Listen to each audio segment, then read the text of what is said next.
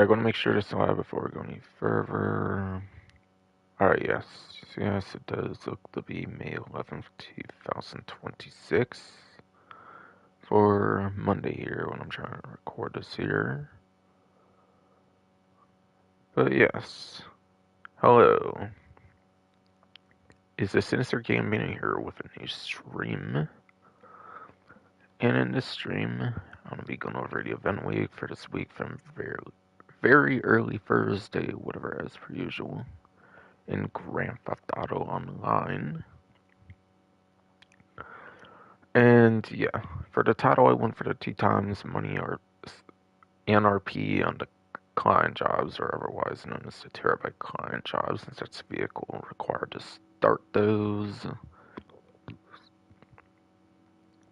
Had to exclude terabyte from the title, obviously, since there's only 100 character like limit, whatever, for the title though. But yeah. Also, there is actually some information regarding some changing they'll be doing in the game kind of lately alongside like a summer DLC. They have confirmed a summer update will in fact be coming out, which I don't think is actually all that surprising. Like, they'd surely do one more update if 6 in fact does come out November 19th, 2026. Still without any delay or anything.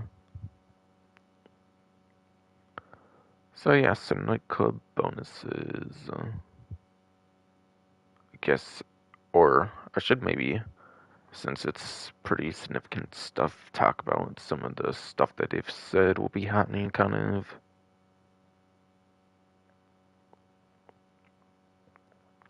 Should probably actually do that now. So pretty much in some of the bottom parts of the latest Rockstar News Wire, not the plus one, but I mean for the main event, obviously. Yeah, there's an image, but that's probably just for older cars, I'm guessing. I don't seem to see like any new vehicles or anything for said summer update. But around the bottom of the newswire, like above like the plus section of like the main event newswire, whatever, it says below like an image of a couple vehicles, upcoming improvements and adjustments. We are constantly working to make GTA Online a better experience for all players. This includes rebalancing, targeting cheaters, and other players negatively impacting the game, and striving to make all experiences as accessible as possible so everyone can have fun and earn GTA money no matter how they choose to play. Starting next week, we will be doubling base payouts for special vehicle work, mobile operations missions, and casino work and story missions. All bail office targets, a super yacht life, and Project Overthrow missions will also receive a 50% boost. Alright, so that's a whole paragraph. There's 2 other paragraphs as well. I guess I can kind of go into some details on those and thoughts and whatnot.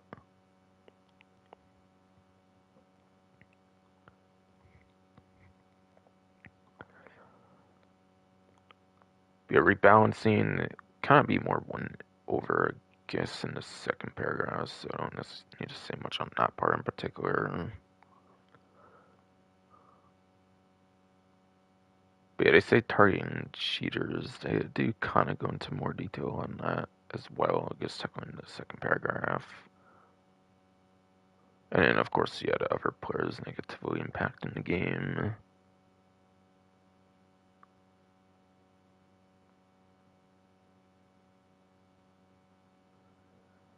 So I guess I want to mostly talk about the particular stuff they said they will be increasing stuff for. Yeah, doubling base payouts for special vehicle work. That's those import-export missions where you get like the trade prices for like the special vehicles. which I think was pretty much the start of like the super crazy vehicles that started coming into the game, at least aside for, say, the 2015 Heist DLC, stuff like the Hydra and like the Savage at the time. For example, yeah, those missions are pretty fun, depending on like which one you're playing, like the Arms Embargo one, especially for Ruiner 2000. There's definitely some pretty fun missions there. Given you need an office to start those missions, I highly agree on the increase of pay for that, no doubt about it.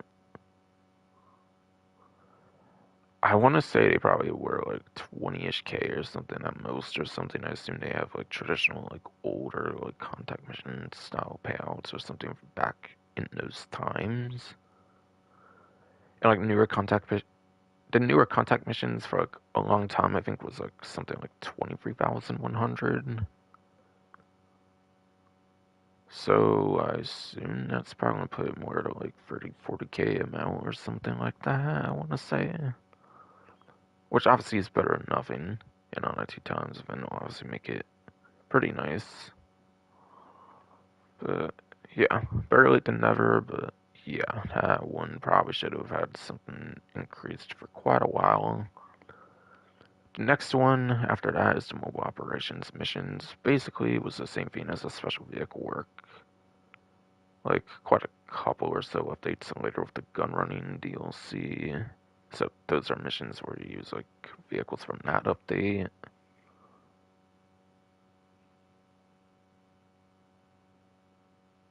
With stuff like the APC, like, doing FAV, Press Mark 1, such. I assume those basically pay like one and the same, so it's pretty much going to be like a carbon copy of what I kind of just said before. There, then. Casino work and story missions, apparently they bunched together as two. But yeah, casino work, to be clear, is the casino missions you do for like free roam. I think you get like a small money payout, if I recall. Obviously, some like RP. The big thing about those missions is the unique thing to be able to get casino chips without gambling, where you actually have some missions you can do where you can actually earn some casino chips. Like honestly, as long as they did like a huge buff to the casino chips or something, I'd be okay as long as they just buffed the casino chips. If people want to, they could obviously just convert like casino chip money. Obviously, like they could convert casino chips to actual money as well if they want like a further money payout boost technically as well. Like honestly, I feel the money payout's probably mostly fine there. I feel they should just increase the chips on that. Have a more substantial way of earning those chips. In a sense, that's what I want to see from the casino work in particular, at least. The casino story missions, on the other hand, as far as I understand, you don't get casino chips for those, unfortunately. As long as you just added the casino chips available to the casino story missions, I feel that would be enough of a boost in my opinion. Just actually make casino chips obtainable through the casino story missions as well. As far as I understand, that's not the case, or at least the UI sure doesn't really show anything suggesting that, I feel, at least. And again, if you want, you could easily just convert those casino chips over to cash. So I feel that's the approach they should do for that one in particular as well. As well.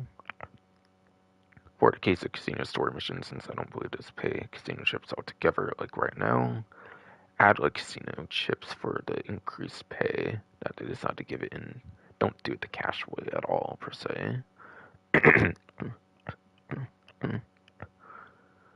I feel they're just going to up the payout, like money payout, though, unfortunately, though, to be realistic on the casino work and then the casino story missions and not, like, increase casino chip stuff.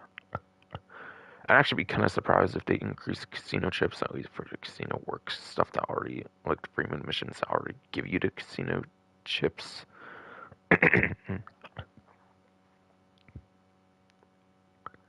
But there's still little ways to obtain the like casino chips, of course. That's not like the game lane or like anything really. So adding another way to do it for the casino story missions would be nice. I'd definitely maybe consider playing those more or something if they for sure paid some casino chips.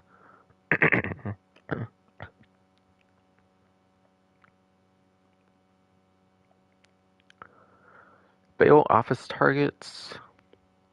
I think that's kind of more recent with like 2024 $1 bounties.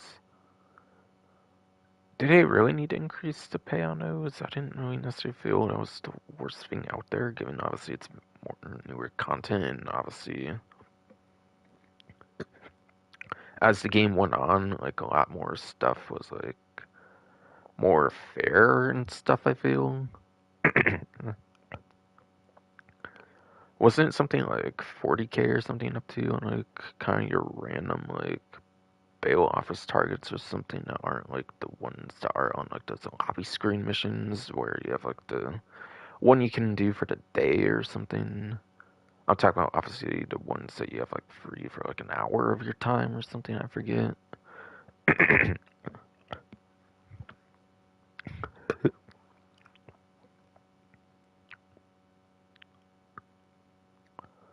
But yeah, this bail office targets. I felt those are honestly pretty fun.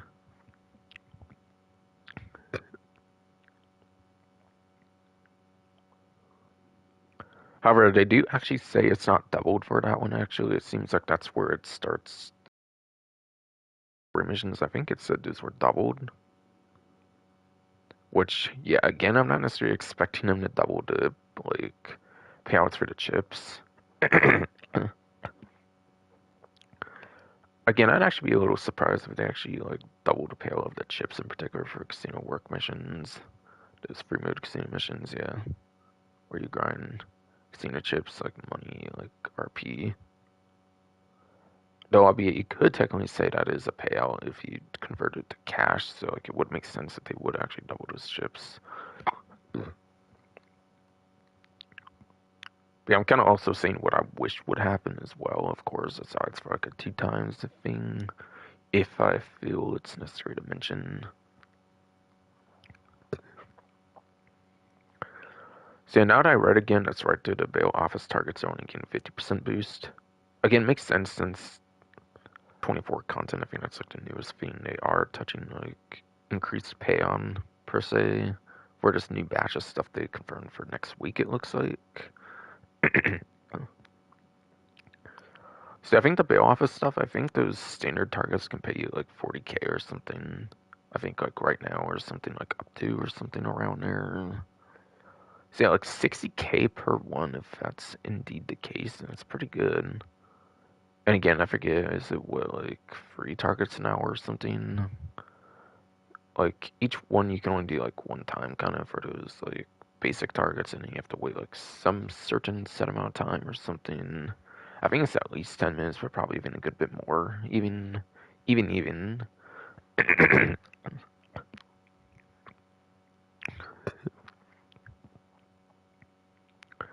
And I assume when they say targets, they only mean the standard ones. I don't know if they're increasing the like most wanted ones, the one time a day where you have like the most wanted target.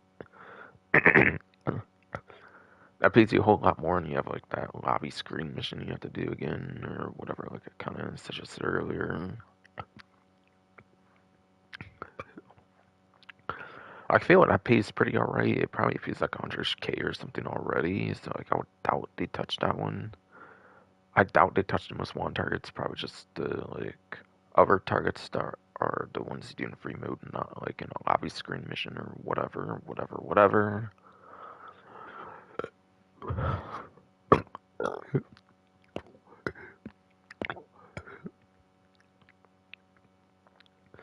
And then the Super Yacht Life, those yacht missions, whatever. I want to say those missions already got a pale boost before, I want to say.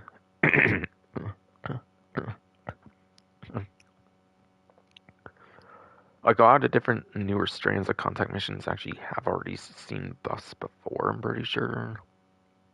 So I'm kind of interested, like curious about why they chose to do that one again. Maybe the thought process is since you paid like a good amount of money on like a yacht or something, like to like thought process is that it should pay a lot more now as well or something. What was then like the 5 times money, the insane like event they did for that, whatever before like the Safehouse and Hills DLC dropped or something, wasn't it? Like I thought you could get like, if I remember right, up to like 120-ish or so thousand or something on a 5 times or something. If I remember right, maybe even more than that, like 144, 50-ish, 60-ish or something, I forget. Or whatever. I know from good experience lately as well, because, like, I was doing that one mission where, like, the finale mission where the helicopter, like, blows up on its own, I think, with, like, some glitch with that mission nowadays or something.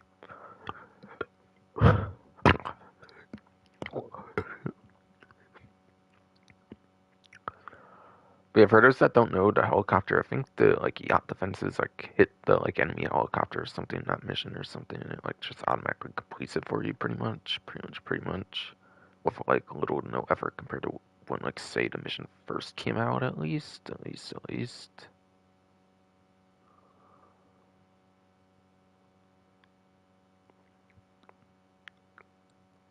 So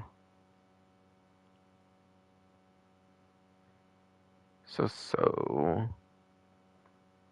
where was I going at there again?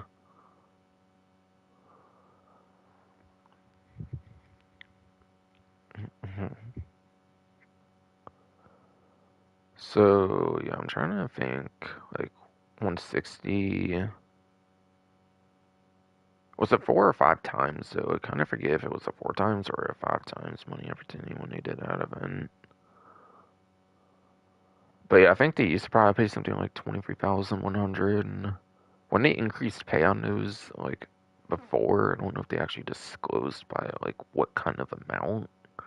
But I presume it's like 50% boost they might have done before or something.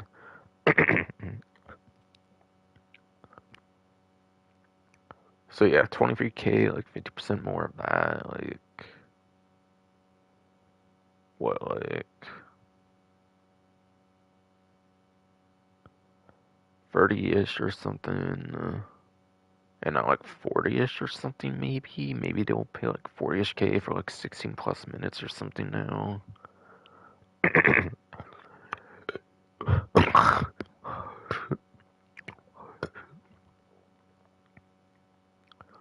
But yes, though. I want to say maybe Super Yacht Life missions can maybe pay like 40-ish K or something for like 16 plus minutes with the new changes like next week or something. And yeah, if they do like another 4 or 5 times event on that or something, that would be extremely insane. But yeah, that might be the most buff set of contact missions I'm guessing in the game once that change happens. Which again, my thought process is probably that they're increasing it again simply because like it's tied to like such a expensive property. Of course, yachts are practically, at least before the mansions came out, the yachts are pretty much the most expensive property in the game. Now it's probably what like second most expensive, maybe even still somehow the most expensive. At least particularly for the Aquarius yacht, at least. At least Aquarius yacht in particular, I believe may have been like the most expensive property before mansions, if not like even still after mansions. So yeah, that's probably my mindset behind that. Obviously, for a while I would think they would do that.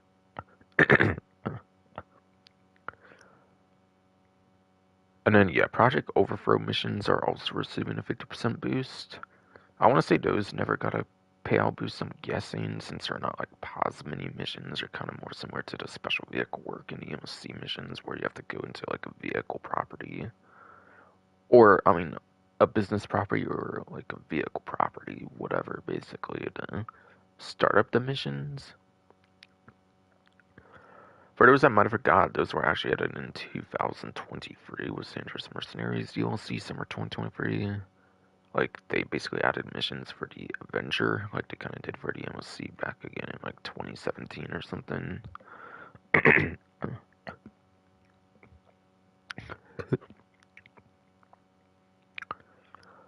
Yeah, I don't know if like Project Overthrow missions would use the same payout structure as like special vehicle worker or mobile operations missions. It's possible. But yeah, that one's only receiving like a 50% boost, not the double payouts, interestingly, like the special vehicle work and the mobile operations. And you're not really using much vehicles for like trade prices, maybe aside for like the F-160 Raiju. That trade price is actually tied to like something with one of those missions. I forget the weaponized Kanata has one like that too or something, but yeah, they're not like exact, like very similar to like the 2016, 2017 like property, like vehicle, like property kind of like missions or whatever, special vehicle work, mobile operations missions.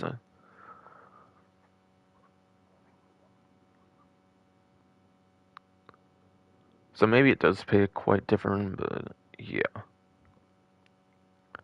I don't know, maybe like 50-ish K or something for a max payout or something, like assuming like higher than like Super Yacht Life Mission Vein or something. If it's getting like a 50% boost or something, maybe like after the changes or something. And of course, I'm kind of mostly saying like amounts that are like off of events, keep in mind. Like not accounting for it like 2 times.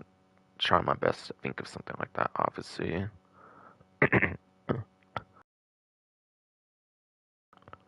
But yeah. Like honestly though, aside from maybe like the casino work and like the bail office targets, I don't know if people usually play a lot of that stuff that much. So I feel like a lot of it's mostly like quite late. Again, better late than never, but like those changes that all probably should have happened like much earlier in the game, quite frankly. In the case of like bail office ones and like Project Overthrow, maybe they should have fought more on the payouts like before they released them in like the first place or something.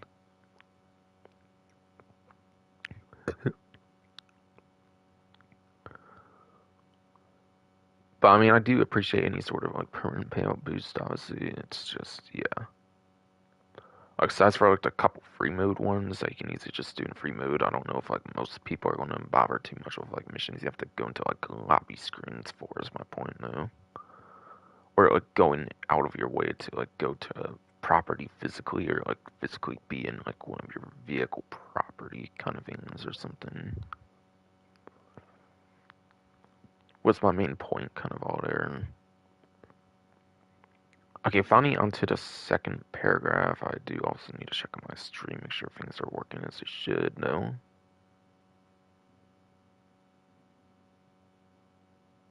Okay, my YouTube studio has been kind of weird here. Like, really? Really now?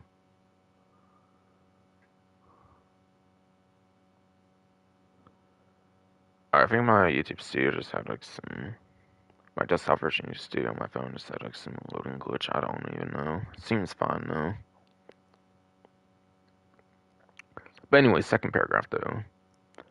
In addition to these payout boosts, we will be adjusting vehicle pricing so that certain vehicles are more accessible and have prices that better reflect their value.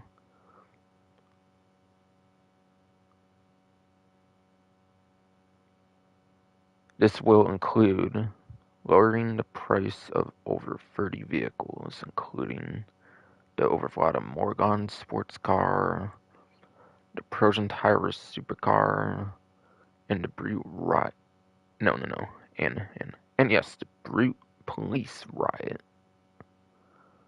along with many others.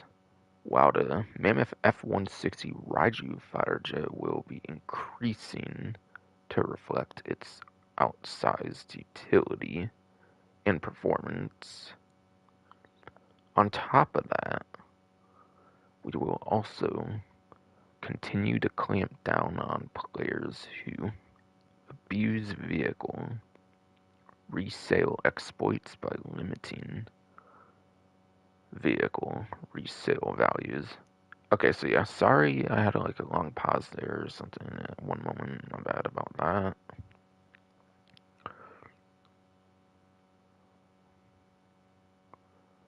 But yeah. So, that's definitely a bunch of interesting stuff there. Maybe the most interesting of the changes, I would say, like decreasing the prices of stuff. Quite frankly, I was a lot bigger of a fan of like the last kind of one they did like that. But hold on, let me go in like order of the paragraphs to see if there's anything I want to say at the top of that paragraph.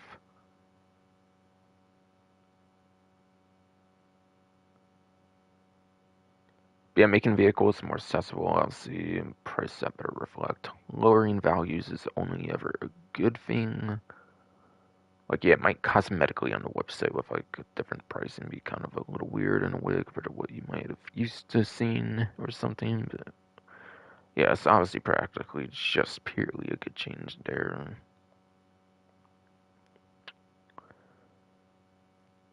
They'll include lowering the price of over 30 vehicles. Yes, yes. Looks like 3 of those include the over-bottom Morgan sports car. What is that, like an electric-y, like hybrid-y, like sports car or something? I think it's actually kind of alright performance or something too, if I remember right.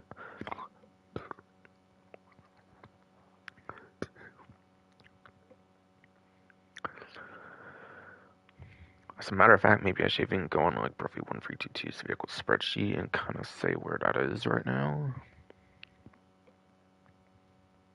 Why not? Why not? Why not?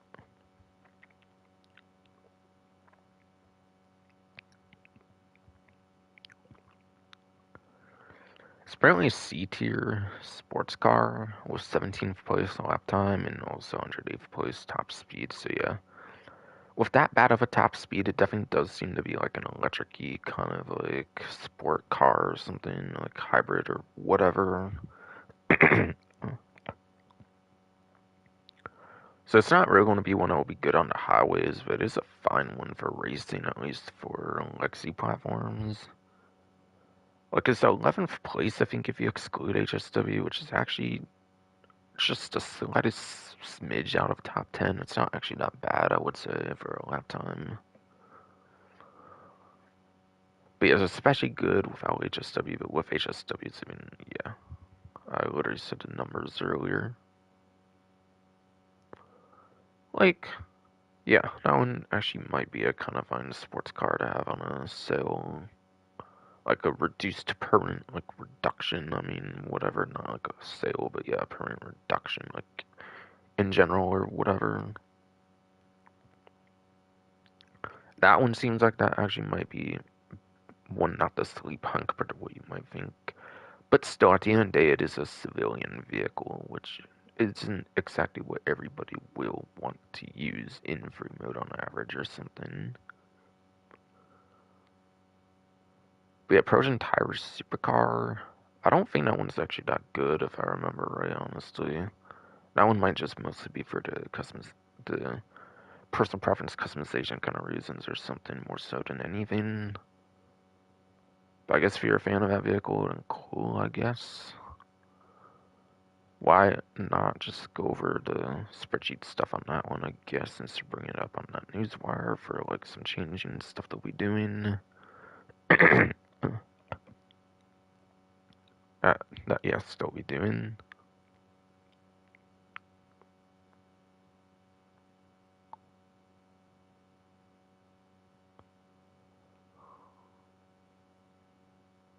Alright, yeah, the Persian tires, okay. I was trying to find it for a while. Yeah, that one's literally at the bottom of the E tier apparently. Yeah, 40th place top time and 41st place top speed. There's only like 5 HSW ones as well, so literally that is not good performance at all on the vehicle, yeah, on the Trojan tires apparently. So unless you're like the biggest fan of the vehicle there, I don't really think that's that crazy of one, honestly.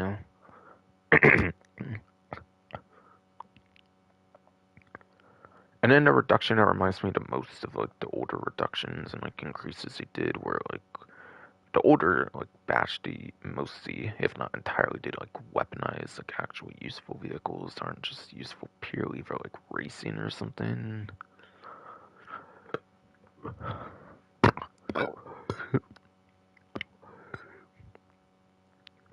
See, the Breed Police Riot, That is one of those emergency vehicles, I think. Wow, it was one from 2013. They only like recently added in like the last couple of years or so of like the Chop Shop DLC. I think was when they finally like started adding some like police vehicles for purchasing in the game, basically.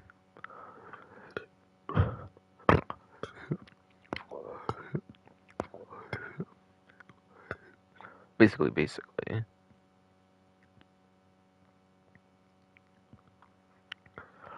But yeah, I think that one's a pretty expensive, like Pegasus police vehicle or something, but you cannot use it for like the dispatch work.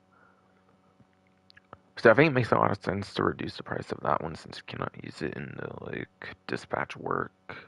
Quite frankly, I feel like a lot of those police vehicles being like mostly reskins of like other civilian vehicles, like I feel like a lot of those should see a decrease, if not like all of them, quite frankly. I feel they're kind of overpriced for what they are, especially when you can't use them in emergency, just no dedicated emergency class races.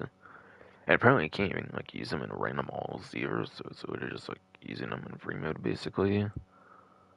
Which is pretty niche, I would say, for the most part, unless you're doing like dispatch work and and yes, literally for whatever reason you can actually just you can literally just purely use a police vehicle for like activating the mission. You don't even have to actually use it for those dispatch missions or whatever. Like those dispatch works from like Vincent, Effenberg, or whatever.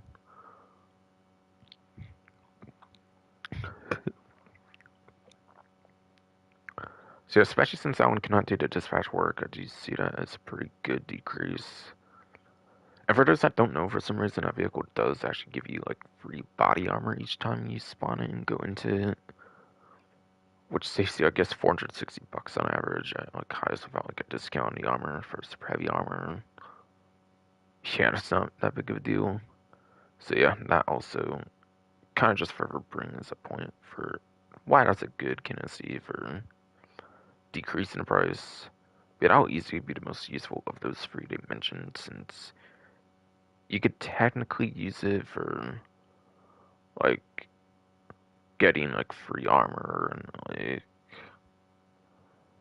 it doesn't have explosive resistance. The Brute Police Riot does not have explosive resistance if I recall at all.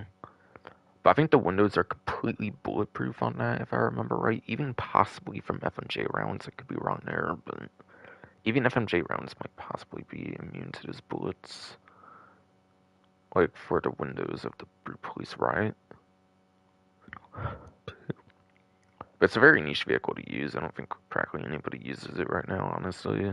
Probably still won't, even with a price decrease, but I mean, at least it is a much more interesting vehicle than the Morgan or the Tyrus, especially the Tyrus.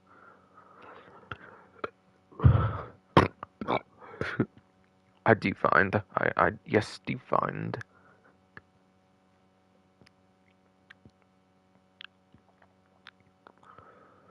And then the Mammoth F-160 Raji, yeah, is said to be increasing in value.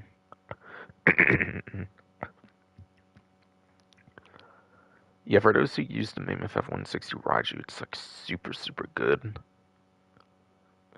Like literally, I think Gilly Master said like it's pretty much the one vehicle you pretty much use for like land cargo, like cell missions or no. Excuse me, I mean the land cargo sourcing missions, I believe, for like the hangar. If you use just that vehicle, you're pretty much very set for that. It's sort of a VTOL stealth like fighter jet with explosive like cannon stuff, which yeah, I know they nerfed explosive cannons in that set update. But even with those nerf cannons, it's a very good grinding vehicle. It's pretty much one of the best grinding vehicles in the game, just like the Oppressor Mark II. It's maybe like one of the top couple grinding vehicles in the whole game for its insane point A, point B transport and its weapons and everything. Speeds, all that kind of stuff.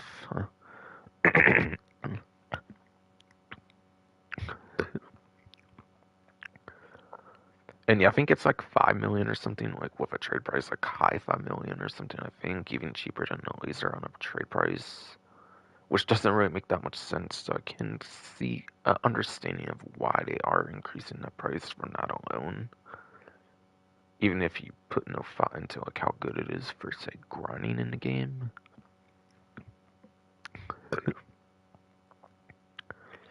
And I forget if the buy now was like something like 7 million or like over 8 million or something. I forget, but it was pretty high on the like buy it now.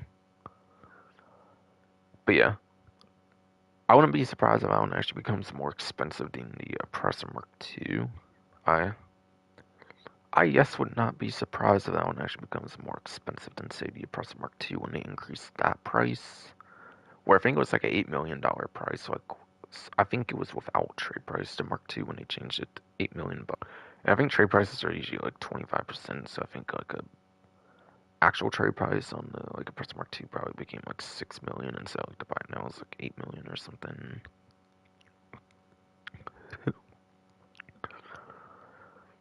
So I can maybe see like 6, 7 million like trade price or something on the Raiju and like maybe like the expensive vehicle in the game. Or like maybe second or no. I think it definitely deserves either way I do pretty much say it deserves to be pretty much more expensive than the Oppressor Mark II. Like realistically speaking, it probably should have been like the whole time.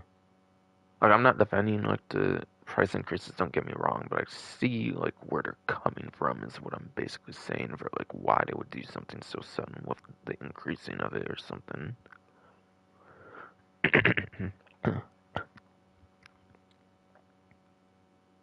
I'm just trying to like explain why they would probably end up doing that or whatever.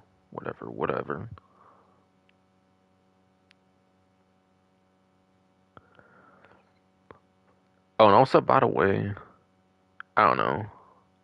They only really suggest that that particular vehicle is increasing in price. They didn't really mention another vehicle.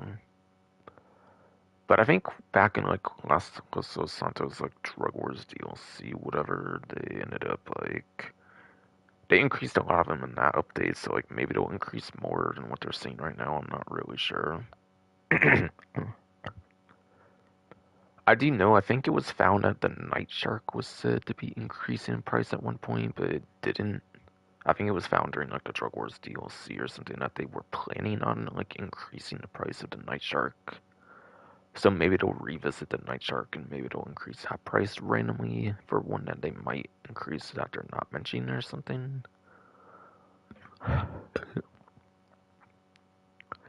Albeit they didn't really say they're going to do more than Raiju for increasing price, and maybe they won't. But if they do increase any further prices, then maybe the Night Shark would be another one they'd be thinking of, since they apparently in the back end were thinking of doing it before, and they just didn't apparently for whatever reason. Whatever reason.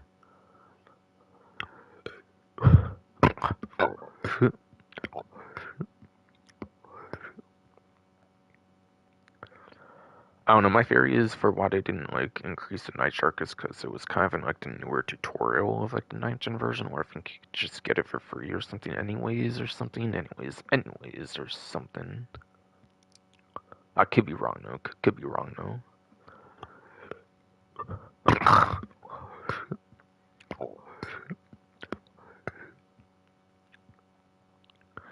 Sorry, body's being pretty frustrating right now.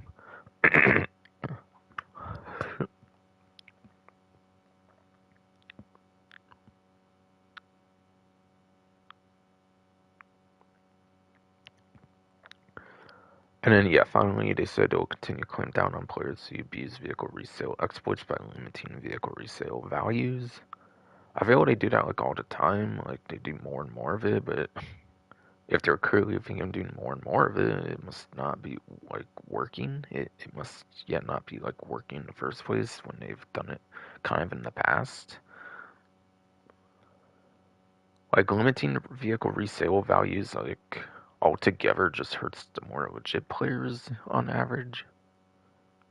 Like if you're playing like emptying like a garage or whatever. Yes, I'm kind of taking it from Gilly Master's video, but like realistically speaking, if you were to just think about it for a minute, anybody could pretty much come up with that conclusion if they're smart enough anyways.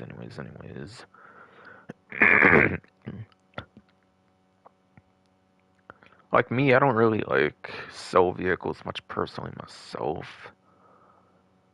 Like, I don't know. like the huge car people in the game probably do get tired of vehicles eventually, or like just want to showcase other vehicles and stuff.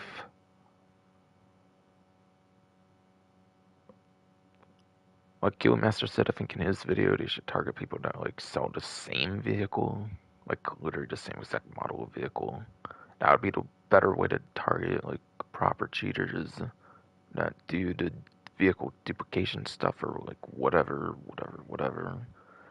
Because like, what normal person is going to sell like for maybe like free plus like banshees or something per se, going off the image of like the old school hits or whatever, for example. Like, yeah, that's not exactly the most expensive vehicle. That might be a bad example, but say maybe Trader XO there, for example. That one sells for a lot, for example. Probably, maybe, I don't know, maybe like Deluxes, maybe the one that people tend to sell from what I hear.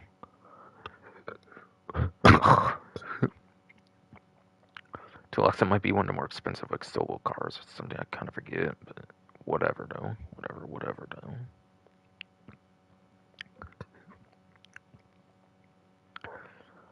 Like sure, there has to be a way to can like check like what model vehicle or something somebody's like selling, and like obviously if it's a very abnormal amount for the average player, then obviously like that should be a way to flag a vehicle duper, like somebody cheating, like vehicle selling or whatever. It kind of boggles my mind they haven't like done something like in that particular method, and they just simply target the resale value. Like, why? Again, that literally just hurts the legit players more than anybody. Let's say it actually does the thing in the first place on average or something. Something. And have they not already like neutered the resale value like after constant vehicles to the point where like it's already been neutered so much in the first place? Like, do people still somehow find like a huge way around it, or just have patience or something? I don't know. I feel they're really going about it like completely wrong with the kind of thing there. Like, I'm not just finding people like selling the same vehicle over and over. I'm obviously not somebody like that, so I hate people like that personally that do that kind of thing, honestly, anyways. But yeah. I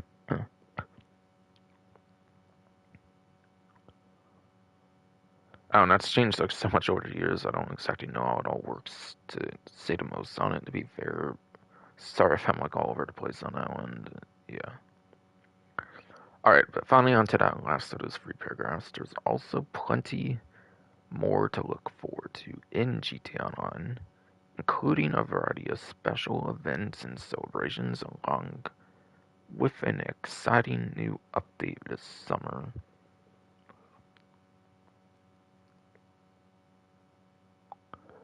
We have special events, celebrations, like maybe like the Independence Day update or something for like July or something, if it's kind of going into that summer update, exciting update this summer that they're kind of talking about there. Maybe. But yeah, I'm not surprised they're doing a summer update. They usually do updates like every like 6 months or something. Like ever since say like they stopped doing them like every couple months, like 3 months or something back in what like I think last time would have been like summer 2018, like or no, spring 2018, like summer 2018. I think if I accidentally said summer first, I mean spring and then summer, of course. And then what after hours was like Arena War, and I think from there it was like basically like 6 months for an update, like DLC or something like from that point on. I think. See, it was like 2019. I'm trying to even like think there.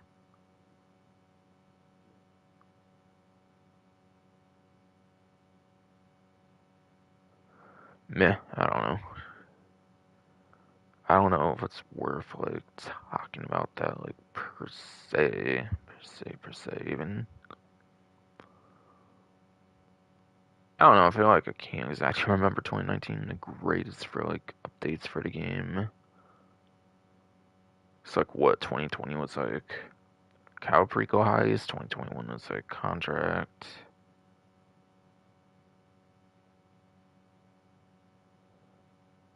I feel like 2019, like, winter at least probably would have been, like, smaller to nose, so I can't exactly think of that, like, on top of my head, and...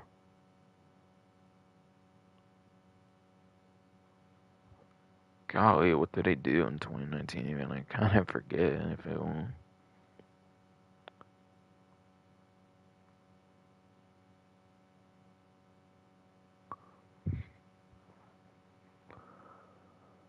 But it kind of follows their usual release cadence or whatever for DLCs, like 6 months since they, like, probably, like, mid to, like, late 2018 onwards, I think. That's kind of been the case since, like, say, Red Dead Redemption 2 was pretty much, like, released and whatnot.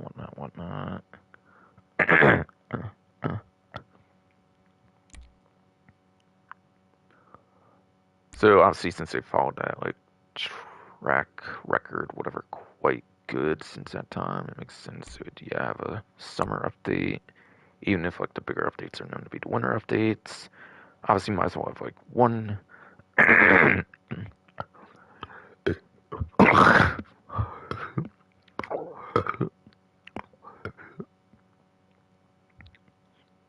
Obviously, though, yes. Obviously, though, yes. So, like, obviously, yeah, I know the winter updates are just sought after ones, like the ones you think of as the huge updates for the winter updates more than the summer updates on average. On average. But yeah, if GTA 6 does in fact come out November 19th, 2026 still, obviously, then, like, why would they not make their final finale, like, huge update in the summer instead? Like, it just makes sense to do that. So I probably talked about that last part more than I should have, but yeah. In particular, whatever for that last little paragraph, the smallest of the paragraphs, but yeah. Body for stomach hurting was mean to perk too, though, to be fair, so maybe that's partly why I did. Did though.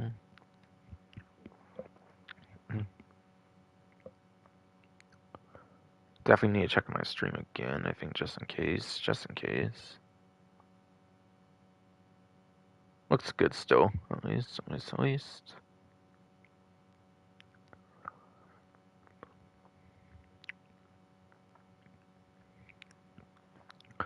Alright, so yeah, I was that was pretty much the most significant stuff I want to talk about. I figured I would do it at the beginning of the stream, because, like, people probably obviously don't watch more towards the end of a stream, obviously, so I figured I would kind of cover that on the main menu before even going into, like, more details on the main stuff altogether. I don't know if I formatted it like that before, but it's probably for the best to do it that way, obviously, to get the huge, like, meat out of the way earlier on in the stream. Like, that's not the event details, obviously, for ones per se, and, like, upcoming stuff like summer update, all that kind of stuff. But yeah, bonus payments anyway is going to, like, the main menu stuff only, like the traditional stuff to start with usually. Bonus payments, nightclub bonuses. Get 2 times money on nightclub daily income. And double rewards on nightclub management missions. So yeah, 2 times money, nightclub daily income. That's just safe income, I'm pretty sure, right? Do you get like 50k at a time or something? It has to happen like 5 times or something. I kind of forget, to be honest. I think that is the one, because obviously, like, the agency, when you max that out, like 201 security contracts, it only gets you like 20k, like, per 48 minutes, and you have to have that happen, like, literally, like, a dozen times or something for it to get where it needs to be, like, ideally. So yeah, I think normally you get like 50k basically per 48 minutes. And I think each time that happens, you lose like, what, a half bar of popularity or something. So, like, it's basically, you can basically have that happen like 10 times before you lose your whole nightclub popularity, I do believe. And yeah, the best way to get that popularity is actually not by doing the popularity missions or something. I think you can literally just rebook your I yes, think you can literally just rebook your DJs, basically, is what I'm trying to say. again and again, basically. And what you want to do is you actually want to go into not the nightclub itself, but you want to go into like the underground section of the nightclub or whatever where the goods get stored. By doing that, I think it like skips a cutscene where your DJ is like switch. If you choose like one DJ, I think he has to like interact with the other DJ if you're in like the actual nightclub itself.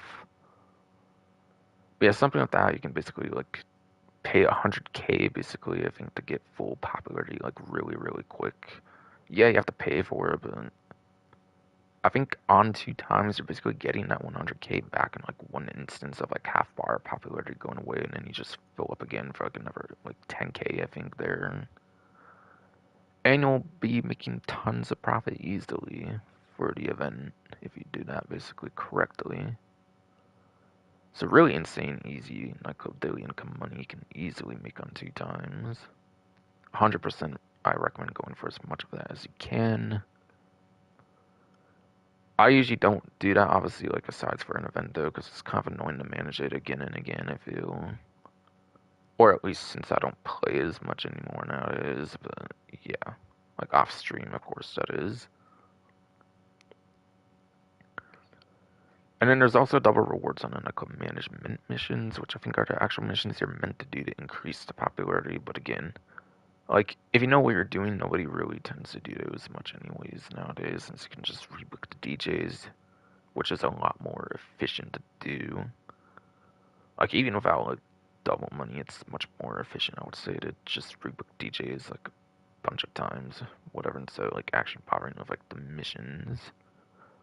But yeah, if you want to do said missions, you do get, like, extra double reward, like, money, whatever. I don't know, you don't get much money if I remember right on the popularity missions, so no. If I only get like a couple few 100,000, or no.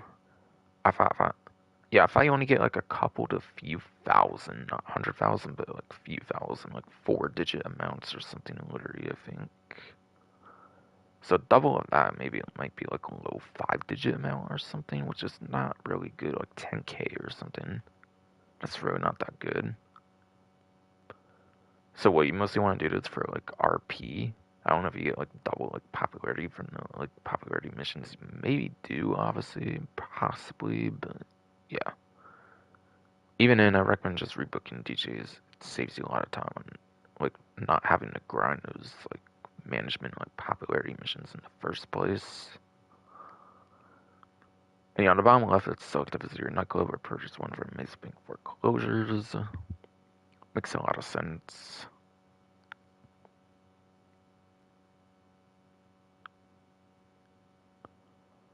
That would obviously be the bottom left part there. Alright, finally, 2 times rewards on the Terabyte client jobs. I think I basically said earlier, I went for this for my title here, double rewards on Terabyte client jobs.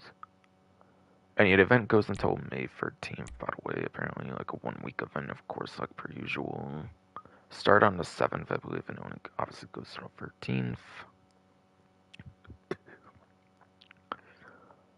But yeah, Newswire's not for like 2 weeks worth or 3 weeks worth or anything like they've kind of done more recently or something, by the way. It seems there should be a new event Newswire for next week. Just keep in mind, basically. But I think normally, like, client jobs could pay like 30K or something, like up to or something, and on double that would be like 60K, which is pretty good, I would say. Especially on a 2 times. Albeit, they're not really the greatest thing for free mode money.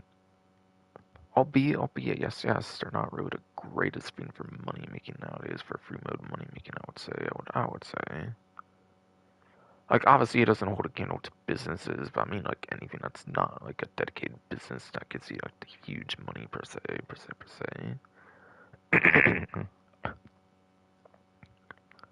Like, when security contracts came out a couple years later, something like 2021, those are, like, the definitive, like, free mode money maker, I think, in the game.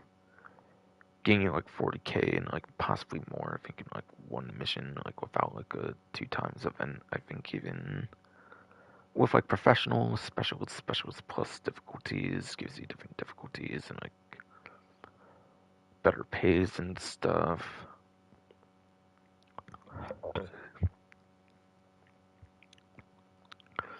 Payphone hits also tied to the agency, also with like the contract DLC. The like payphone hits are also pretty good. I think even the payphone hits were maybe on like a money opportunity like last week or something too. I think.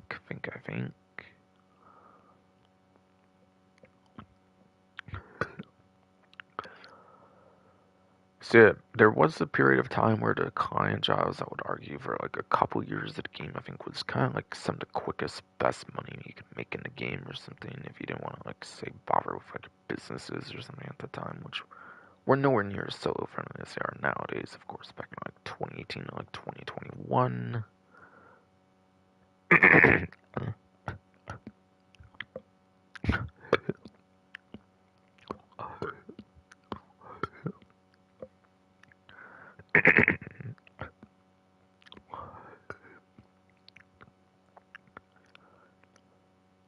And yeah, there's 6 client jobs in total, if I remember right.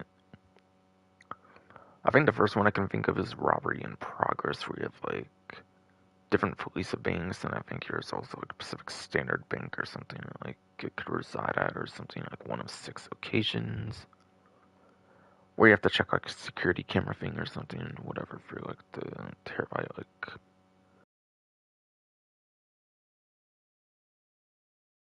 Or whatever. Like you can do it that way, or if you know where like all the police banks are, as well as like Pacific Standard, it's pretty easy. Just find them yourself. If like missile lock on or something, I think with like the Mark II oppressor, with yes, the Mark II oppressor, obviously most likely, since obviously you can store that vehicle right in the terabyte. But yeah, that one's pretty easy and fun to do. No, that one, yes, pretty easy fun to do. I think there's also one where you have to like hack like a like thing or something, and you have like an armored vehicle. You have to like get something out of, or something that's constantly on the move or something. That mission I'm not really a big fan of. I don't really think it's anywhere near the greatest mission, since I have a couple of stuff to mention that are pretty good still.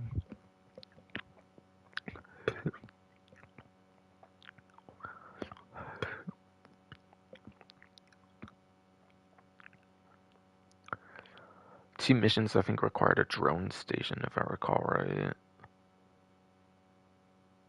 But yeah. One of them has you go to Evangelical Jewelry Store, and the other has you go to like the Life Invader office, I believe. Pretty easy to know where those interiors are if you've played like the story mode and you remember. Pretty yes, easy to know where those locations are at if you've played like story mode or something. Yeah, Life Invader is pretty distinct. But yes though. Evangelical's kind of like some alleyway, like city alleyway kind of area that's pretty fancy, and then Life Invader is a pretty distinct looking building, kind of in like the main like road areas as well in the city.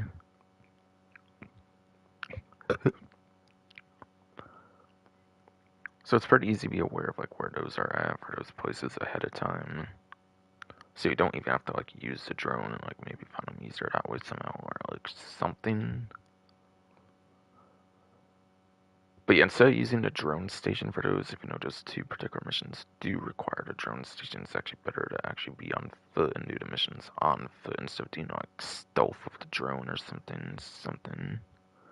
Like, I think you can kind of do this mission stealth with the drone or something, but it's just a lot better to do with your character, which saves like a lot of time or something. Versus using like just lower controls, like the drone and everything.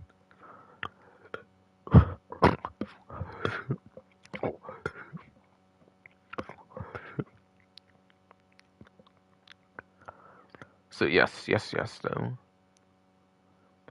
Even though, yeah, as those missions are kind of designed for using the drone, it actually makes it a lot quicker to do those, like, missions, like, on foot with your character. Like, those missions might even go quicker than, say, like, robbery in progress, or maybe pretty much the same time, even. since there's that easy strat with that one where you don't have to like use security cameras even if you know where like everything kind of is already or something, which is not actually that hard to do, I would argue even. So yeah, those three particular missions, there is really easy ways to cheese those missions, and therefore those make those the three easiest client jobs to do.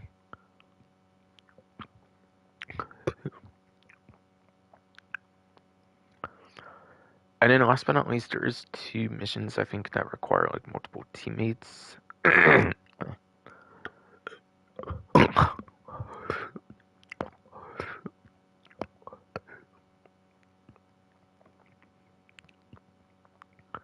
But no.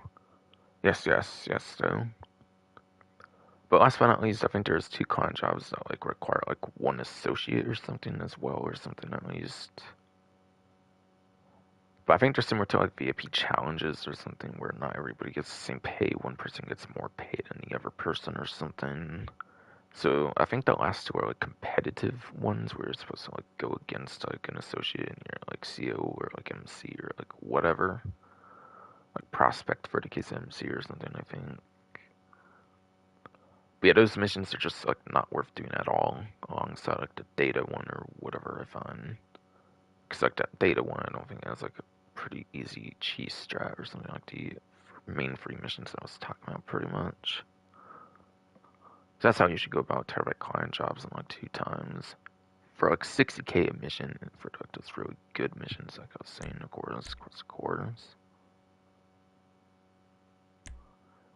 And then Old School Hits is actually available for one last week. Apparently, it will be gone after this week. Apparently, though, if you're on newer platforms, PlayStation 5, Xbox Series X, / PC enhanced only.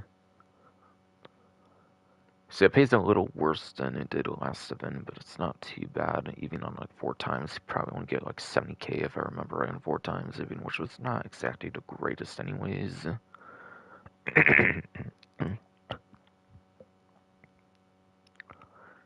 By the way, apparently there's a strat where if you get killed or you kill yourself, you can actually spawn on like the roof.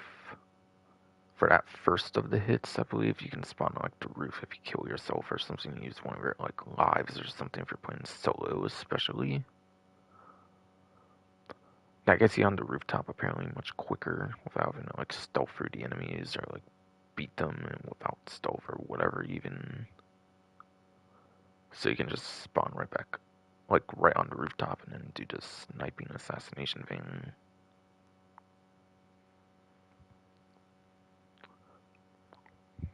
But yeah. That was a pretty crazy speedrun strat I saw from Google Master's video. And like the San Andreas kind of one with like the fire truck. Based on the end of the line mission or whatever. Yeah, that one. I think you can kind of just go to like the truck crashes before it even like arrives, and it kind of just plays out when you arrive there or something, if I remember right, or something. So that's kind of a way to speedrun the like San Andreas based one.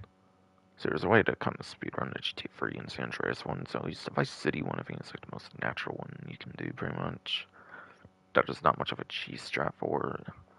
From when I watched that video thing from Gilly Master, whatever.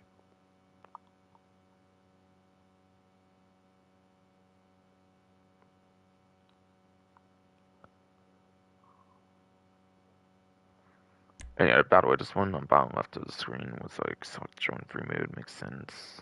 Since you could spawn the terabyte like itself kind of anywhere in free mode, kind of what a certain amount of spawns it has or whatever.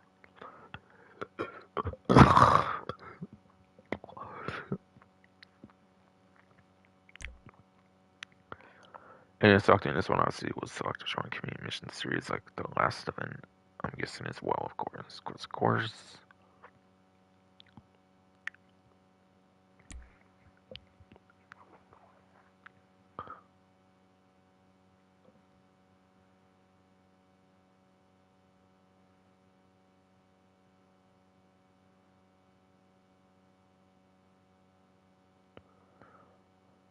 Show my stream yet again. looking good still. Okay, cool.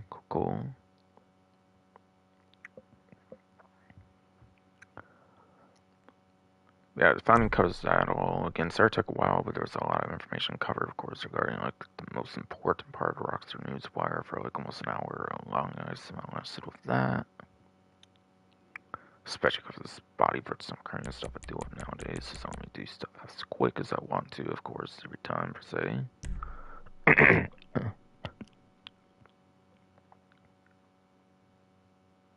What's going on now? Wait, really, is that it? The heck?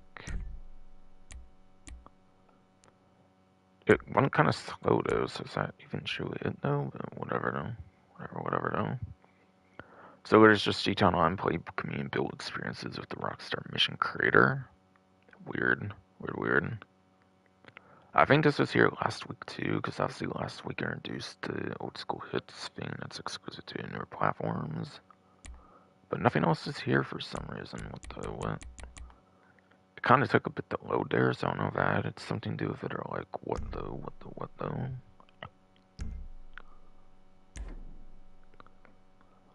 But anyways, for some GTA Plus stuff, if you do spend $8 a month or whatever for that subscription, I know it's technically $7.99, but it's essentially $8 basically. Yeah. The free vehicle apparently is the Rear Sentinel GTS for whatever reason. This is actually released in the last DLC, the Money Fronts DLC.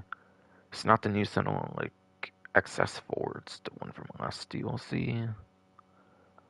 It's pretty mid-tier sports car if I recall right. It's not that good if I remember right. If you're looking for pure performance. That is.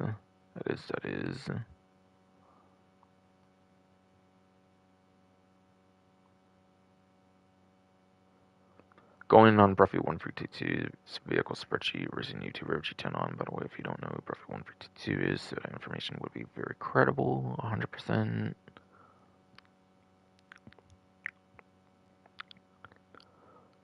It is bottom C tier apparently with a 24th place off time and also 11th place top speed. Okay, maybe it's not as bad as I kind of suggested it would be. I just mean like it's not like top 10. I mean, albeit actually it would probably be like 5th place at best for top speed if you say take away HSW or something. Which obviously on legacy platforms you don't have HSW, so you would get that 5th place top speed on those legacy platforms. And on the newer platforms you would have to like say disable HSW in a specific race or something to get that kind of like performance there as well.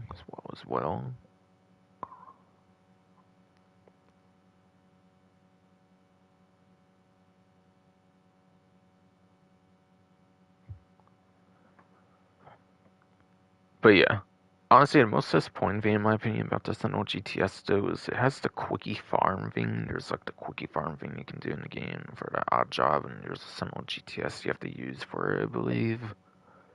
But the thing that annoys me the most with the vehicle is you cannot use your custom Sentinel GTSs apparently.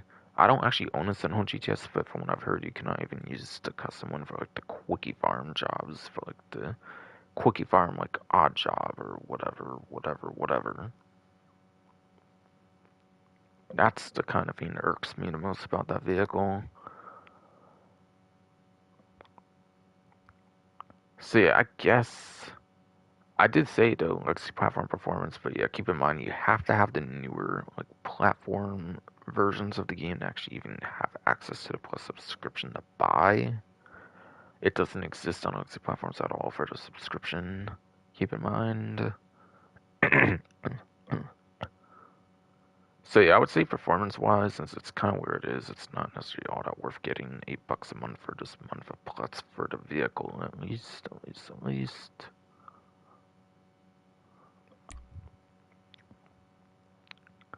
And yeah, there's the usual 500k whatever deposit into May's bank account apparently every month for like persistent benefit, and it's being advertised here apparently as well. And is there anything else I want to mention before we go into the game for the Plus subscription? I'll have to see, basically.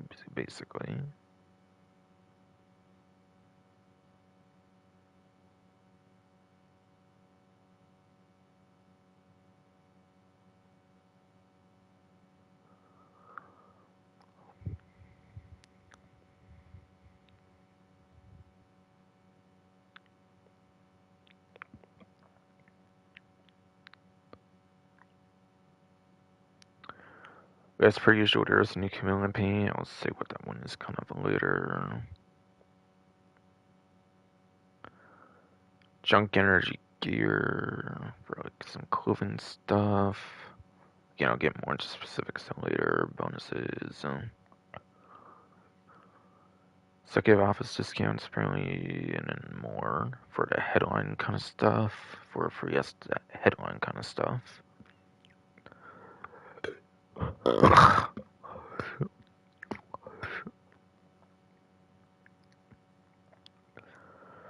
So apparently this month of Plus, by the way, goes until June 10th. June 10th is apparently where it goes till. Which I think is still like Wednesday or like Thursday or anything, so it's not like pure confirmation of like the next summer DLC, like when that comes out. So yeah, June 10th. June 10th, technically, calendar-wise, it's not considered summer, I believe, so it could end up being like a later summer update, like July or something if they wanted to. Or maybe they'll extend the like existing event. They might have done that before, where they extend the existing event to like the Tuesday if they want to. Till yes, like the Tuesday if they want to like kind of confirm like DLC details or something, like say, or indirectly confirm DLC like release like later or something.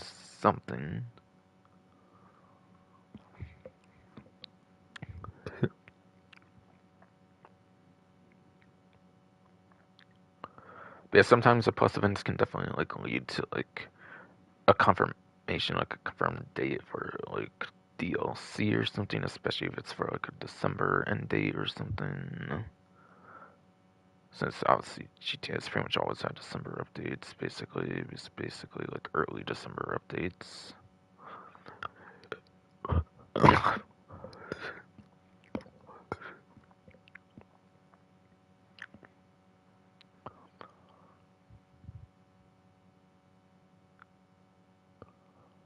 So yeah, maybe like Tuesday, like June 15th, maybe the DLC could come out. I think still it could technically come out at that point if they wanted to, and like just like extend it like a few days or something. Obviously, even if it doesn't look like it's hinting at the date, like apparently like right away per se. Say per se though.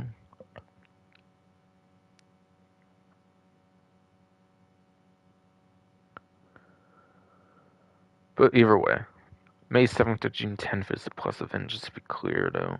Besides for the like interesting like details to consider with the date of like the end date of the subscription, that can sometimes lead that yes can sometimes lead to hints of a DLC release date or something.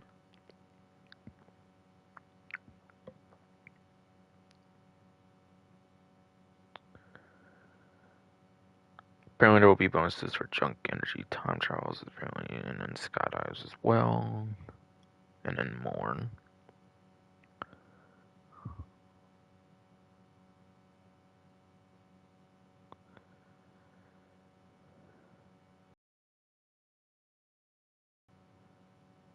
Apparently the new chameleon paints is the magenta slash cyan flip chameleon paint, and then the magenta slash cyan flip chameleon wheel paint. Yes. So that is right. That is yes right. Chameleon paints apparently for the month is the magenta slash cyan flip chameleon paint, and magenta slash cyan flip chameleon wheel paint. So yeah, it's the same thing for the body of the car and like the wheel of the car, like they've kind of been doing lately. I think. But if I remember right, apparently Guildmaster said there was like some kind of magenta like wheel paint, or no. I think he said there's some kind of magenta paint like all together for the body and the wheel like in May last year, and that's when we got like trailer like 2 or something if I remember right. If I remember right in that same month. So it's not necessarily too far-fetched to say like some GTA 6 details actually might end up happening this month. In addition to the Take-Two like investor call or whatever, like the May call is what people are saying is like the biggest like time that they should definitely start pushing like marketing, and apparently Sony has already been kind of marketing it as well, as I've kind of mentioned on my Reddit stream last time, where PS4 people apparently who wish listed the game but don't have a PS5 are getting like emails saying that they should upgrade to PS5s, suggesting that it is on the way for November 19, 2026 with no further delays after all or whatever. That they can maybe quite confidently say that this time finally. Indirectly or whatever.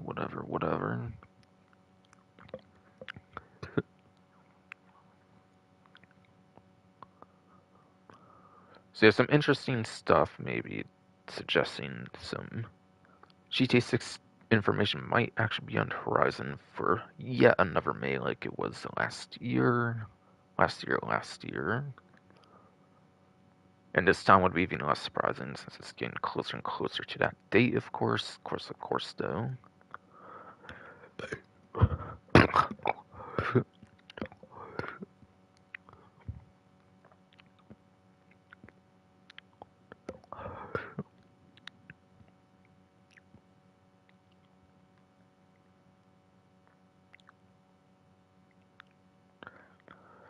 There's also new Junk X Jackal racing gear with a Junk X Jackal tee and then a Junk X Jackal wide pants, pants, whatever.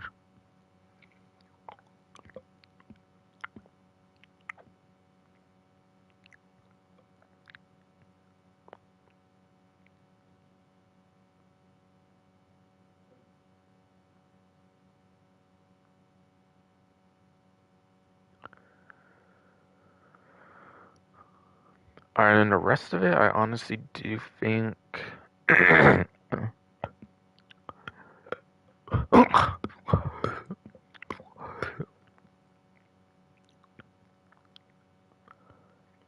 honestly, though, yes, though.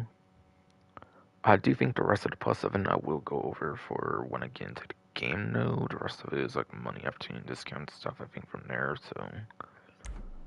Yeah, I was just going over the stuff that wasn't as easy mentioned for later, basically.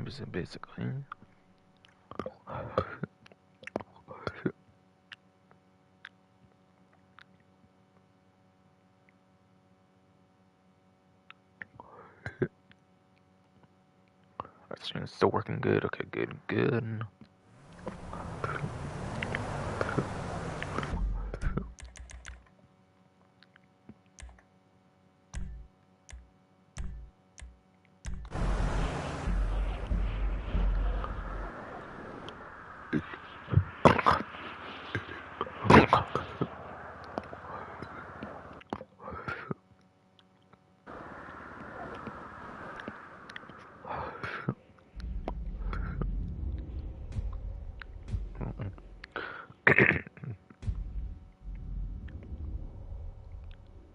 Body for some kind of like, come on, man.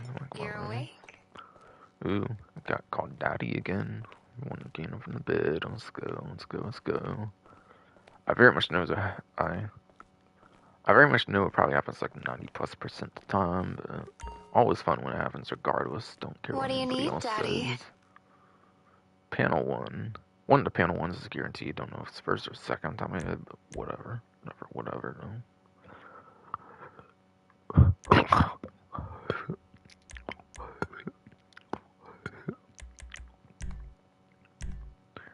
Leave it with me, Daddy. Chorus. Yeah, the usual daddy times for you. Let's go.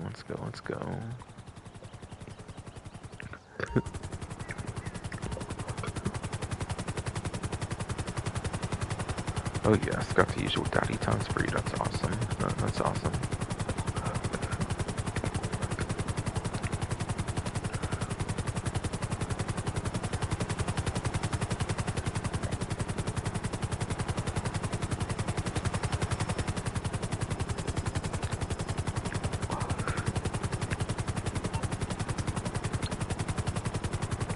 So going on to the Vinyl Club app to go over the lineup of vehicles.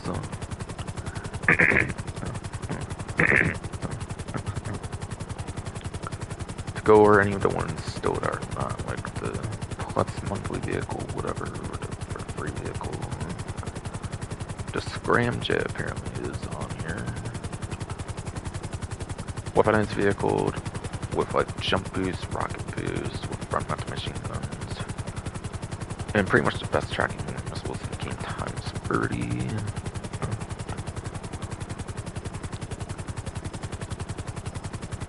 Very good vehicle for grinding and stuff.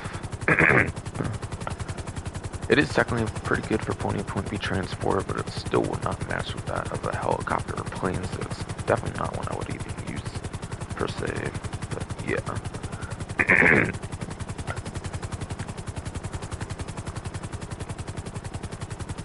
If you did absolutely want to, you could technically do a lot of the different content, like remote content in the game with the Scramjet, just wouldn't be as efficient as, say, like a helicopter or something, of course. Even like a deluxe or something, maybe per se.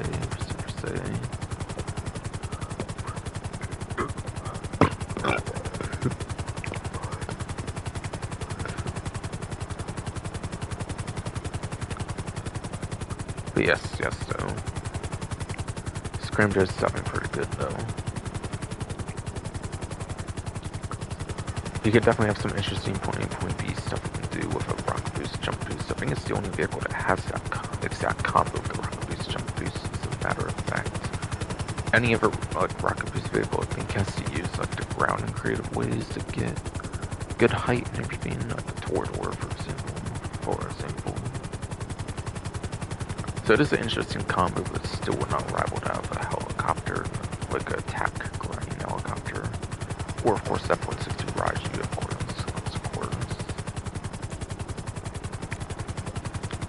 Speaking of Torador, that's probably the next one on here as well. Another weaponized, like four-stock kind of vehicle.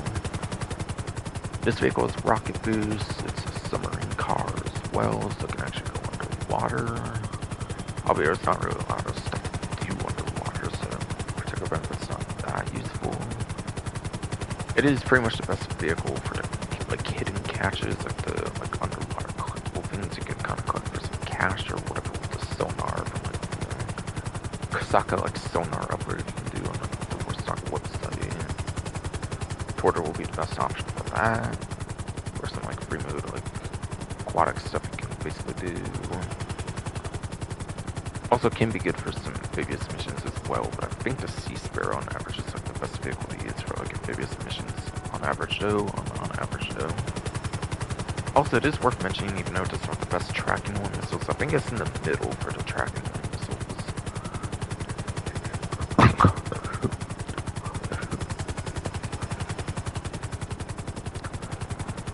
See, it's not standard tracking missiles, but it's also not the best tracking missiles like the Scramjet has, I believe, on the total order. It's in the middle where it has some decent tracking, but it's not the greatest tracking either. And not only that, it's actually the only land vehicle in the game that's not like the fully loaded Runner 2000. I think it has unlimited missiles for a land vehicle that's not like an aircraft, basically. Which makes it pretty unique in that regard. Very good for free mode, like, contents for sure, since there's no, like, limit on the missiles for a land vehicle. Even. Which is kind of the only such case that's for like a 20-minute fully loaded Runner 2000.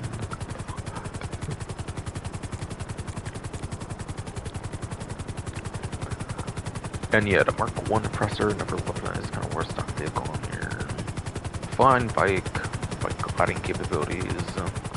I actually think this would definitely be better for 2020 transport for sure than the Scramjet, being car based, so as to land quicker and also kind of glide with the oppressor even.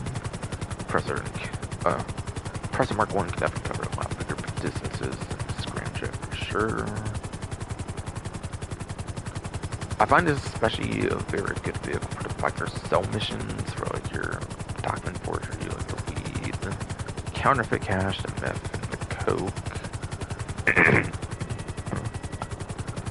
Anything tied to those businesses, the Oppressor Mark 1 is basically pretty much the best vehicle for 2020 transport for those particular purposes. So since MC, let's say, was required to be MC president, and let's say sometimes the CO stuff, like the special cargo, and the import export, those also require MCO, and not MC. Therefore, not as good spawn commands on the press mark 1.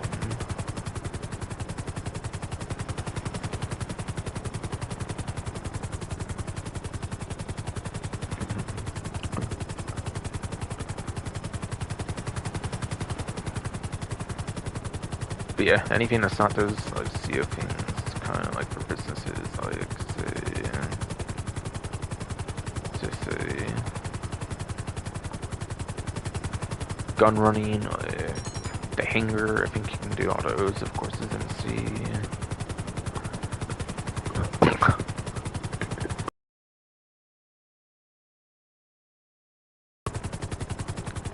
Yes, yes.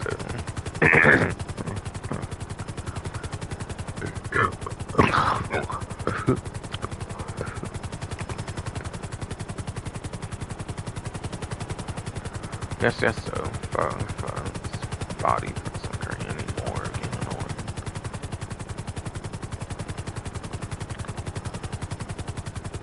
But yeah, I was basically saying no to bunker, the hangar, nightclub. You can do those free, for example, Zebra to CO or MC. So that's why I pretty much find the biker businesses to be the easiest and best use of the press mark 1s to get a ton of easy spawn convenience that way. They won't get like any other method or something. After that is this in Torno. First of the non-weaponized vehicle things on here. Pretty old school Spagar. It's tied to plus for the dealership kind of only, so it's on a discount when I go over performance of it, but yeah. For 2014 Supercar, it's actually not that bad for 2014 standards. If I recall right, but yeah, again, as a 2014 Supercar, it's still going to be quite dated regardless. And like, Baba FJ Mark 5, Luva for top speed and whatnot. There's been a couple good Supercars on this update lately, actually. Or at least one metric anyways, at least. And if you even consider HSW, like, since you have to be on your platform for the subscription and not the club app and all that. Technically, you would have to account for the HSW version of the Vapid Infantry Mark 5, not just the regular one as well, since those are two different performances.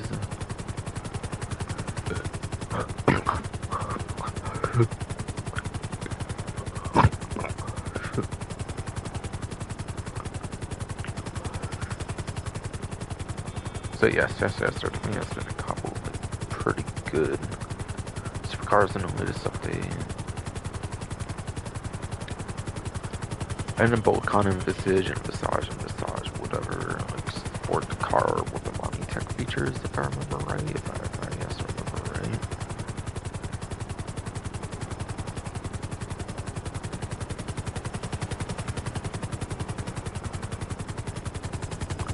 But yeah, this one, what is it, like electric-y or something?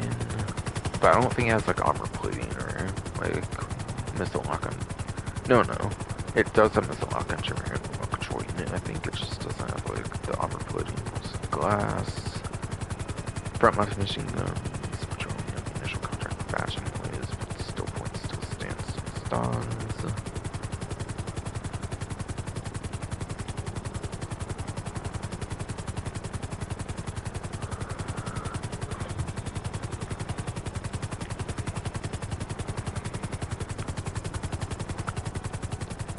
So I think you only do the missile lock on jammer. I think you only do missile lock on jammer or remote control unit. You cannot even do silk lines on the receiver, by the way, I'm pretty sure. So it's a fine sports car for future stuff, since you can actually get missile lock on jammer on it. And even remote control unit, and I think it's even like an electric key as well, so it actually kind of works good for a remote control unit.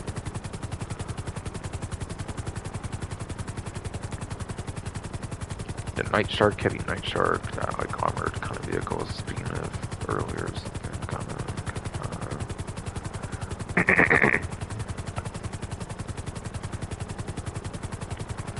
It's a quick, agile, like armored vehicle that can take like 16-ish rockets or something. I think. Yeah, pretty good vehicle. 100%. 100%. Utility armor, all kinds of stuff. Definitely could be one very much worth purchasing. For Mountain Club app. Looks like the NSS-80RR up next there, which is a one-seater supercar. Is this the older one or the newer one? I'm trying to remember. I think the Element 7 is actually a newer one, and this one's the older one. So unless you're big on collecting like all the one-seater vehicles in the game or something, I don't really see it being that big of a deal to get this particular vehicle here.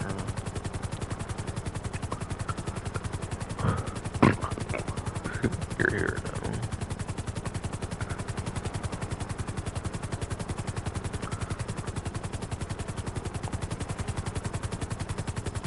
So it'll definitely be better off if a benefactor only 7 for one-seaters car personally, I'm pretty sure. After that looks to be the Gauntlet Hellfire.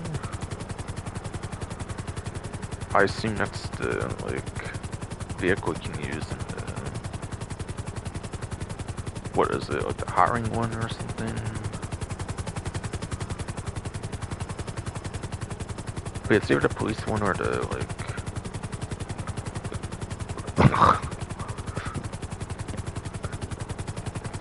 it's either...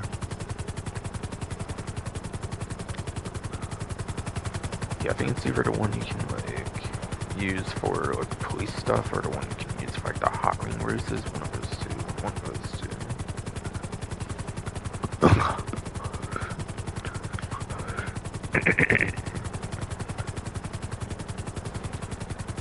Yeah, I think I also need to say a certain different way.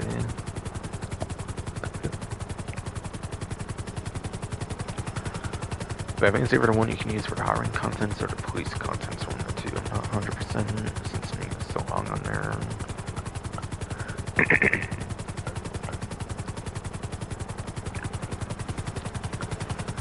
The hot ring Hellfire is actually in some ways the worst of the hot ring vehicles compared to even the Saber, Everon.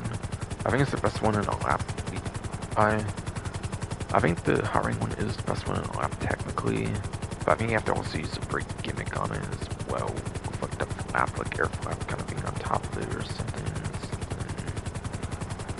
And unless you do that like perfectly, you're not really likely to get the actual good lap time out of it to be like the hot ring Saber per se.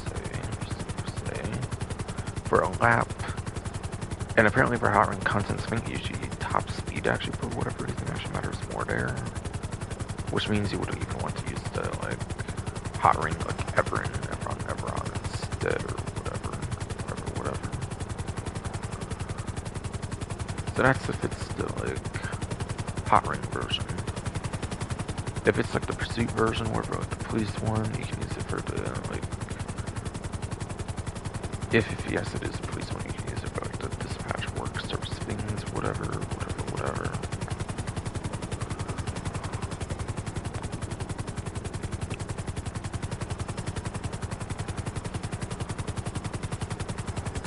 The stuff from Vincent Effenberger, not to confuse with like dispatch stuff from like Martin Madrazo for like his contact missions or whatever that require like 2 players, or it used to until it got made to 1-player content, I think.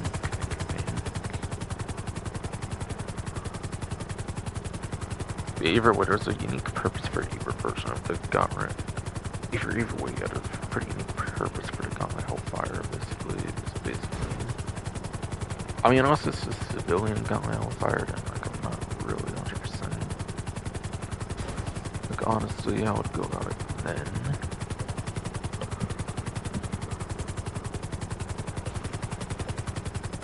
It's probably better to get the hot ring or the like police one over the civilian variant one, I guess, pretty much. So if it is just civilian variant, then kind of just forget it, I would say. Alright, and after that is a Coil Cycle 2, which is the HSW subclass vehicle.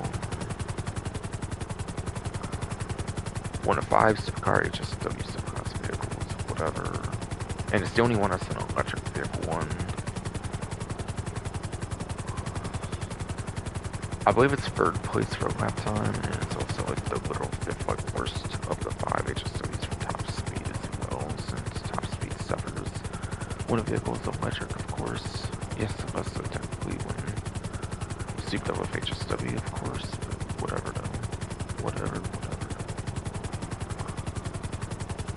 Yeah, getting kind of tired of it at this point, so I'm just sending it off. That's probably why, of course then. Of course then. But yes, HSW eligible vehicles, honestly, it's pretty damn good. Sure though. And finally, it's back to Sentinel GTS, which I literally was already mentioning, basically though. Basically though. That's the free vehicle, obviously, for the month, as I said earlier, basically. So basically.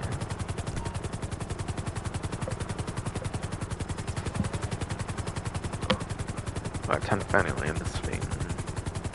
Basically. So I can talk about top trial stuff, frame rates, all that kind of stuff, basically.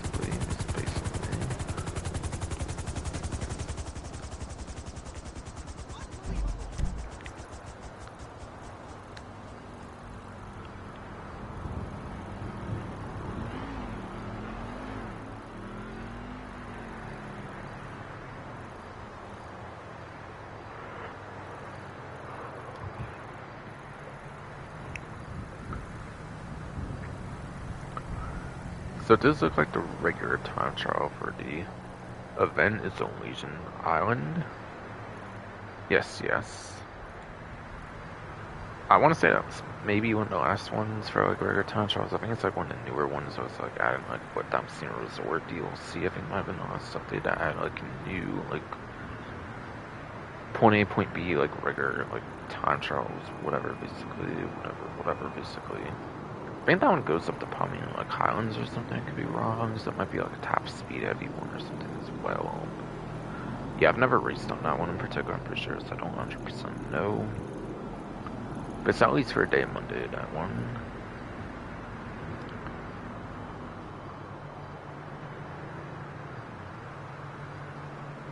Then you have to elaborate some more. Hey! I believe.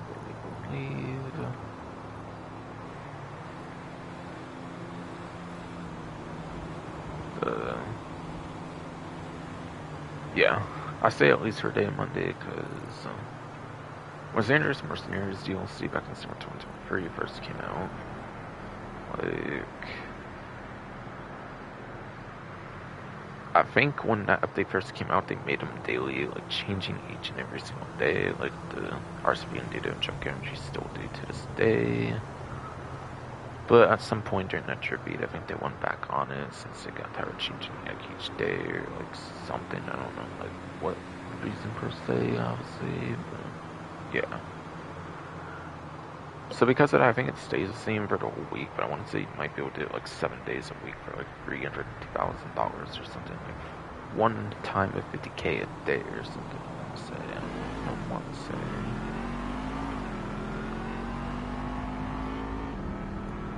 If you manage to do it under part-time, of course. And as for vehicle advice, pretty much you want to stick to like the best of motorcycles, supercars, or sport cars. I would say basically in that order, as I'll kind of explain more later. Basically.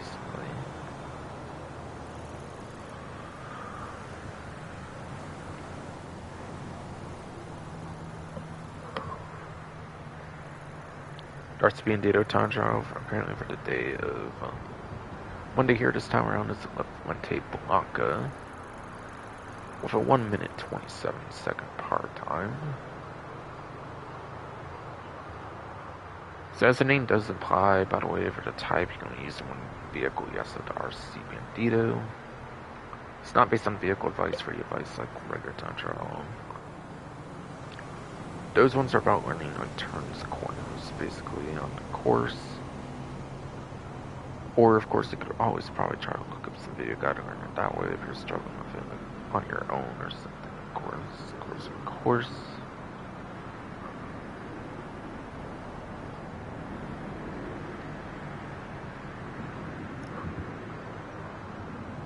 But yeah, I prefer doing a respawn mechanic by the way of like holding triangle on Xbox, whatever key it is on PC, so you can like learn to turn corners more naturally yourself. That way, if you do it like say a couple months down the line, or not a couple months down the line, but if you do it like within like a week or so down the line, or like a couple weeks or something down the line, then you'll be more aware of what you're doing. If you like get yourself more memorized in it per se, whatever, no.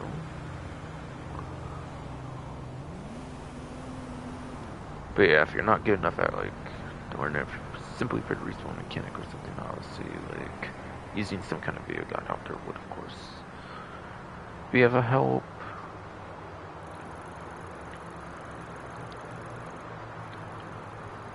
And last but not least, HSW time trial.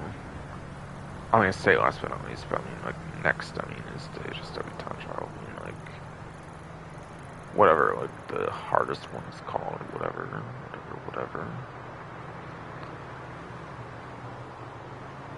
Yeah, I'm not just gonna hover over it for reasons. I'm just like pass on the channel, whatever though. Whatever. But yeah. This is the hardest of the HSW time trials, so you're like honestly, it's that difficult. I'd recommend just following the GPS route pretty much, and keep shortcuts to a minimum at least.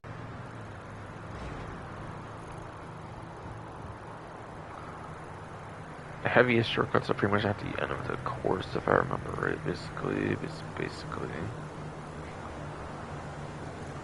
we have like some barriers or something where you can like kind of like go through them. You have like barriers kind of set where you can like, go through them or something. With like some pickets, picket fence stuff or whatever though.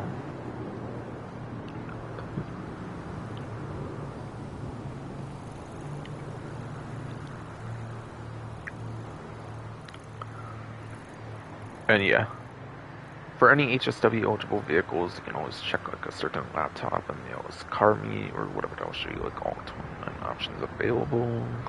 I think the only one you cannot use no matter what is the HSW weapon sickness, since like Colonel probably still see on what's like blacklisted like weaponized sickness HSW, so you cannot use it for regular time trials. Although I think you can still use it for races, just not time trials for some reason.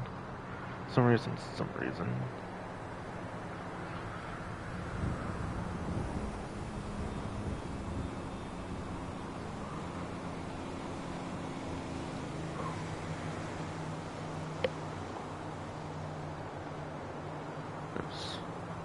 Arm chill down.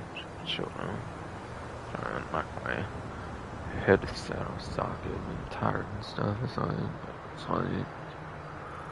so yeah, for any vehicle advice, refer to like the house special works, like laptoping at the LS car meet. So I don't have to like mention all the different like class C, class B, class A, some of the best options per se. Doesn't overly matter, but the best option to use in general is HSW Octo Driver. I was curious. Or the motorcycle HSW vehicle in the game, basically. Is technically the quickest if you're good at it, basically. And it's also going to be my last event where I have to go to Peepus or Straw on the HSW Tantra, so that would be nice. That would be pretty nice.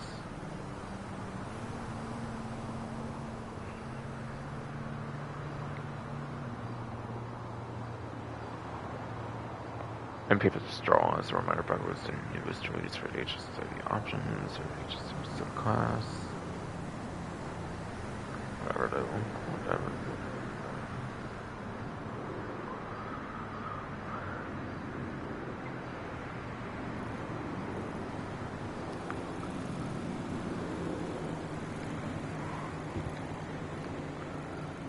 And Junk Energy time trial for the day of Monday this time around technically is Mountain State. Why did that stay like that? Come on. Things better be working.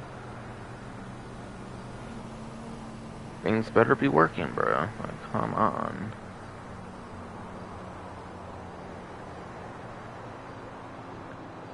Images don't want to be loading right now, it seems. What the heck, man? Better check out here. Out here, out here. What's up? Yeah, it's just me and like vehicle listing, whatever, okay. Hey, buddy, yo! Okay, though, cargo shipments capacity is maxed out apparently. You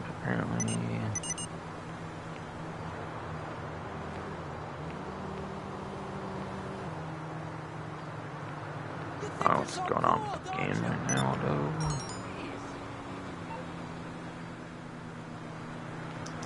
Whatever, though. Whatever, though. I'll get to that. What the heck, man?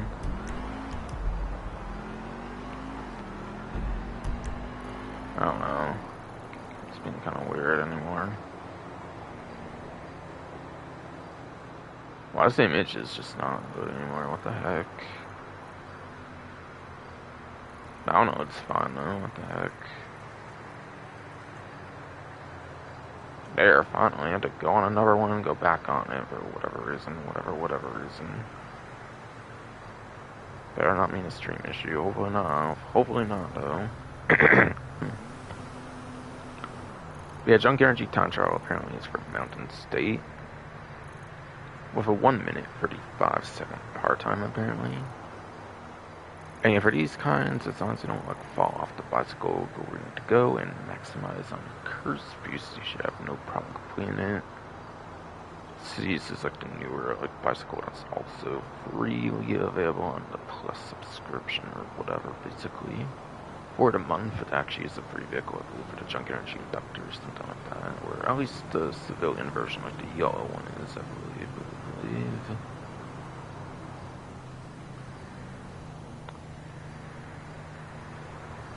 So yeah, just don't fall off. Going to go maximize on curse boost. You have no problem completing it. If not, then look up some video guide. It's similar advice to RCP data, since you have like 2 vehicles to use, like 1 extra, 1 more than RCP data, but the 2 vehicles are literally basically the same, just size for cosmetic anyways.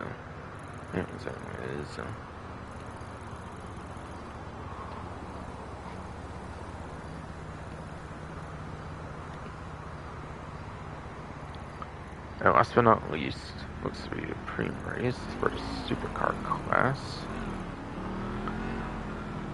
Yeah, there's 5 total HSW like supercars. There's the weaponized Ignis HSW that came out pretty much on launch. Why not usable in time trials anymore? It is still usable in races to this day, I'm pretty sure. Pretty sure.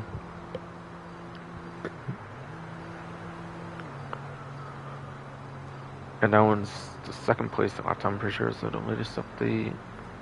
And then I believe it is like the... believe, yes, it is. Like 4th place top speed, I believe. Yeah, I believe so. And then finally, like, or not finally per se, but the next one is the second 2 HSW, the one that was at the like Plus dealership, as I kind of showed earlier on the app, club app, whatever.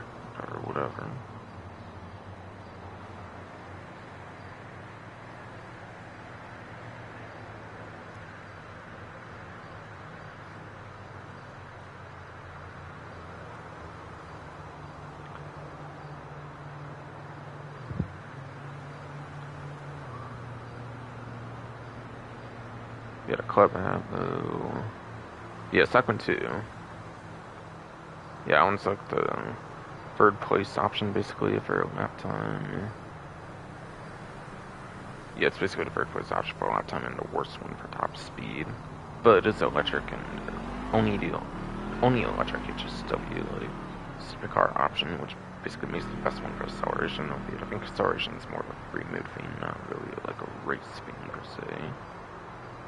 se though.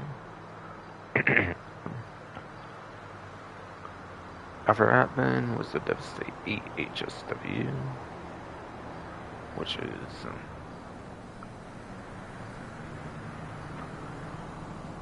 yeah.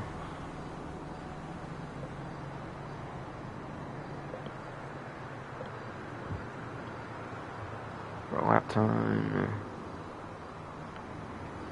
I believe Devstate's 4th place for lap time for the HSW version of Devstate. Yeah, I believe it's 4th place in lap time for sure. And it's also 3rd place, I'm pretty sure, on the top speed, if I'm remembering right. Yes, yes. And no.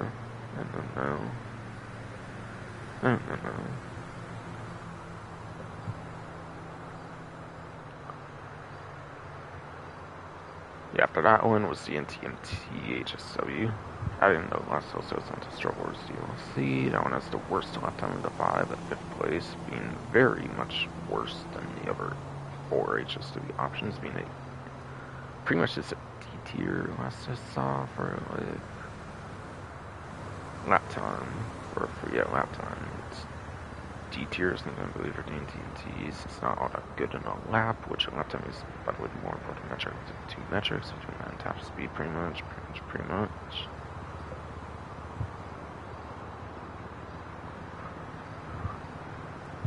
And then yeah, I didn't say by the way, like there's the HSW guys, like something like I think like the 3rd place top speed option or something. And it last no. Or actually, yeah, after NTMT, I'm pretty sure the last one is the Rapid F&J Mark 5 for HSW cars, and that is number 1 option and number 1 top speed with its debut release or something.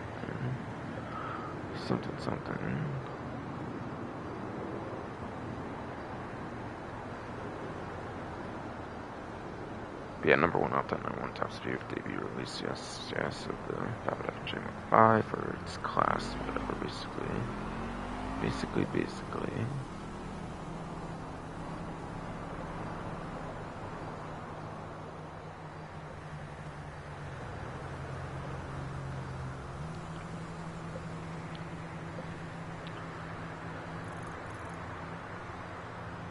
Alright, then, if you're on the legacy platforms, I believe the Trojan Emirates, the Rapid F&J Mark 5, like the non-HSW version, and like Karate Turismo Magio, I think are the 3 that are like A tier, pretty much.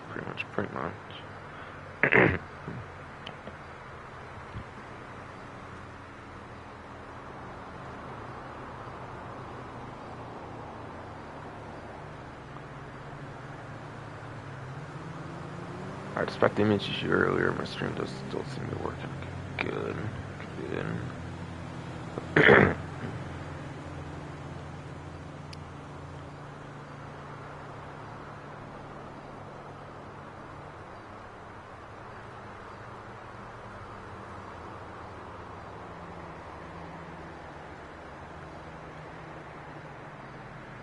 Yeah, the Emirates, Rapid F&J Mark 5, yeah, the Turismo Magio, like I was saying, I believe, in that exact order, your top 3.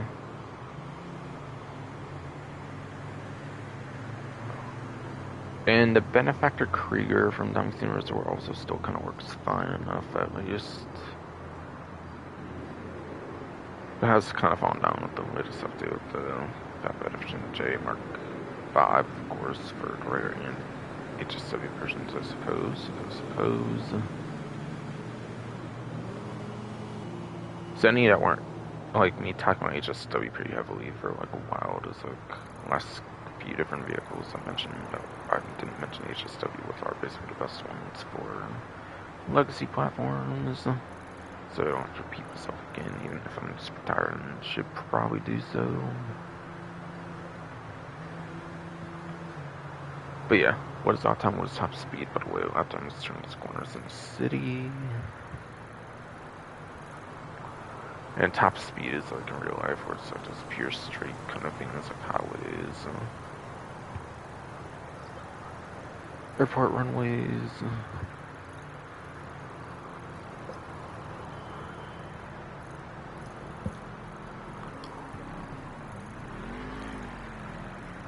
And then, yeah, airstrips, such as the newer one from like last winter DLC, for Aiden South Dodge DLC with the Desert E1 over there. And it's obviously Grand Storm Desert and Grape Cedar strips from there down.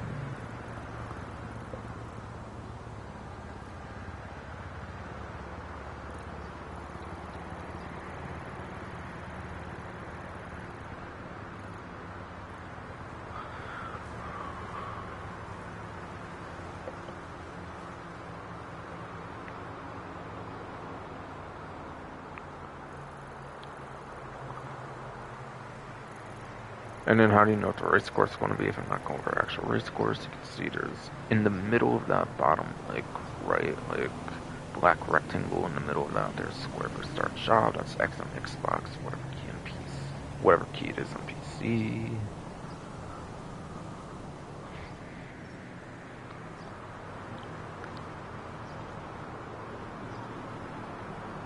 And then you can also go to the physical location, which is like Michael's 4-car garage area, if I recall, from story mode. Seems to be where the location is, I believe, for that like pink Corona for the premium race. Yeah, I think that's where that is. If you do ride in D-pad when you're staying on it, it should also work as well, or you can even do like on-call on the phone, I believe. That's always free methods I know that you can do that if you need, or whatever.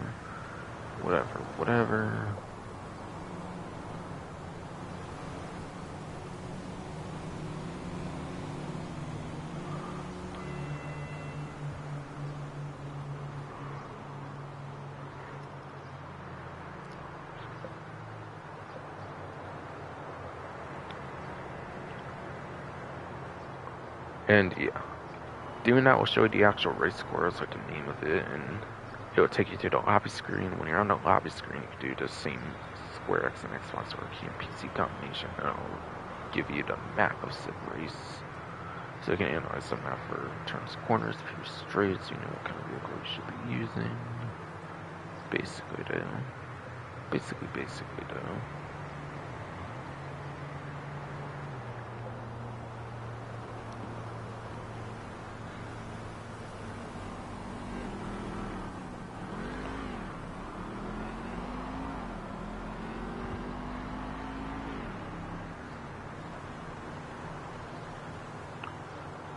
And yeah, for some reason you do forget to like check like the map of the like race on the lobby screen. By the way, you can also do it when you like are pretty much choosing the vehicle as well, which I think is mostly there for on-call purposes. Because if you do on-call, you might not be able to like be on the lobby screen.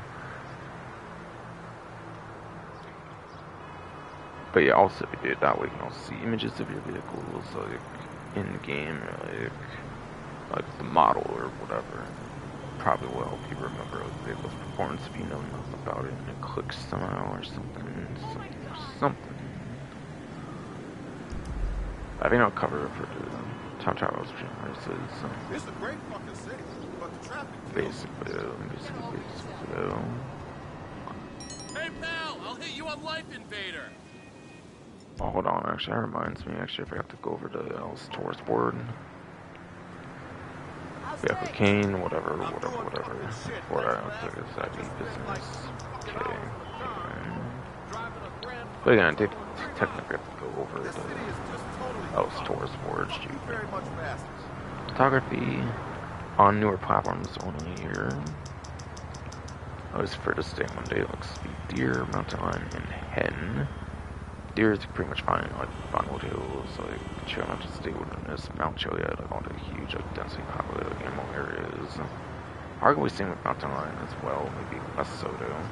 Like you might find them kind of at Vinewood Hills, but I mean not as frequent as like the Chill Mountain State Wilderness. Or the Mount Chiliad itself, of course. And as for hen, I think that would must be in the farmland areas like Grapeseed or something. It's something pretty much there. If not like St. George Bay, if those have any like farmland kind of areas, or if those have any kind of farmland areas or something. Yes, so. Yes, so.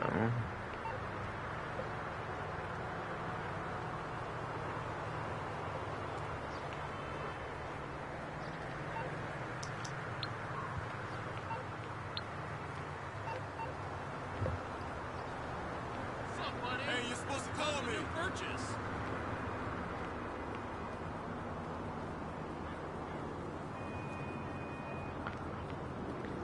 Okay, so I think I'm ready to go in here. Think.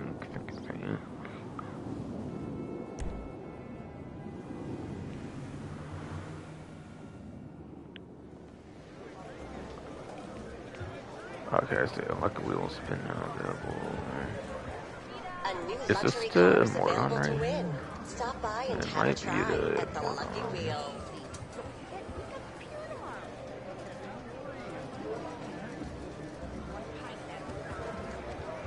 Might be. I'll have to look more at it on like the GTA series videos screen post or something.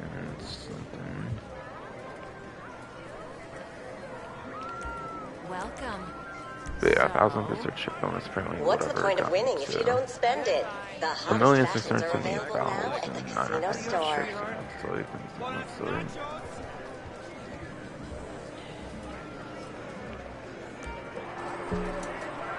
And the wheel spin for my one basically for the week. I won't probably bother too much after this one, maybe.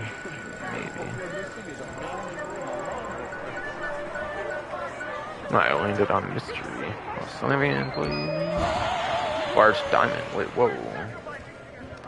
Yo, okay, that's a type of special item, and that was actually a new one for my tier 4 challenge. Okay, awesome. Probably one of the most exciting things I got in like a while, actually, on this wheel, for sure. That helps that challenge out significantly, that's for sure.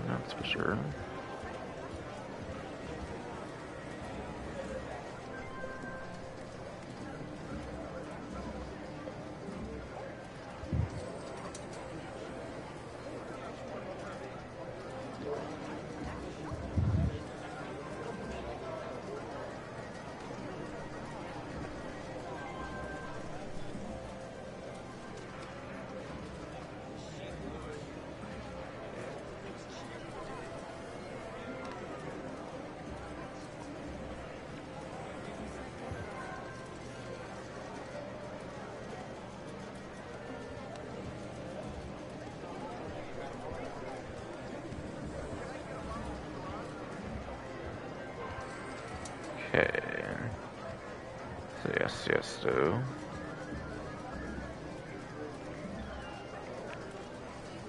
See, I'm looking for the coding vehicle information on this. I think it is the Morgan now, I want to say. Yes, okay. So, information will probably be outdated, like, maybe next week, or, like, whenever they make the, like, balance changes. Could even be as late as, like, summer update for some of that stuff, for all I know, of course. Yeah. Should be 2 doors somewhere. I forget when didn't work on those, kind of, to be honest, I feel. Do I? Kind of forget. Not coming to mind right now.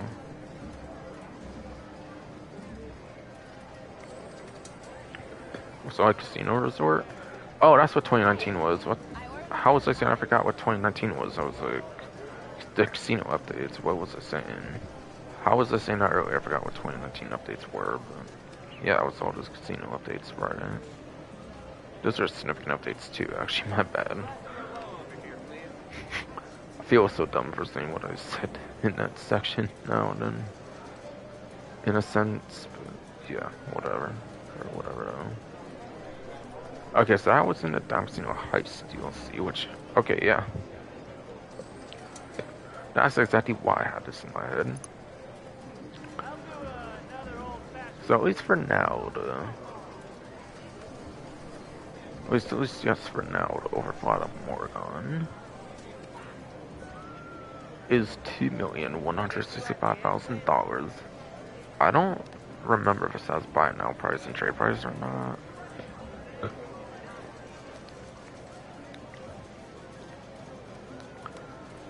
Being in the Casino Heist DLC, it might be tied to like a trade price, tied to like selecting his getaway and like completing said heist or whatever. But you have to have the vehicle selected and complete like the heist as host or something, but you don't have to even like drive it as like a getaway vehicle or anything per se. You just have to select it as getaway vehicle. Doesn't mean you have to actually use it in said heist though. Like, that's for just stealing it as like a getaway vehicle and that stuff. So it might have a trade price touch or something like that, which would probably mean it would be higher in the $2 million range if like didn't have like the like trade price or something. But either way, the vehicle value of this will actually be going down. It got confirmed apparently on the newswire for the latest event apparently. So it will no longer be 2,165,000 at some point. It will actually go down in value, which will make it even cheaper value at some point. I guarantee it'll probably still be in like the $1 million range or something. I would probably have to imagine. Surely, no. Like if not like high, like 1.9 million or like mid 1 million. I don't know if I would see like early in the $1 million range. I wouldn't necessarily think so, but it could be wrong though. Yeah, the vehicle does have access to the lock-on chamber apparently as well. Going out the top speed I kind of talked about on the vehicle earlier actually, when I was talking about it with the price adjustments. It should be a good candidacy for a lock-on jammer. I assume it's acceleration, which is how quick it gets top speed. Though the top speed does tend to suffer. But yeah, acceleration is definitely a good, like, huge feature that does actually complement the missile lock-on jammer very well with the acceleration features of electric vehicles for sure though. So I did technically go over performance for it already, but just as a reminder,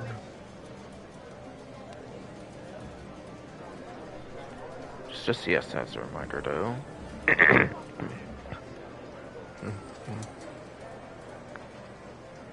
The Morgan is yes. The Morgan is yes. It's in the C tier. With a 17th place for a lap time. With yes, a 17th place for a lap time and a 108th place for top speed. So Morgan's not the worst vehicle like at all for a lap time. Basically. And it is, however, really terrible top speed. Top speed is literally like hundreds, which is like some of the worst of sport cars in general. Sport cars in general, though. Yeah, definitely good candidacy for a lock-on jammer, even if it does have like electric capabilities. It seems so. So it gets from 0 to 60 in like no time, basically.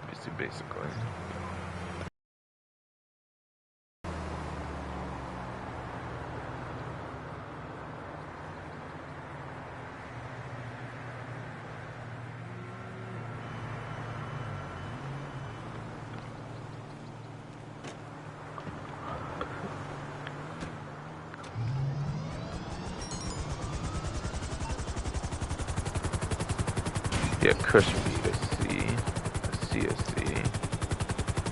Sheesh, I was really not getting back up there all that well, was I? Definitely did not seem to be the case.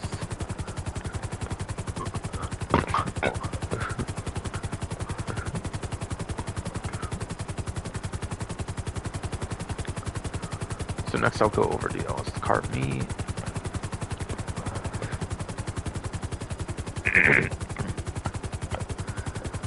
Next, yes, I will go over LS car meet. Armor drops a hit. I don't really care about those, but they can be alright for money making.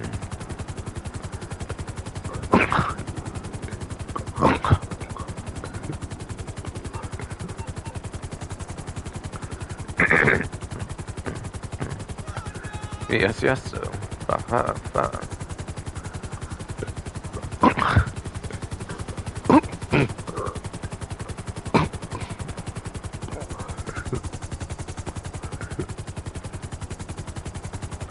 Fuck ass body, bro.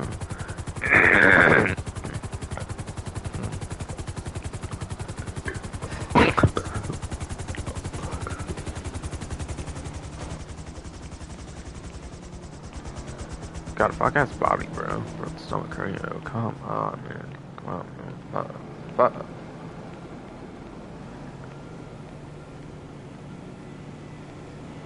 Yes, though. Yes, yes, though. Yes, though. Yeah, I'll be doing else Carmi here next, so whatever. I don't know if I was doing what I meant to say, because it's probably some Carmi that's going on so bad.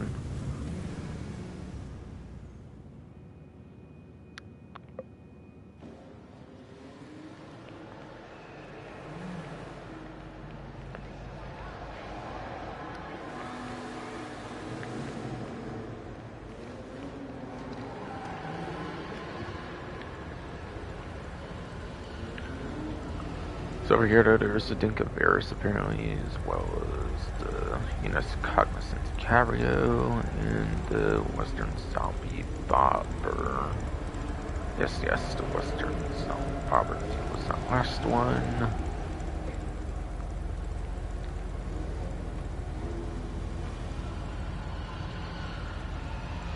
Yeah, I think Dinkaveris was actually a free vehicle, I'm pretty sure, at some point, for like during the Caprica Heist DLC, I believe it was like a free vehicle at one point, so anything that's not free is kind of a ripoff on that one. But still, it's only a couple $100,000 or something at most. It's not all that expensive if you do want to get it like in point though, of course.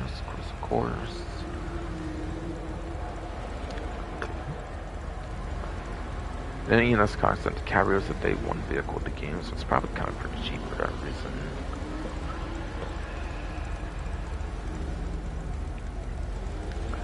I also believe it's in like Coupe's class or some pretty niche class, so it is pretty interesting. It could somehow end up being an interesting option for performance or something. And then.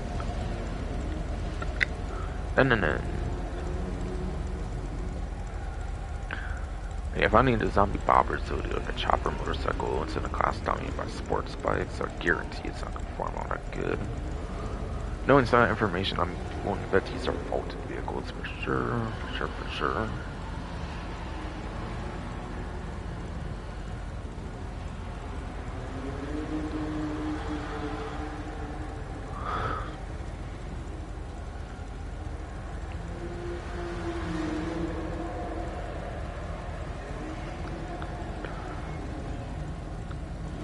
Okay, so apparently, since Dangerous Mercenaries like 2.5 years ago, like summer 2023 to like now, and like May like 2026, 2.5-ish to like almost 3 years ago in a sense, at this point. The Varus has appeared 12 times apparently since being vaulted. From like the vehicle websites, it appears for the 12th time on a dealership, like any dealership at this point. And then the Cognizant Cario appears for the 10th time now, apparently. In the same time frame, of course.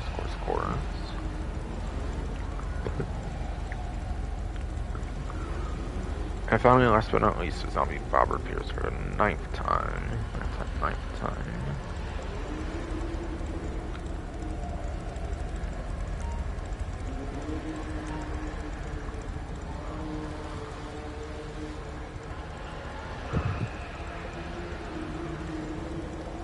But I think Averis has exactly the most appearances. I think Averis. Yeah, I think Averis has the most appearances of all 3 of those. And any of the 7 vaulted vehicles apparently for the event. And Zombie Bobber is in the least of like a 9 or something.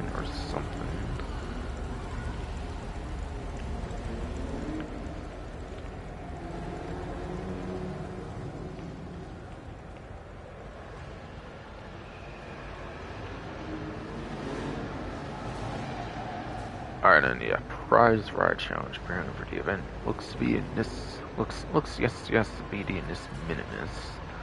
Yes, that same vehicle, I think in the last event, that got like that big Minimus energy delivery. It's that brand spanking new vehicle right there, actually.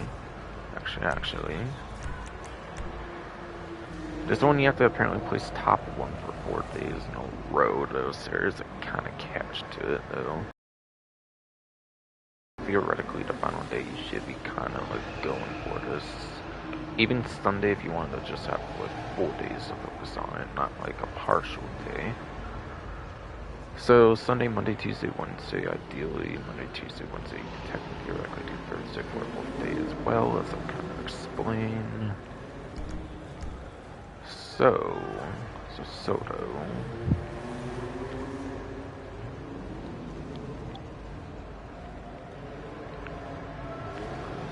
Yeah, should be able to.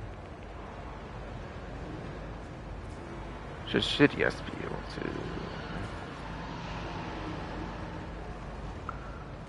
So on Thursday, that's the day the event changes to the next event. Pretty much always pretty much is the case.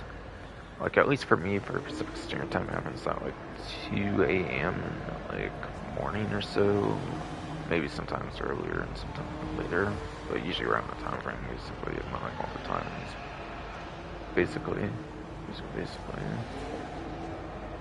or all the time, more so. I think like Hawaii would even be like 1 a.m. or something, pretty much, because I think Hawaii is like the only time zone behind like Pacific Standard Time or something. I think. So there would be like 1 a.m. or yeah, 4 after or something. Yeah, I think any other time zone would be like up to like 22 or so hours or whatever, like ahead or something, and therefore have more time on that day or something. I believe, theoretically, technically speaking.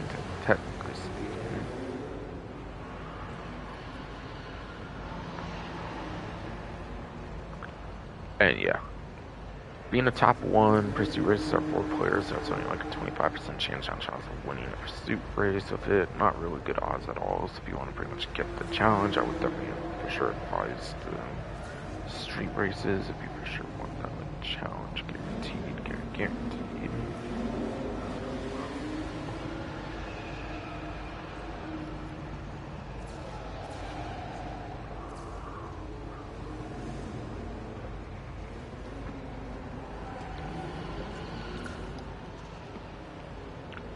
And yes, street races are like 2-player minimums, so obviously you have 50% chance there, basically, of a top 1 against a player, basically, though.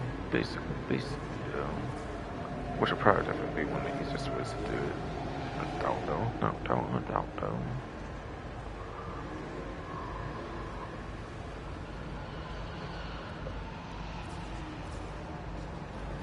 But yeah, Dragon Drift races, since this came out like 2 years later, so do not count for prize art challenges, by the way, unfortunately. I know they don't solo, but I assume they probably wouldn't count with like other players either. I'm guessing.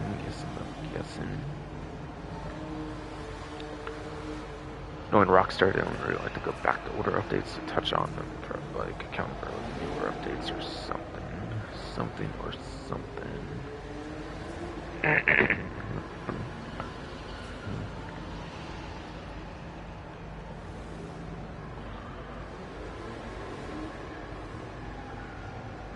But yeah. And then free mode sprint races, I'm not really sure if free mode sprint races count or not. They might though. I'm more confident on those counting than like say the Dragon Drift races do. Surely though.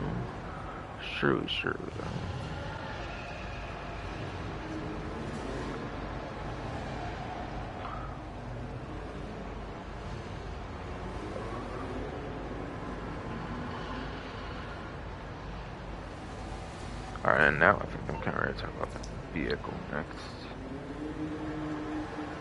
I believe. It's on Severn or something, I'm guessing. If not, then it's on like legendary, surely then.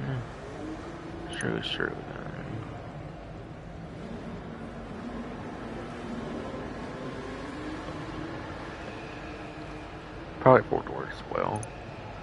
Yes, it is apparently.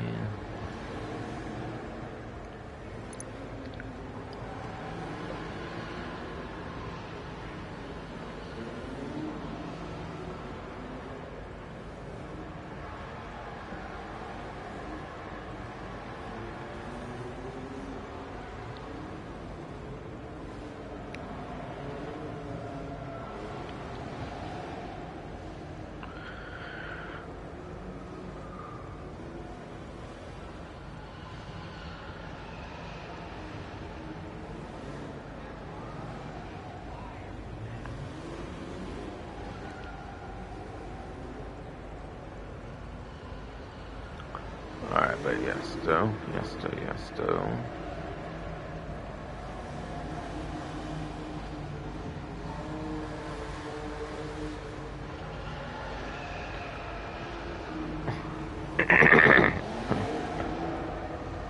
So the Minimus is a sedan vehicle, by the way. I think I actually kind of mentioned it last stream, since it obviously got the new livery, I believe, in the last event. Or I meant last GTA stream, so I did a Reddit stream obviously before this. But yes, so. Apparently the Minimus is at the bottom S tier, apparently, for sedans. And it has no HSWs, so, like, sedan as a whole class does not get HSWs, so it will be the same performance for all platforms that was served, by the way. Yeah, the Minimus is apparently 6th place, apparently last time, and 9th place top speed. Again, it doesn't matter what the platform is. Again, it does not matter what your platform is, so will always be at performance, as currently sedans does not have a single HSW vehicle built to it, basically. Basically, yes, it's 5.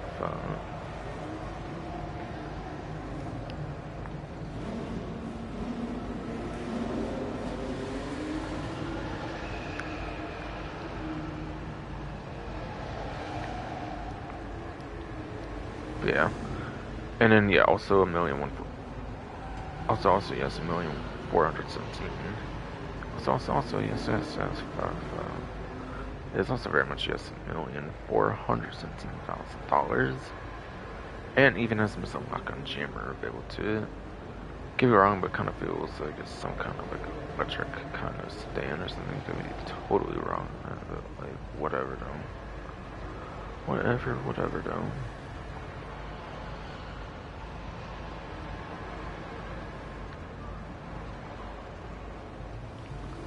But yeah, it's missing lock on jammer, and yeah, it might very much be an electric like sedan or something. So I feel like it could be good candidacy for the lock on jammer, no doubt though.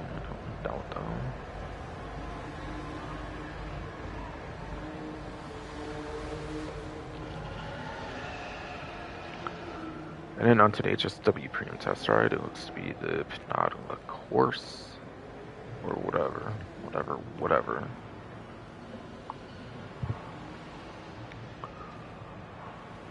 Yes, sports, whatever there, yes, it very much is a sports HSW, like a Monitech vehicle.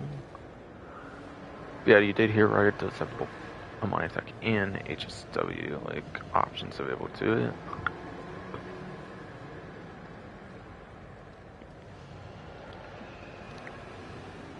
Which at minimum would be Mr. Lock-on Jammer or remote control unit for Pinata course. Either of those options would probably be pretty good given electric. It is the electric thing already, whatever.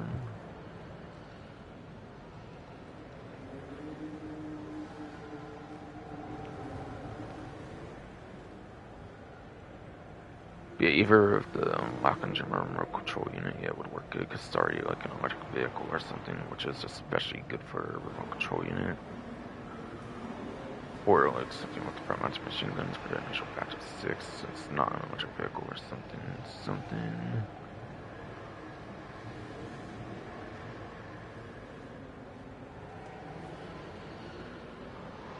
But whatever though.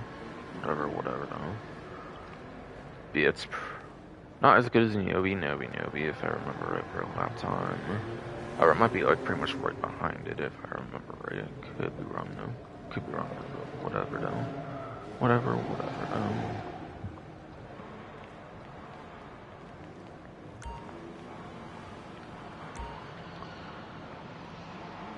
Yeah, finding all these vehicles are what's available for HSW. Ton Charles, it was suggesting pretty much earlier. Does say the certain GT is unavailable. Like, it's a mistake on here. They did actually make it available once again at some point though in the game. I think it was like Agent Sabotage DLC where it got the lock-on jammer, got brought back the lock-on jammer, whatever.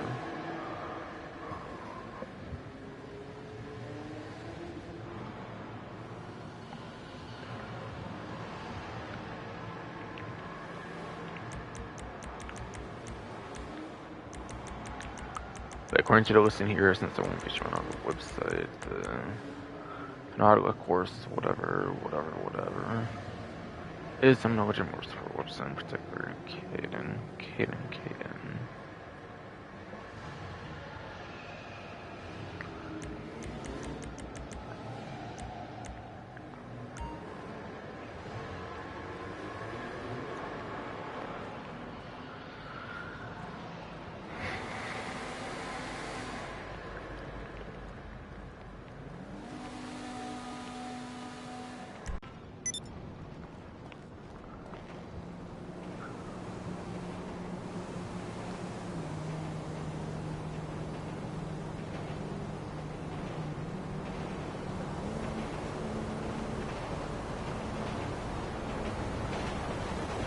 Yeah. I think I was gonna go for the rest of the plus stuff if I remember right though.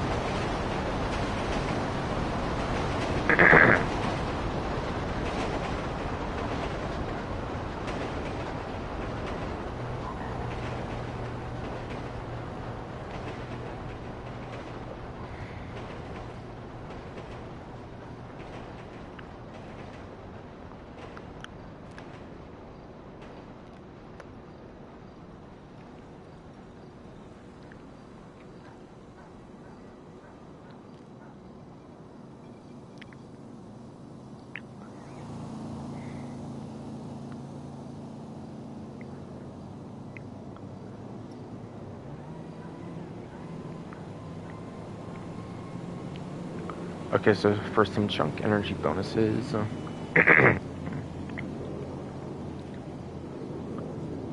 Clank lifts user e-bike's battery to time boost, and don't go over the handlebars and chunk energy time trials, paying out double rewards. So those seem to pay double rewards. As a reminder, I kind of mentioned it when I was talking about regular time trials. Apparently.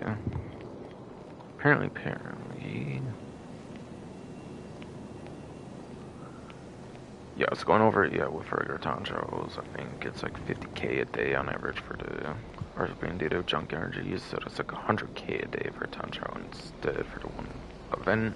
Or no, not the one event, it's part of the plus event. As a reminder, it's for plus event, so like the whole month you have it, basically. For like the whole month plus, by the way.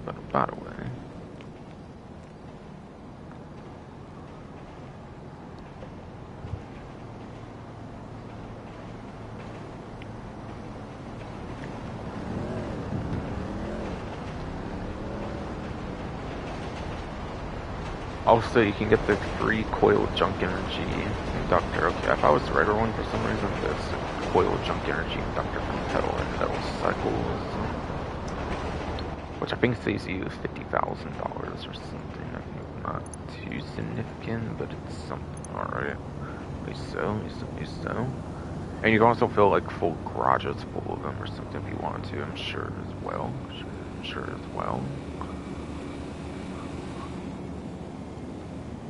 So yeah, this thing for 50k over here apparently will be a free vehicle on the plus event. Apparently if you do manage to pull that off, basically.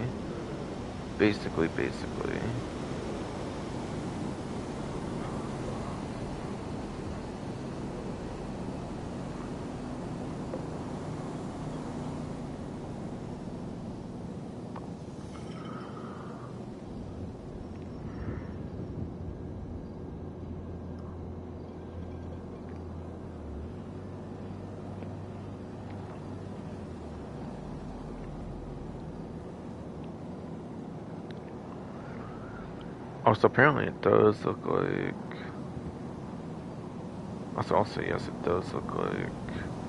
Junk energy skydives will also earn you 4 times on your P. Be a spit in gravity's face and try to zoom back to Earth safely. And junk energy skydives to earn 4 times more on your P. Risking life and a limb.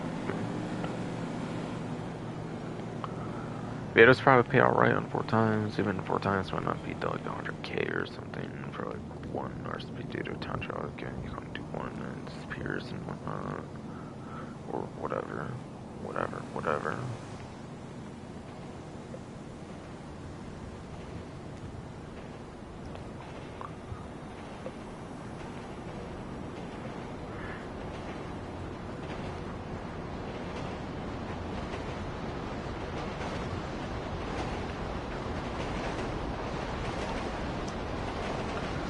or plus property discount stuff, whatever.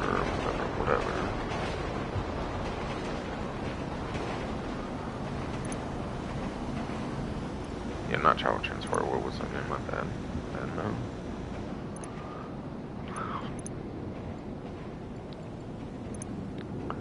Yeah, offices. Yeah, second office properties and then upgrades modifications are all 60% off apparently for the plus event in particular. So I think 60% off on like Maze Bank would be actually under like $2 million, which is pretty good. So you can actually get Maze Bank for like under 2 million or something, for example. For example.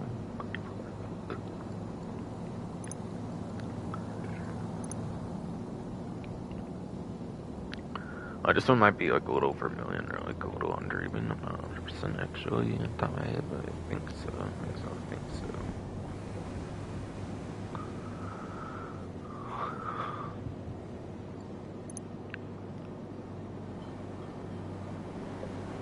And yeah, the Bank West. Probably like for sure like low to mid-ish, like 1 million range or something, of course. Of course, though.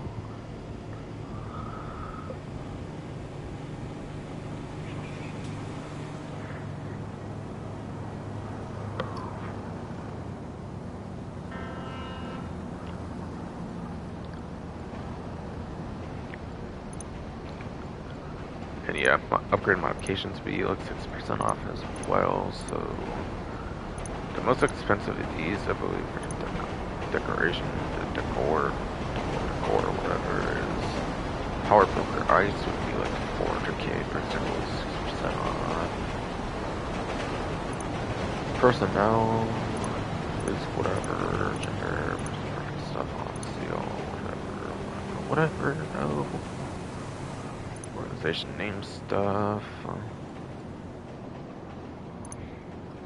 Get a gun locker.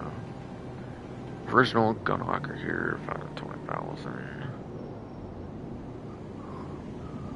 So maybe like lower in the 200,000 range, or like low. Probably high, like high in like the 200k-ish range, or like 100k range, or whatever, no. And the safe apparently is 335,000 apparently though.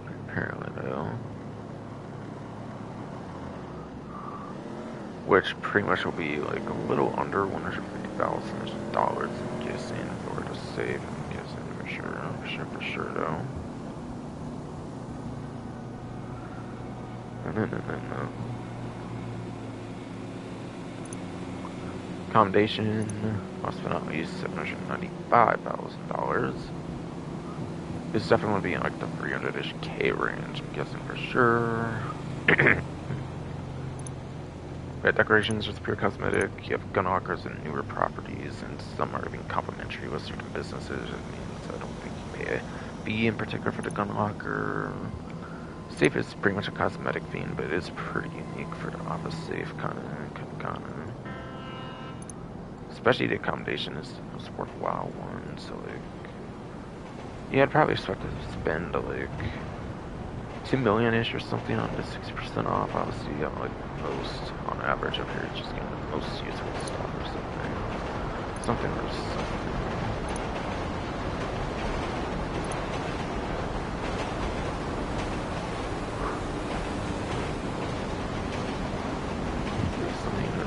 Something now.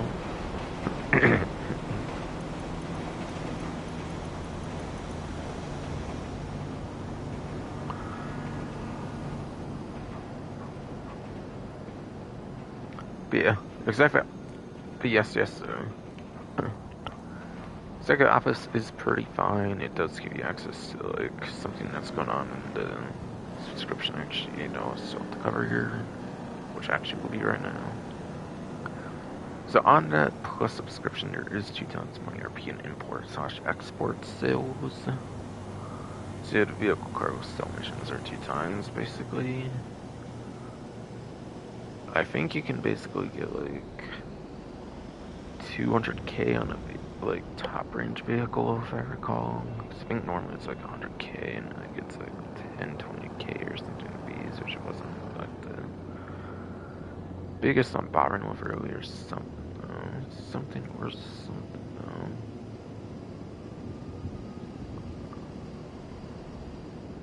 Or like 40k or 200k or whatever.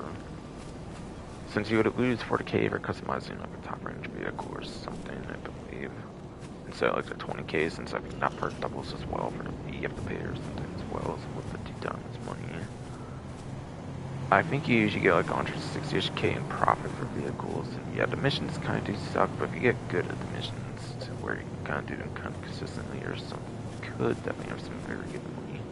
No doubt about it, no doubt about that. But for sure though.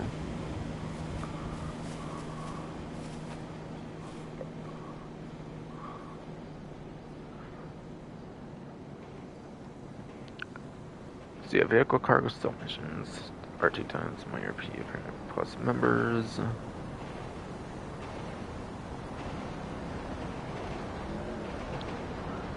So like 160k for a top range vehicle, like profit like up to is definitely not bad. Definitely not bad, especially if you do like a couple or whatever in an hour.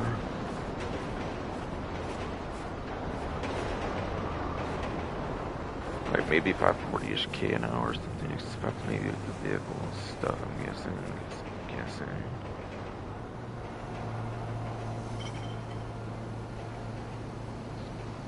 Whatever though. Whatever though.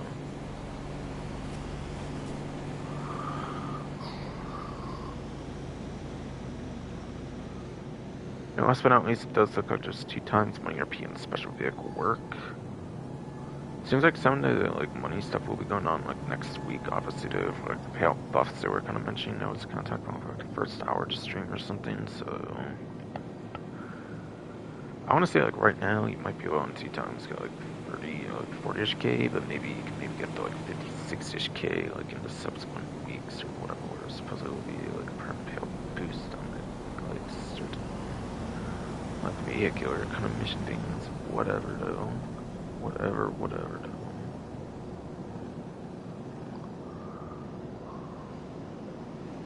Yeah, 40-ish k. Yeah, from like 40-ish k to maybe like 50-60-ish k or something where it's like vehicular, like vehicle mission things, whatever. With the CO office, of course, for that special work stuff. Seems plausible to me or something. Something.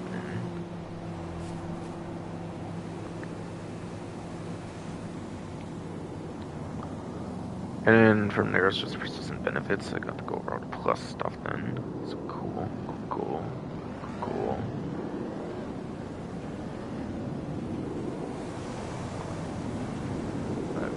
Stream's still going good. Okay, good. Just about being tired ass mofo right now. Whatever. Hopefully things I'm saying are coming like clear when I'm saying it. So like, yeah, again, I'm tired. I'm trying to fight my body to stay up all day in a way. You know, kind of having a bit. But whatever.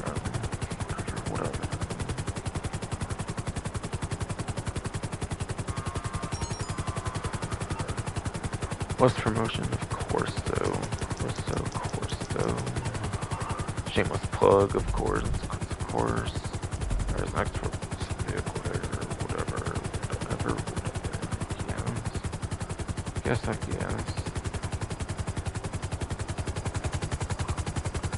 2,000 good support parent as well. Okay. Kidding.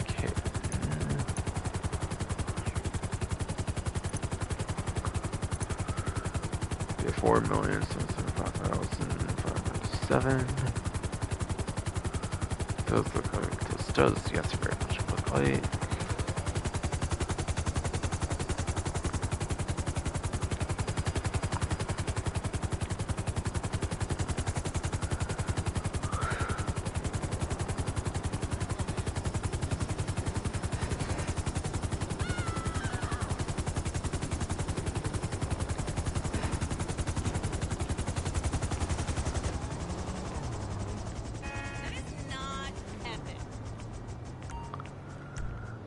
Okay, so Peepers Extreme apparently is here, which is pretty average-ish.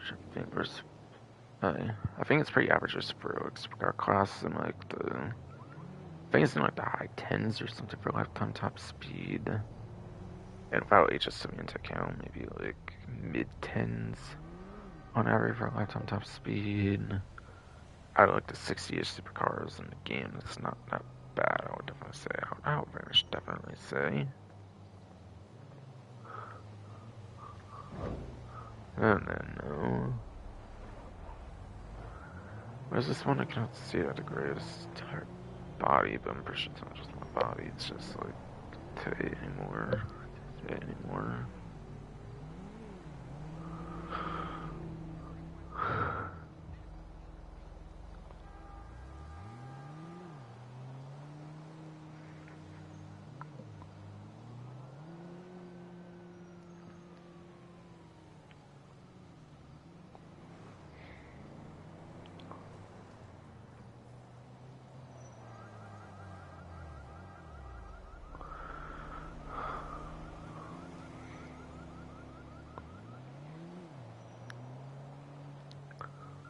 Oh, so Dinka Shava Speed 6. Sorry, I was tired, so I don't really verify greatest.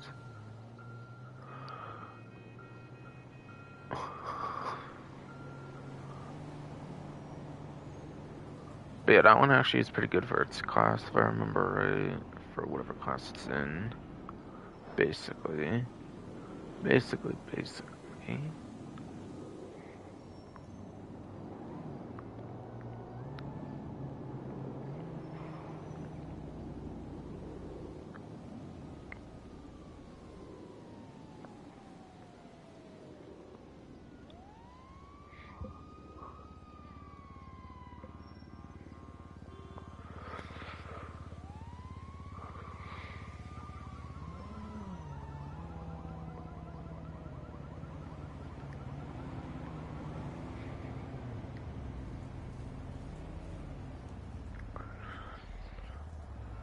Okay, apparently sedans have to have sedans again, never mind. Whatever, something tech body, whatever, no. For one metric at least. Whatever, no.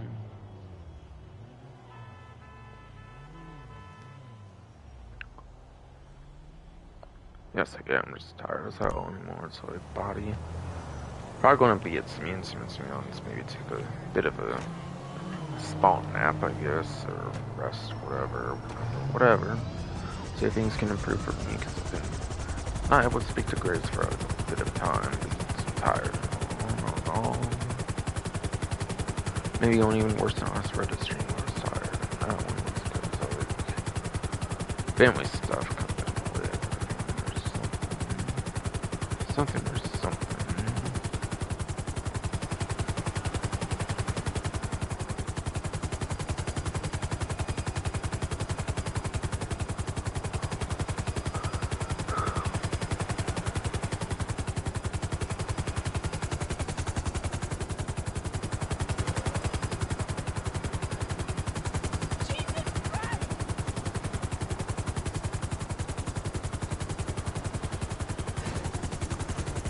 Yeah, I think I definitely need to take a bit of a nap or something.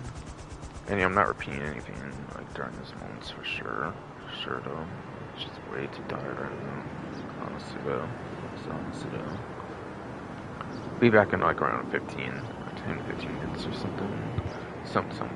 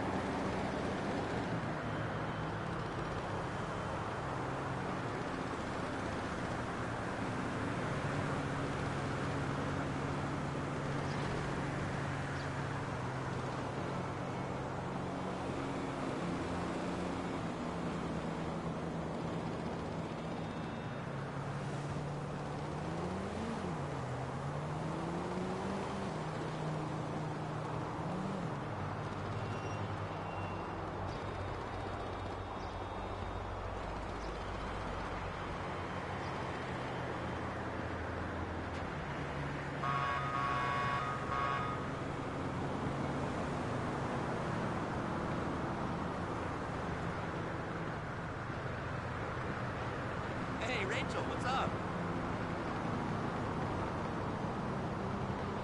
Yeah, our profiles were unmatched on the internet. What do I do? I'm an architect. I actually help design, but no.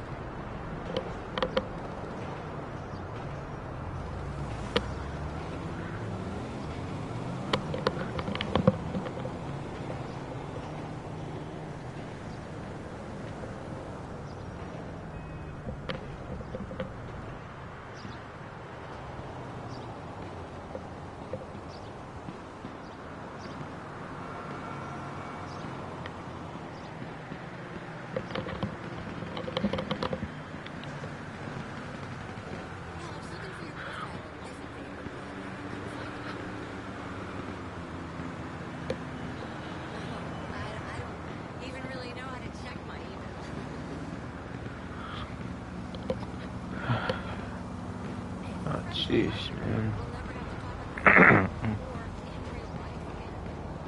Tired anymore, I swear.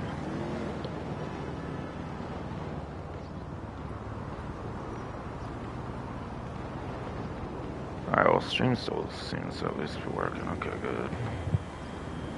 Isn't sure if anything would change if that's somehow just being tired and like slower or something, and more time for something to go wrong or something. Good, thankfully that did not happen.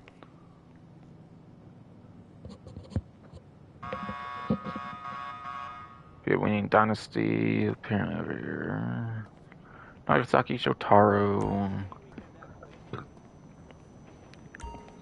Wakar Warner. Western Damon and Bache Exemplar. And then yes, Bache Exemplar.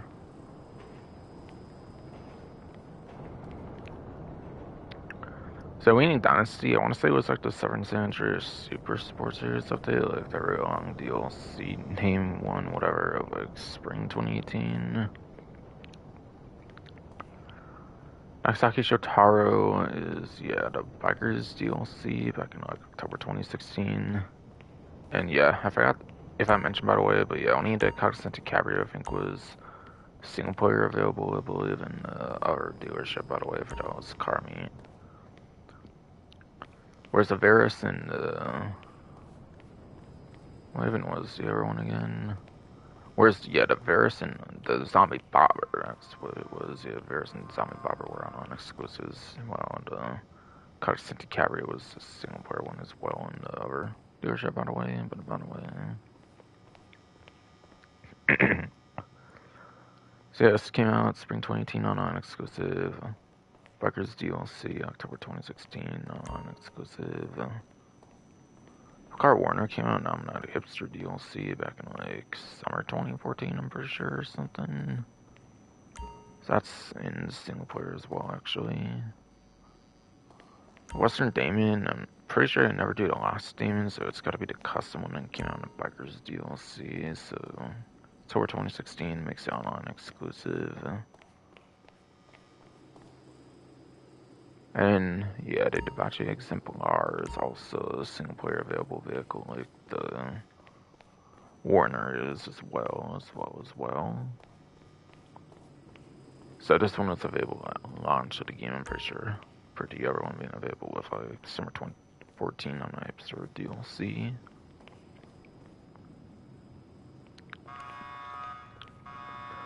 We had Wing Dynasties and Sports Classics, and it's in a class where the top is dominated by like HSW and like old school supercars, which pretty much makes the top class. So yeah, I'm not gonna hold a candle to like better sport classics, unfortunately. Nagasaki Jotaro, on the other hand, is actually a website vehicle. This one's actually not vaulted. I think it's the only one not vaulted, if I recall. I think it's a 7 on the vault list, I think.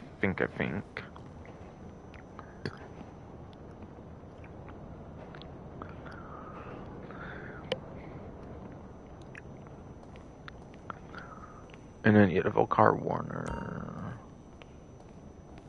I think it's in sedans. I think HKR is in sedans, and I think they're both in the same class. So yeah, that would make this one sedans.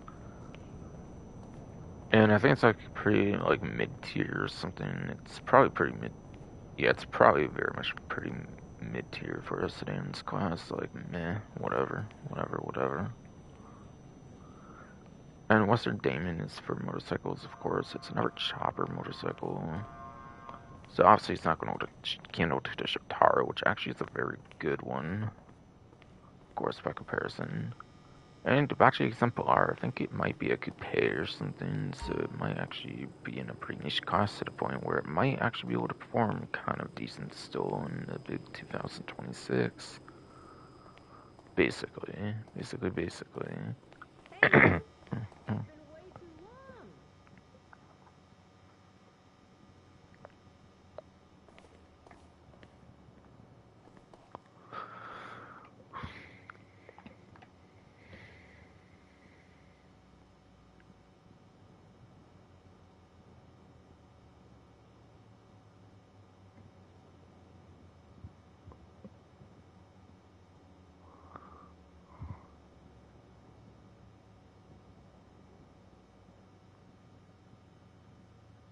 Alright, so back over new vehicles dates section of the spreadsheet.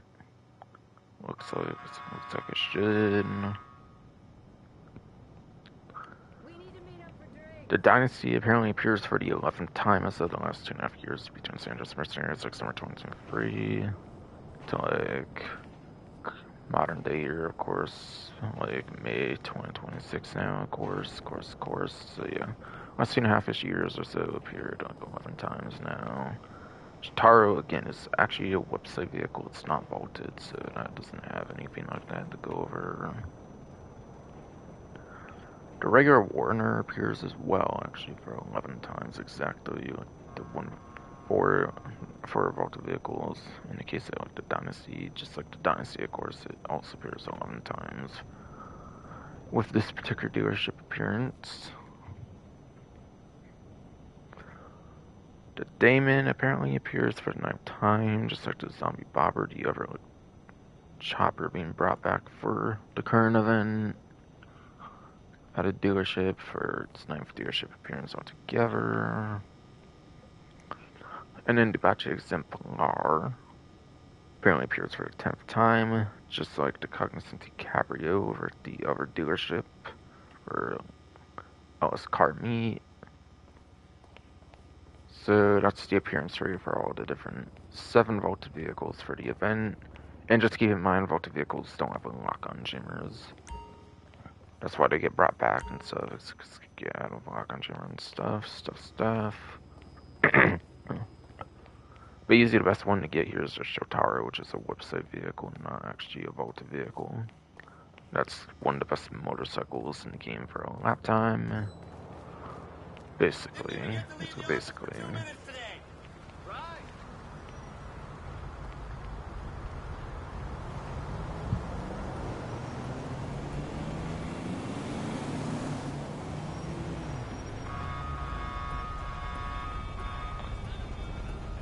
So yeah, it's pretty much money opportunity stuff at this point, so it's bucks and stuff, and like discounts and stuff, basically.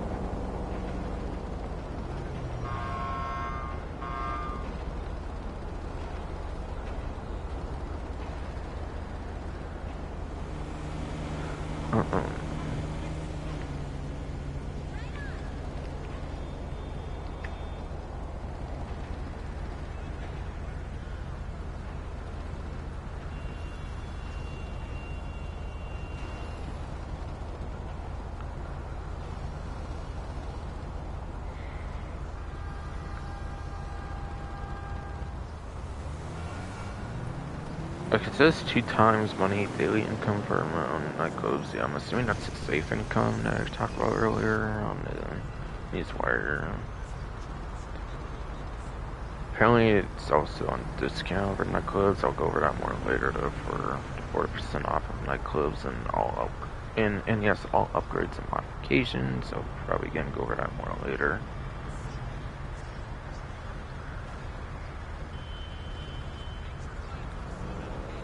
Apparently there's double nightclub warehouse stock production speed, which I think means that you get your nightclub goods 2 times quicker for the stuff in the like underground like areas or whatever it does, will produce 2 times quicker basically.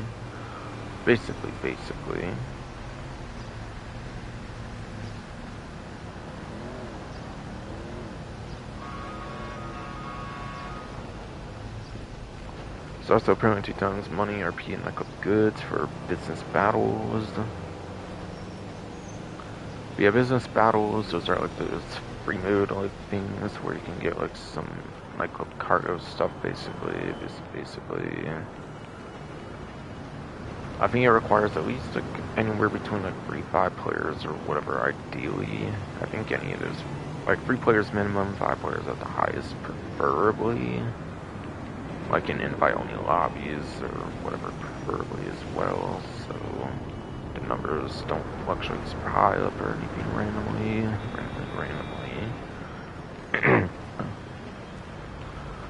And yet, 3 to 5 people have to be outside of like apartments or whatever. At least 3 people have to be like outside of like an apartment or something, because it doesn't count towards the total. Somebody's in like an apartment or building or something.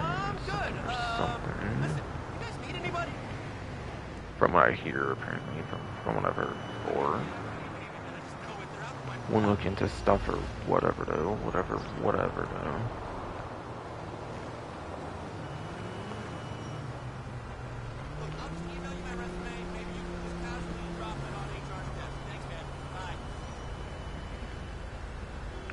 And yeah, the reason you want to stay, like, no, like, the reason you don't want to go, like, any higher than 5 players, by the way, is because once you get 6 or more players, you get, like, remote events, and again, it's, like, 6 plus players, like, outside, like, apartments, and, like,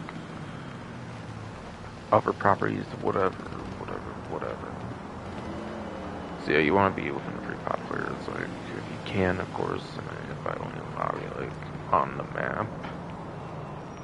Like, actively playing, like, out of, like, apartments, other properties, whatever. To efficiently grind the business battles as much as you can, for gain as much as you even possibly can in the first place.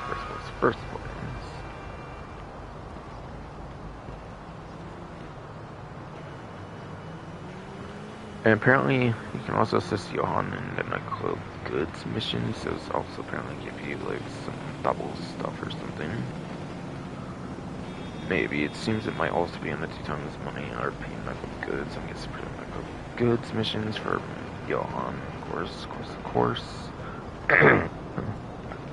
Missions I must recommend for the, like, 2, like, types of, like, goods you're pretty much not occurring, assuming you have, like, all 5, like, staff people or whatever for the nightclub or whatever. So mostly find the missions useful for getting, like, the goods or whatever for, like, the other ones you don't consistently bother with, whatever, of course, though.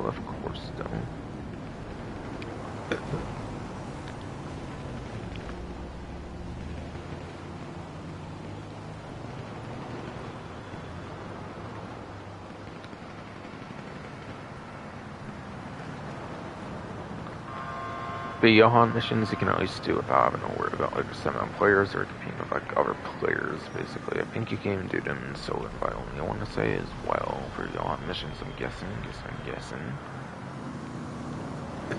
Pretty sure I've done them before on that channel, of course. And without being in a public lobby per se though.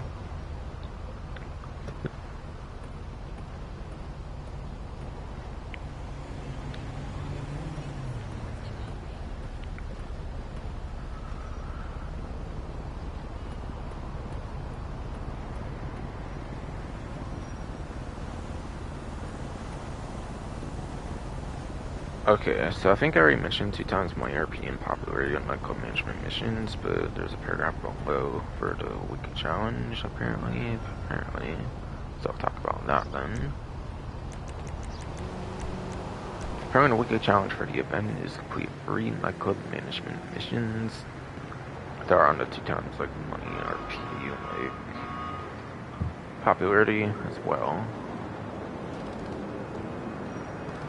Yeah, 2 times my European popularity after nightclub management missions. If you do 3 of those, you do complete the weekly challenge. And that will also get you access to a sharing tea or whatever. Some, like, manufacturer thing of, like, vehicles or some other, like, kind of fictional brand being in the game or whatever though.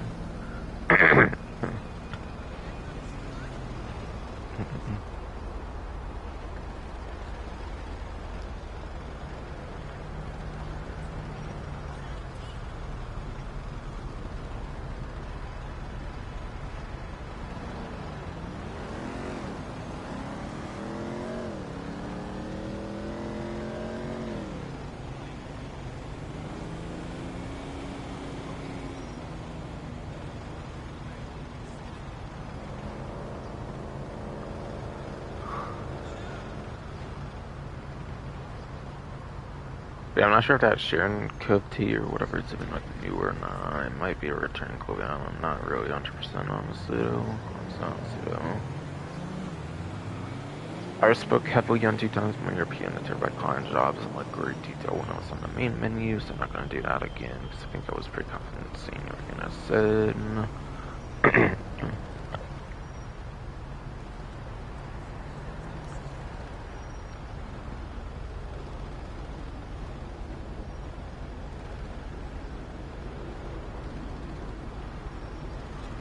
Deadline apparently makes a comeback, and so there's a Taro button was in one dealership. Most likely that's why they put it there. That's for Officer Grid, Adversary Mode. Deadline do it one for free. I forget if there was only 3 maps last time, or if they only gave like a small selection of the maps that were available from last time. I apparently haven't played the third map. I might try to play the third map. Coins haven't played Deadline 11, but Coins have played like 12 and 13, so it might just be like a visual glitch, not what I'm guessing. I don't know, that's not the case into it 3, that may be a visual glitch, but I don't think so. I think I didn't play all the maps like that if I remember right. Yeah, those will be 2 times, 1 ERP. Adversary moves a matter amount of time, it kind of is dependent like how the game mode plays out, like how many players are allowed on the game mode, how it plays out, like yes, so how many players allowed on the mode, how it plays out,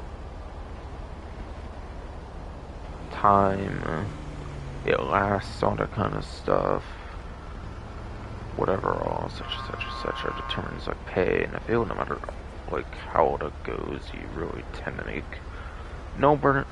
You really, yes, tend to make no burden. You really, yes, tend to make no more than like a couple $100,000 an hour, I find, for like 200K or something, 1 hour, which isn't really good, quite frankly, obviously not that good. Like, obviously the nightclub, like, safe income might be very much the best way to make easy money, like, very quick, easy money.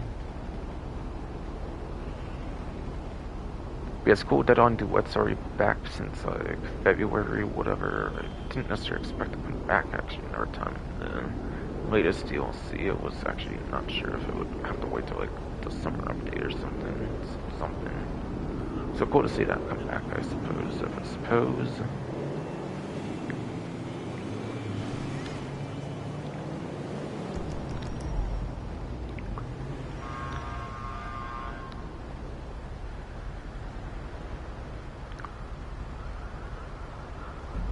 That is also, by the way, the featured series as well.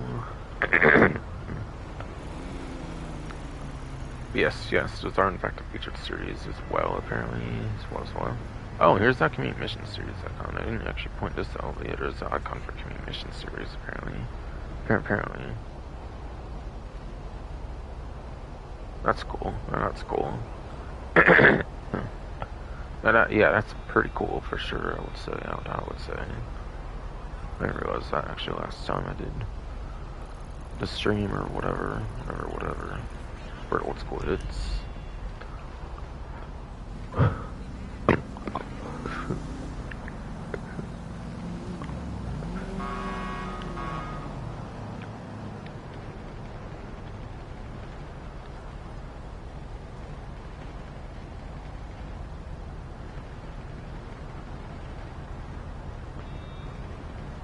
Yeah, I kind of already mentioned the triple rewards on community mission series, or like the last 7, obviously, for times my RP. I think I spoke enough on that. Like, I even mentioned the speedrun strats I watched from the Gilly video. I didn't get to watch the last time because I didn't want to spoil the whole thing or something for myself last time or whatever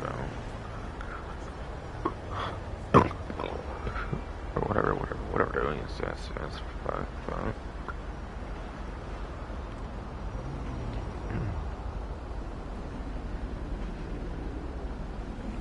Alright, so yeah, I think it's pretty much discount stuff at this point, besides for say, like, if I re-party file and like the salvage yard stuff.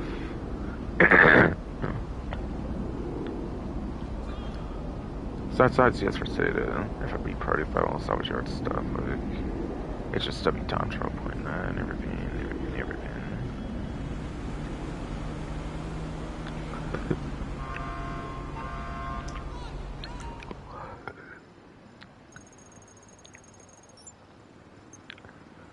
So this time around, it looks like FIB. This time around, yes, looks like the FIB party file. This time is Project Breakaway file. One of the best two you could play. That one and Fine Art are pretty much the best two you could play, so. Very good one I found. Very good one I found the party file. For sure though. For sure though.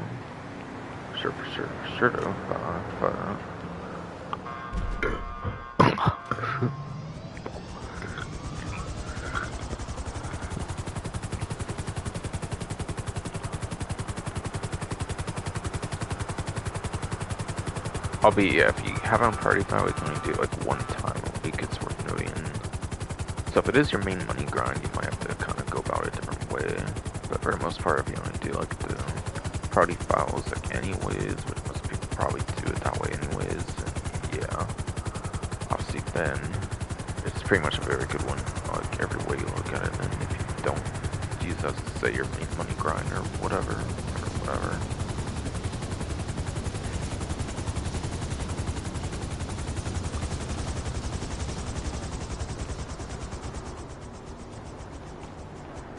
Right, I didn't do the vehicle, whatever. Just kind of trying to get through, honestly, at this point now. All good? See you on the flip side. Hey! Hey! Well, I was finding interesting that some requires you register as boss manually when I think, like, Sanders and Mercenaries is kind of started on when you do it for, like, computers directly or something, not for the interaction or something. It's something,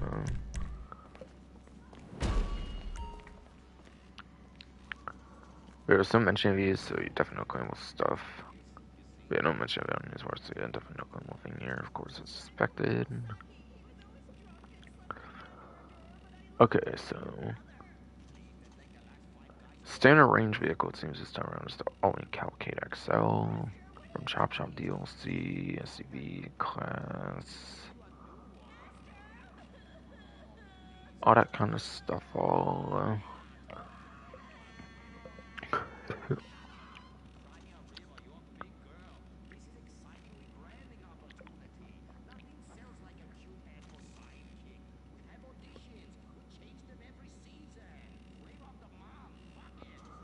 according to GTA Series videos can be post. Apparently, yes, Cavalcade XL is tied to the Gangbang robbery, the one that takes place at the police station. And it has max sell value of $264,000 and then salvage value of $211,200. And then the mid-range vehicle for the event here is, I think it's Jester Classic. Yes, that's, by the way, the same Jester as in Grand Theft Auto San Andreas. It looks the same as the San Andreas Jester because it basically is the San Andreas Jester.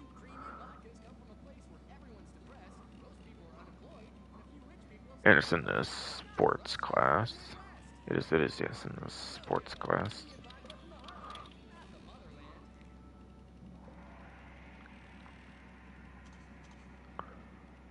Apparently, it takes place in the cargo ship robbery.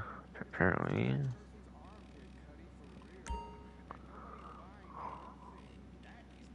Apparently, gets a max sell value of $333,000. And a salvage value of $266,400, it looks like. $266,400. It does very much look like to me.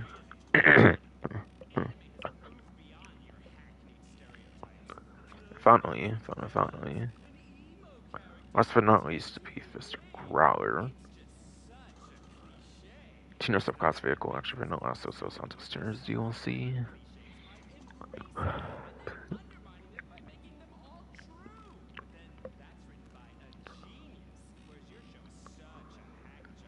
For sports class, of course. And yeah, this top range vehicle, it's for the podium robbery, apparently. Apparently for the one at the casino.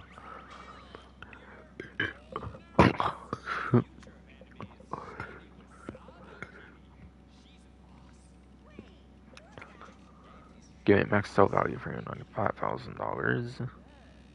And a salvage value of $316,000. Looks like. Or if not, then it's free 18,000. I'm kind of angled in my room right now. It's not 100%, but I'm pretty sure it's free 16,000 for salvage value. Yes, yes. Exactly even. It's exactly even. So that's all I have for vehicles this time around, basically. Basically.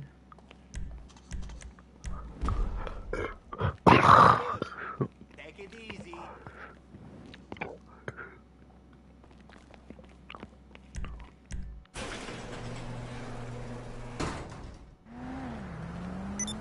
Oh, it's still there somehow. Okay, awesome. Awesome.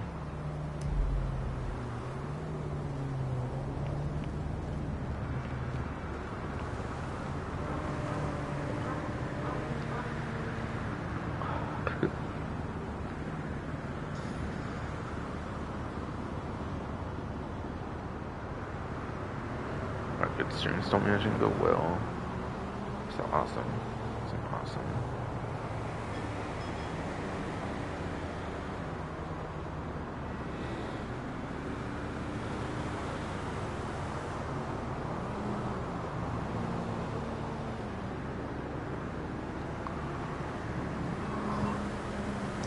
So yeah, I said there was probably a discount, so I needed to cover, and I was on the Mace Banks, and yes, I was on the Mace Bank foreclosure website, of course. But so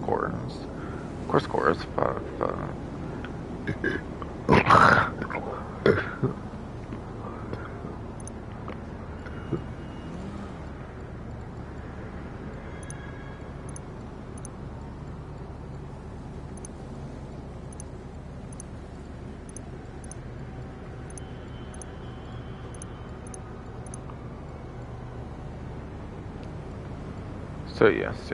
So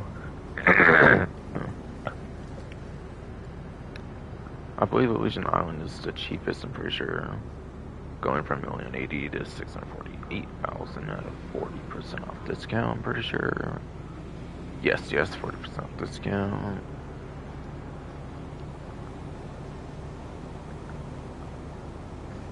Can I show any of the one I own on there as well, I suppose, briefly.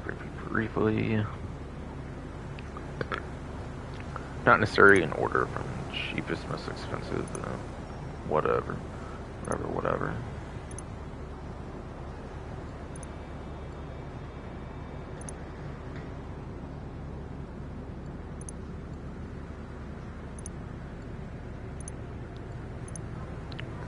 So like the most expensive one is West Vinewood, going from 1.7 million to 1,020,000 on 40% off. So not quite under $1 million, but close enough at least for the stock property, anyways.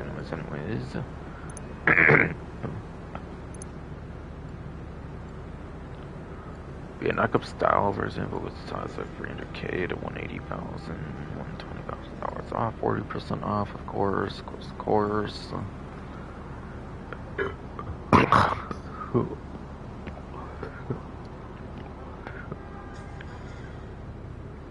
It's really just all cosmetic, of course. I can suggest the style there. Light rig.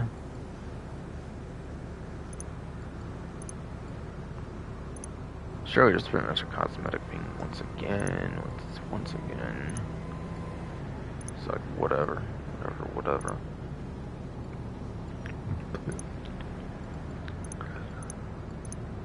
Any knockout names go from like 30,500 to 20,100. It looks like. Okay.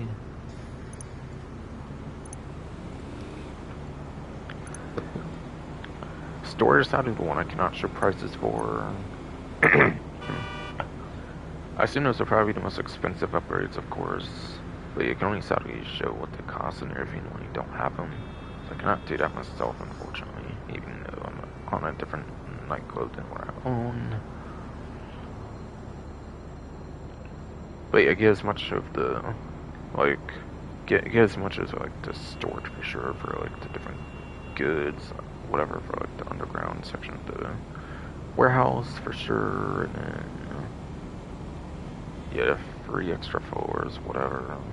Obviously, extra vehicle storage is always a good thing. So these are pretty much easily the best upgrades here. Everything else, I mean, is pretty much just cosmetic though, including these dancers.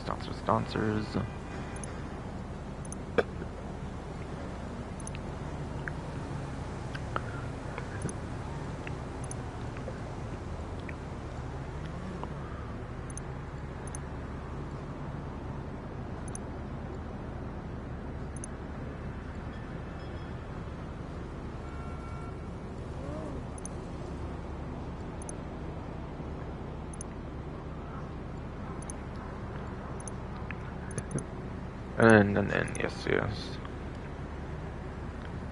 Dry eyes, free $45,000, 10% thousand, 40% off, okay. So really it's just the storage upgrades that matter overly much. Everything else is pretty much super optional. Super optional. Everything else basically is that's for this section, arguably.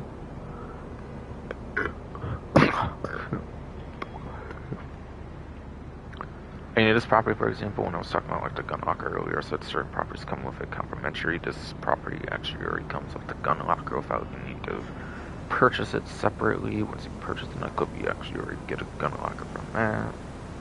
For example.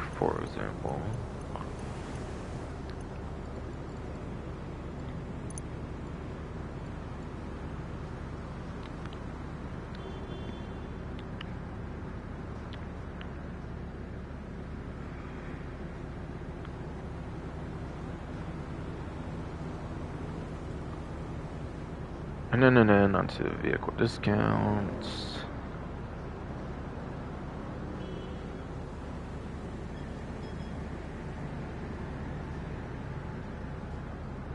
It's like 9 vehicle discounts this time. This time.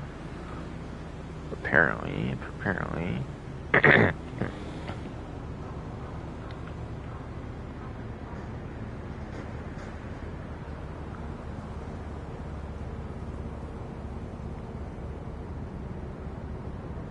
I don't think I saw any on the arena, but I think there is at least one on Benny's, I do believe, at least.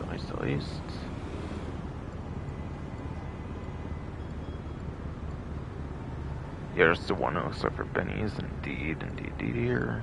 And it'll just be a stock vehicle like usual, not the, like, Benny's conversion upgrade, unfortunately, though.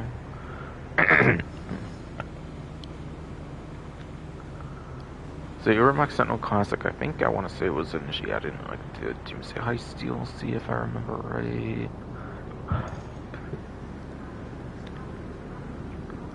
Yeah, $650,000, $45,000, that's $195,000 savings, I notice.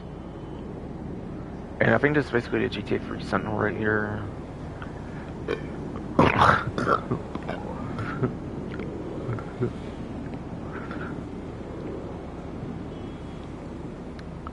And yes, I do believe this is the Grand Theft Auto 3 Sentinel here, which is pretty cool, pretty cool. Unlike, say, the Sentinel XS4s to put in old school hits, I don't think that's the GTA 3 Sentinel. I think the Sentinel Classic is, but could have also been a forced thing by Rockstar that they had to use like the new Sentinel, whatever, for Safehouse and Hills. I don't know, but whatever though. It's in the sports class, pretty sure.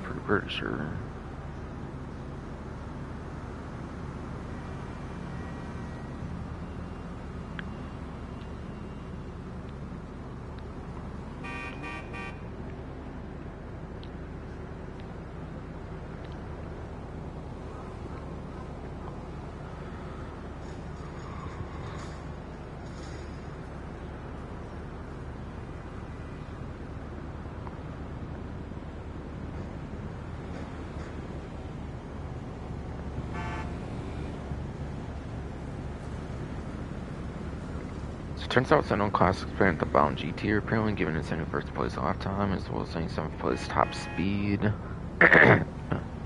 yes, that was 71st lifetime. Yes. Fuck. 71st place lap time and then 77th place top speed. There's like 117 sports cars in the game at this point, so that's below average for the metric for both lap time and top speed, unfortunately, no. And even if it's on discount, what is the performance when you do the wide body variation for those wondering? Again, keep in mind the conversion's on discount, just stock vehicle of the regular Sentinel Classic, of course, though.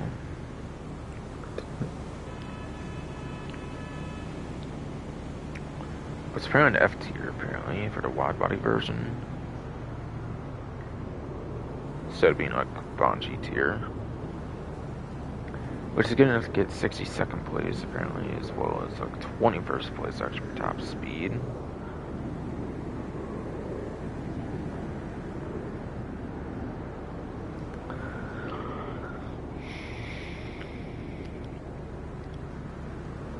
So yeah, it's a huge jump for sure on the top speed, especially because taking away the 6 HSWs, that gives you like 15th place on top speed, which is insane. It's insane. That is an insanely huge jump for top speed.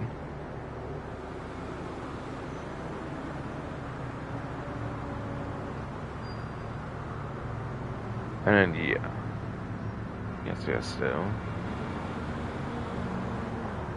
Looks like it starts at like 56th place or something for like lap time.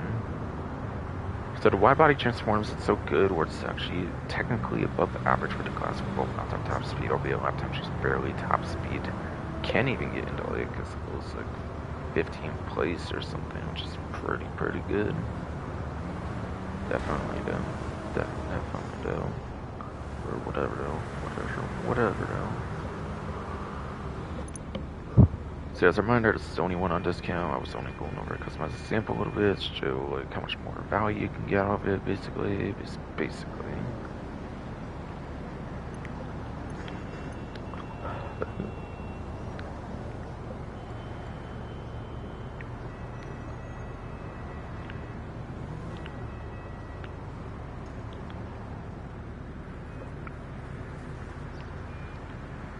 Does not seem like Elitist has a discount, so it looks like it's pretty much going to be the Leisure Motorsport website next.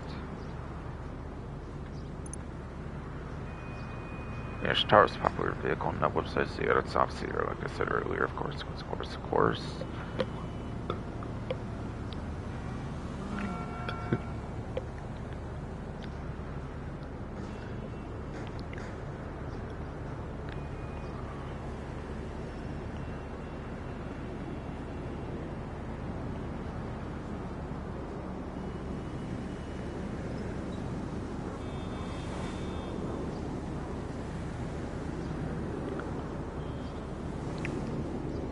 Yes, the part of the Arena War DLC actually contains the Karate Italogy 2.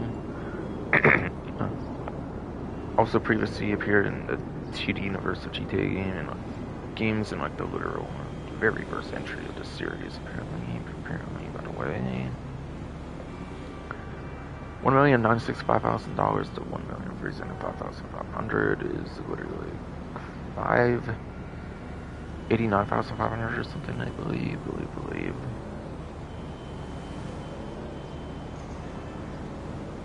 Or whatever wrong. Or like another 100k if I said it wrong or something, or whatever. Whatever.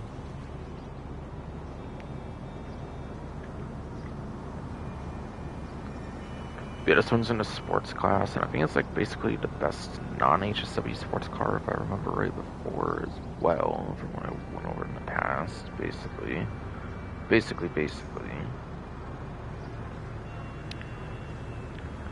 Yes, indeed it is.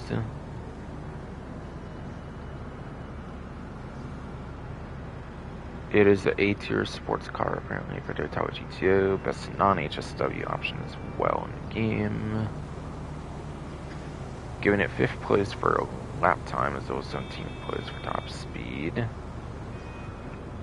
So it would quite literally be the number 1 for a lap time sports class if you're on a Alexa platform. That does not have it. Yes, does not have HSW in the game.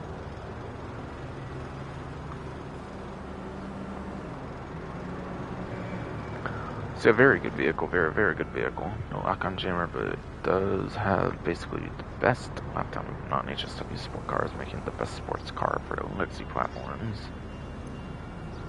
You know, lap-time is more important than up to 2, so that is literally perfect, pretty much there. Pretty much there.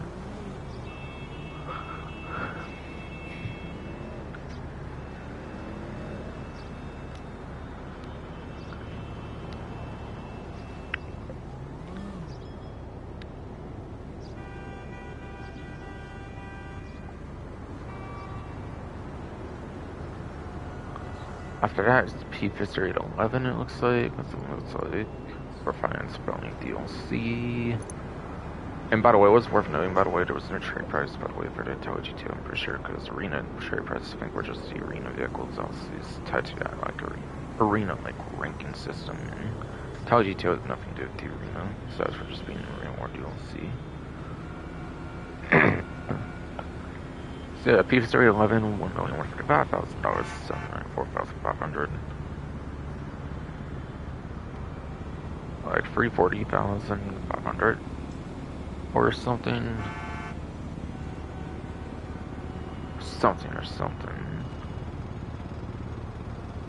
But yeah.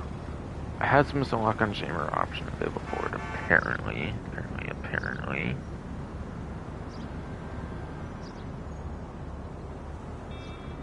And this one used to be like a very good top speed car. It might have got very much dethroned nowadays.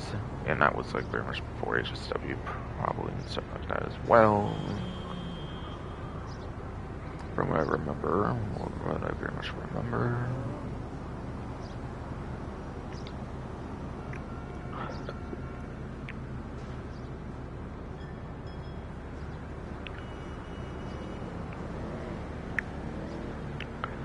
Yeah, apparently it's at top of H tier, which is 53rd place apparently for lap time, and 11th place for top speed. We have 68 cars in the game. The lap time is very much not going to cut it for sure on this vehicle. For sure on this vehicle.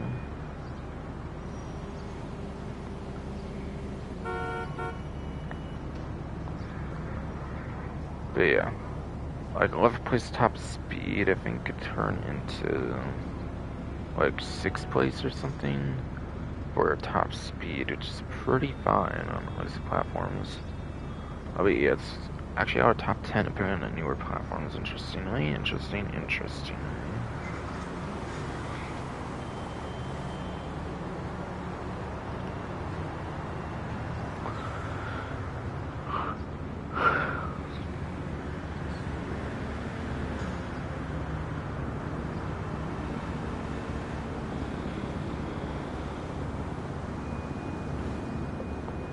So 811 is pretty good top speed super car, but that's kind of about it.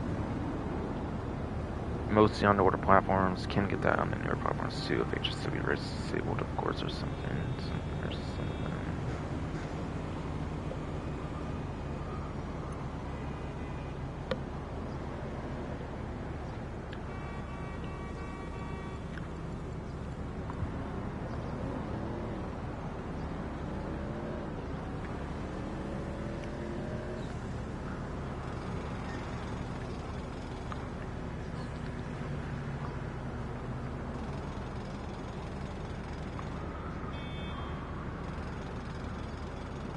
And after that is the Grotti Stinger GT. Apparently for like launch of GT Online.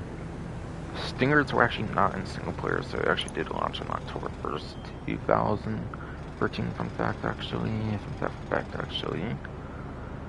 $875,000, $612,500 is definitely 262,500 or something like that. Has missile lock-on jammer available for it, apparently.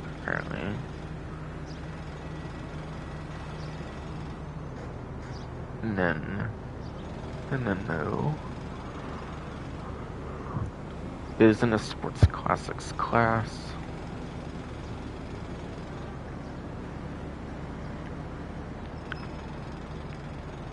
I was wondering.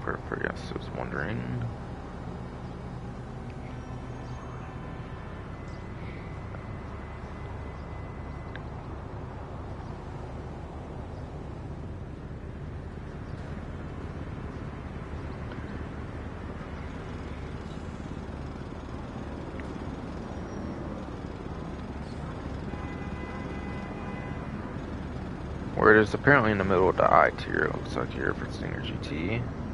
With 30 place lockdown as well as 30 place top speed. And it's very much below average except for both metrics, it's only 54 sports classics in the game. Basically all.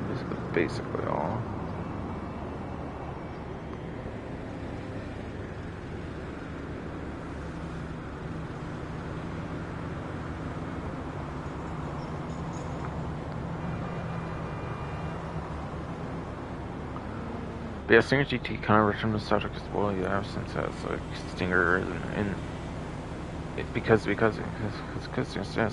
fuck. It has Stinger in the name, like the free universe Stinger, so yeah, very iconic vehicle for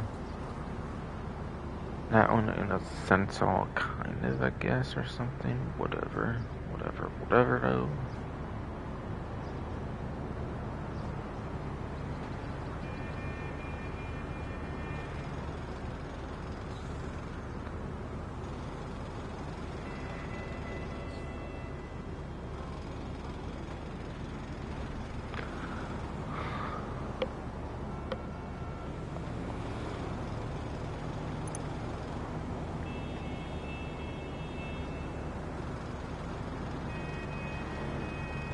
After that, speed is free crawler up next for discount, 4-door section for afterwards DLC off-road vehicle for 100% on that. But from 597,000 for 17,900. I want to say 9,100 or something. It looked like. Very much definitely did look like.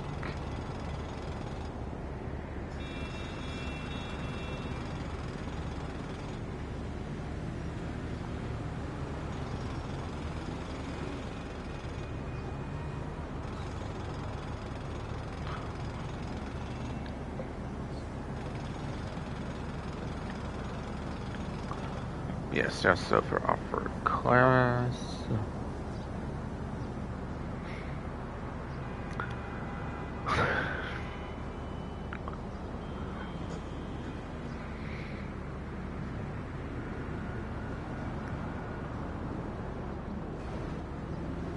Yes, so apparently the free crawler is at the bottom of the H tier, apparently. Good enough for 29th place and 36th place. Good, yes, good enough for 29th place and then, yeah, 36th place for lifetime top speed, respectively.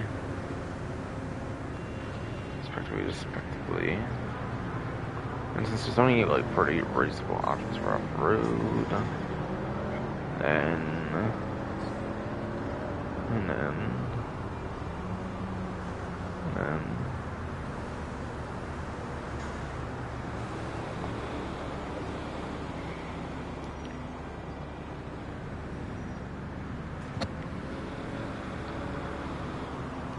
but yeah, bottom H tier, yeah, 29th place, and then 36th place. It's only 40 reasonable options, yeah, it's horrible at what it does, basically, in a sense. Basically, in a sense, then.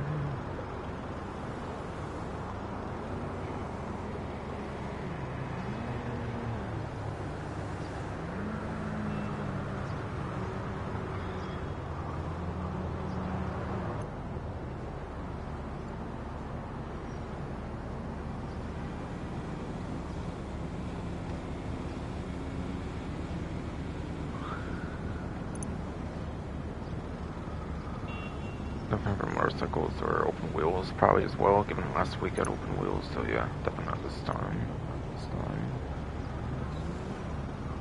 Woodstock definitely has something, I could definitely swear from what I looked at earlier.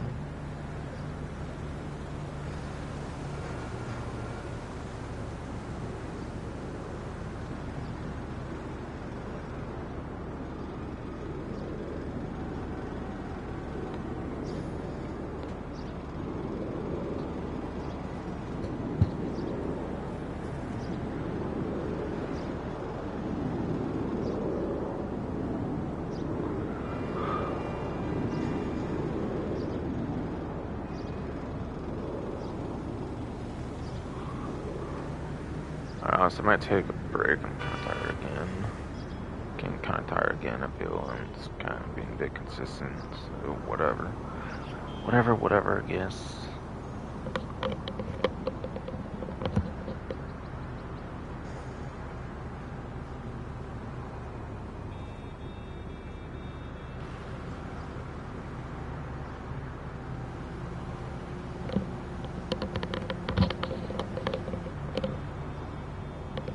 And hold on. Just a reminder, 15 minutes probably at most, since it's just the auto timer.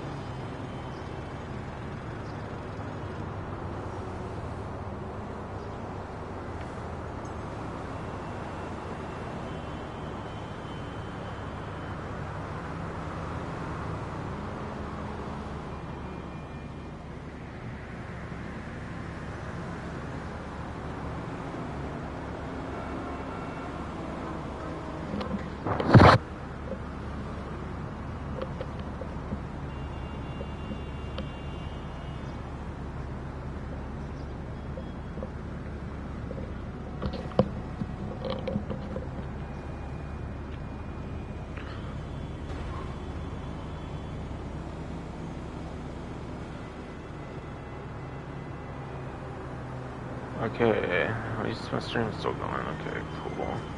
Cool.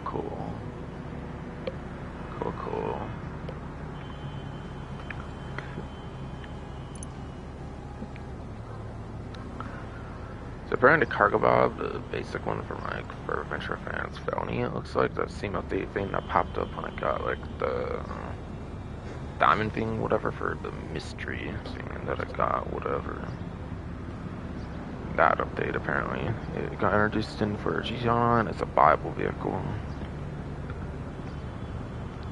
And by the way, Import Export was the first DLC I think to have the trade price mechanic pretty much. Albeit it kind of got retconned into heist DLC vehicles in a way, since they eventually made where heist DLC vehicles could be got without completing like the heist. But initially I think you had to actually do the content for those at first, and then yeah, eventually they kind of made semi-trade prices, not exactly trade prices, but still something like that though. So yeah, the stuffing does not have a trade price. This is always the price it will be anyways. It does appear.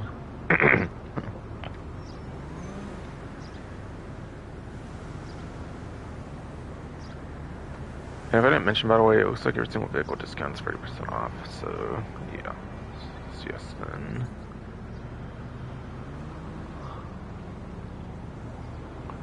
So $1,790,000. Yes, $1,790,000 to $1,253,000. That is $537,000. It looks like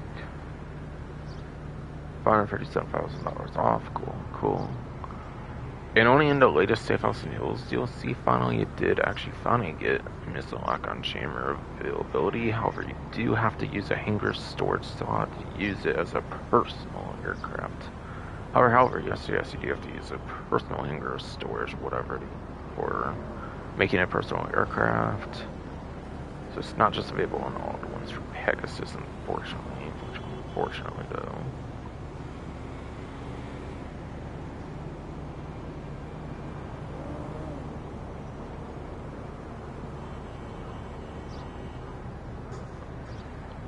Yeah, being has explosive resistance, a little tad of explosive resistance too, and it can have the like lock-on jammer now, which is nice. It also has a tow hook on it. Yeah, the DH7 Iron Wheel that came out like in the last winter's Agent Sabotage DLC is just better, but if you need a more like earlier on option or something, this is a good option, especially if you do want to get that missile lock-on jammer availability. Otherwise, you can always just steal the cargo bob from like that Meriwether dock area. I think pretty much always has either a cargo bob or a buzzard. It's only ever those two vehicles, I believe, that ever spawn there, if I remember right for sure though. Sure though.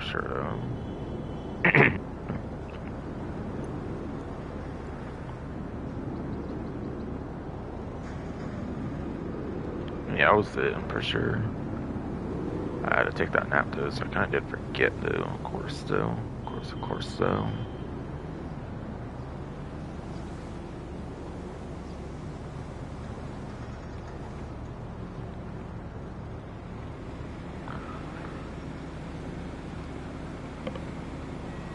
But it's only a regular one, not the jet sim, interestingly.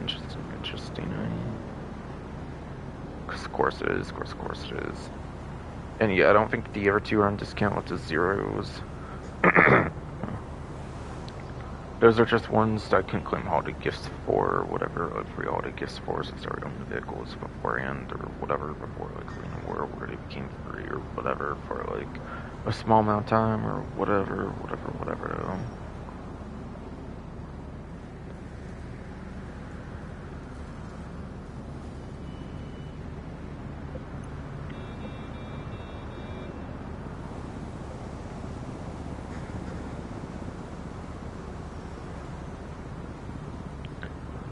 Okay, then yeah, I don't believe there's any boat discount stuff all.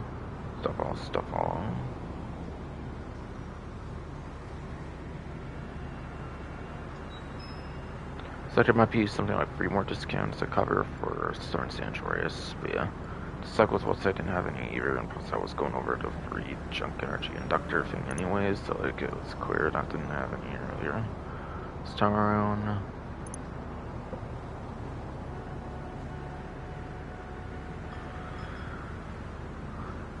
So, for the last also Santa's Drug Wars DLC, apparently there is a 4 here for 30% discount, of course. It's over 1.2 million exactly, or 1,281,000 or 2. Kind of going towards 1,280,000 here.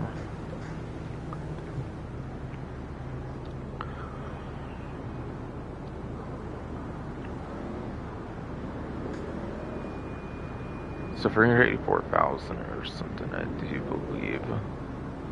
Where the savings, definitely. So it also apparently has no still lock-on jammer. Apparently though. But it's kind of like a civilian-ish kind of car-looking vehicle and off-road like class. Doesn't exactly screen the greatest vibes. I don't know, if I remember, actually is kind of good for top speed, but nothing else really. Nothing else really, and I think everything's speed anyways, kind of in a sense.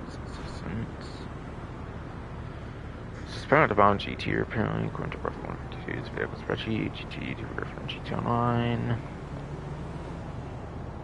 And he gets 25th place and then 9th place, 25th place, yes.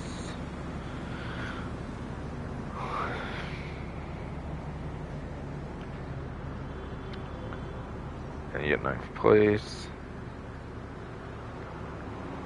7th place about the 2 HSW vehicles, by the way, as well, when it comes to the top speed, which is very insanely good, of course. Score.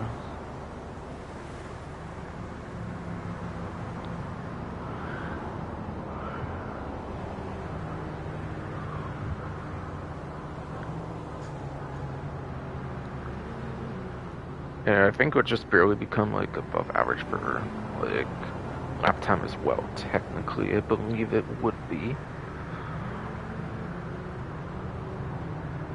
It definitely would be like above average, yeah, for lap time if you take away the 2 HSW vehicles, because then it's at 25 out of like 48, it'd be 23 out of 46. But it's especially known for its top speed, though, for sure, and its team metrics, though, for sure, though. For sure, though.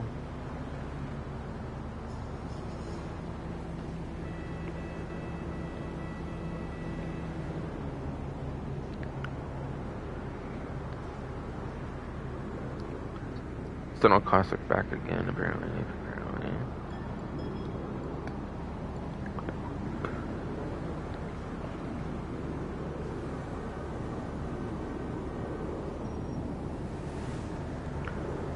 Yeah, the Classic Drift Tampa, apparently.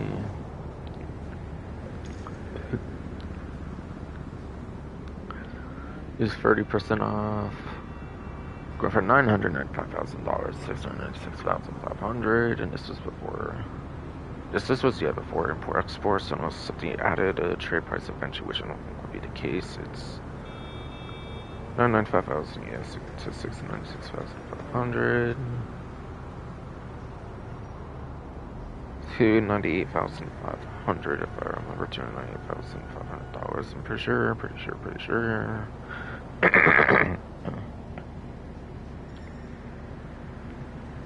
It has the Viraga Rum or the Hot Ring Racer liveries at the start. I believe they can be taken off if you go to the mod shop. Like a lot of kind of stun vehicles, in particular, they have to have a livery at the start, but you can take it off for like some 4 or 5 digit fee or something. Like I think no more than like something like 40K or something. I knows is what it costs, but if it might very much cost like even less than that, even now.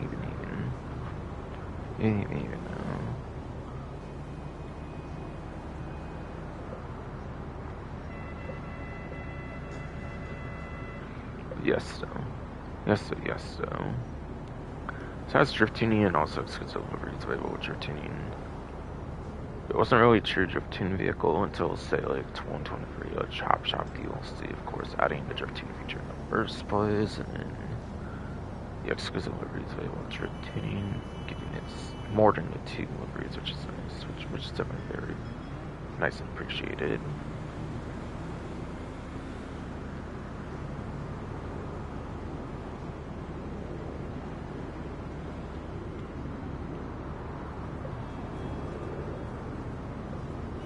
I'm pretty sure Drift Tampa is in the sports class, if I recall, interestingly, and not like muscle car or something for whatever reason, whatever reason.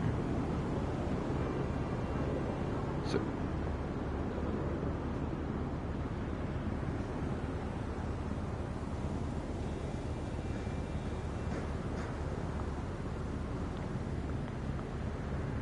in sports class at the top of K tier, apparently.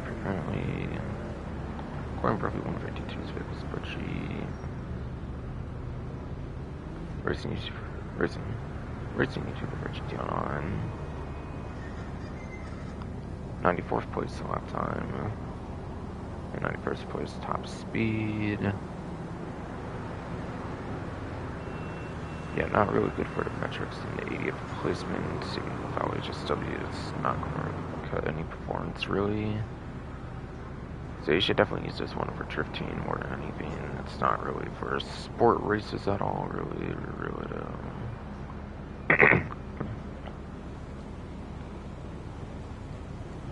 Not surprising it was such being like a muscle car for sport class though.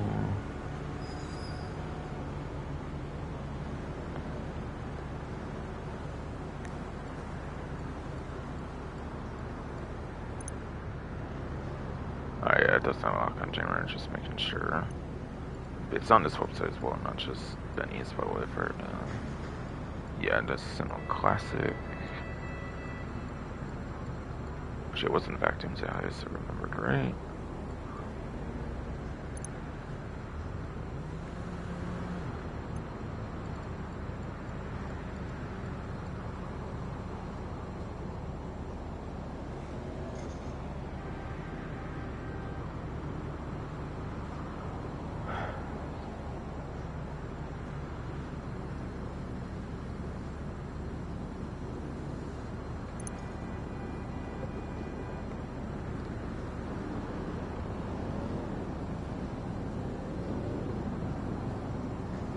And then,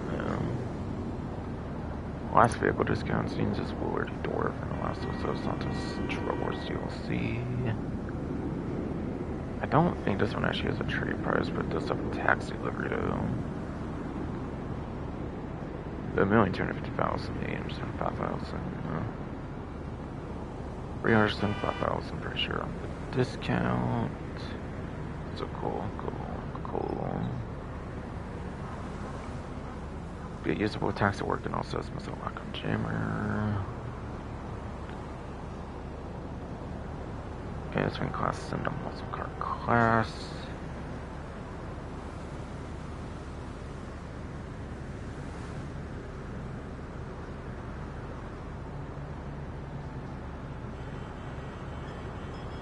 Apparently, according to Buffy 152's vehicle spreadsheet, you're using for GT Online. It is bound J tier, apparently. 68th place for a lap time, as well as 59th place top speed. And there's like 5 HSW options, so like 63rd at best for a lap time. As well as like 50. Yeah, as well as 54th, I mean. So yeah, 63rd and 54th apparently for top speed. And there's 88 muscle cars in the game, so it's really not good performance at all, basically.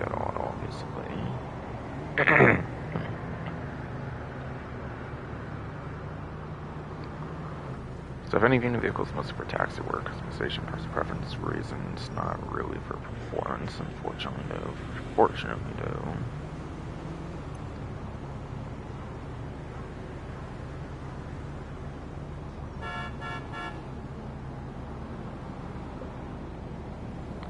Yeah, it should have been it for the Soren Sanders website, apparently.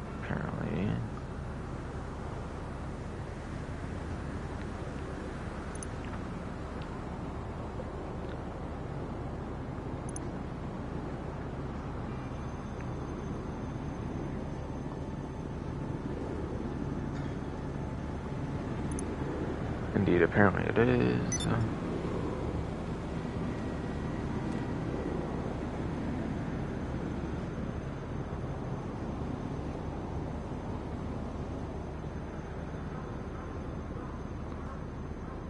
I haven't found a gun van yet, so I'll probably end up like...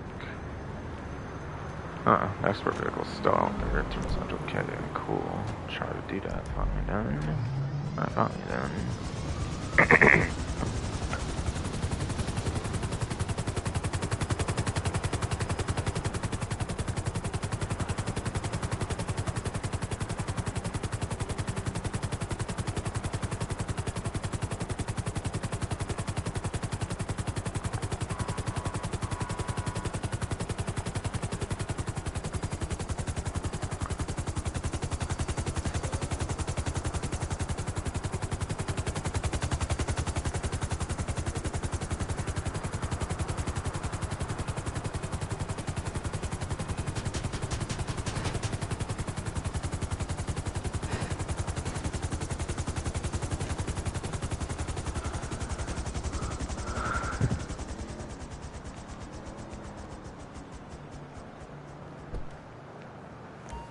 Alright, Knis Camacho apparently.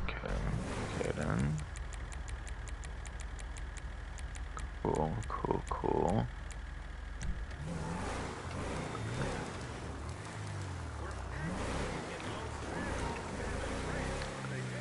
Hey, Knis Camacho, I'm pretty sure it's like a budget off-road vehicle from the 2000s. Interesting, like truckish off-road vehicle. I forget if it's even that good anymore. Probably not. When it's again pretty budget, like something like 250K or something like that. If I remember right.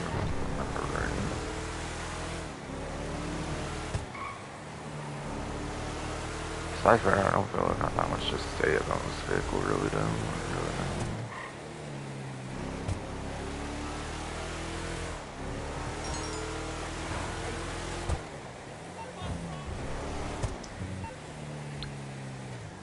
Alright, LGT, money, grow trades, cash, it seems, yes.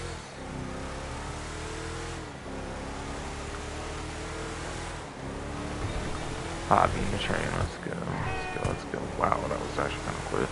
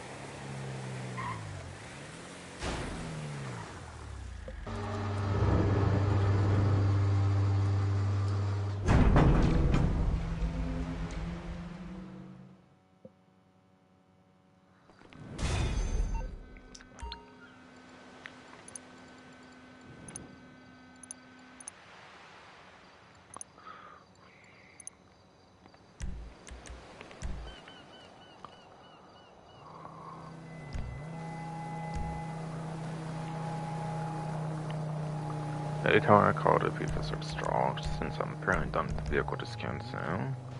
So I should be able to do the HSW Tundra, of course. As soon as my last vehicle out, of course, though.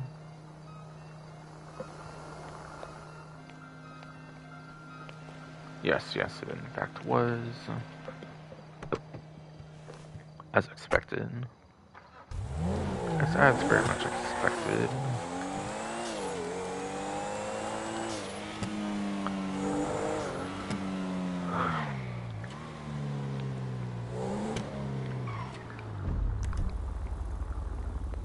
Crime scene, don't really care for those anymore. I have the service. I obviously have the service carbine already.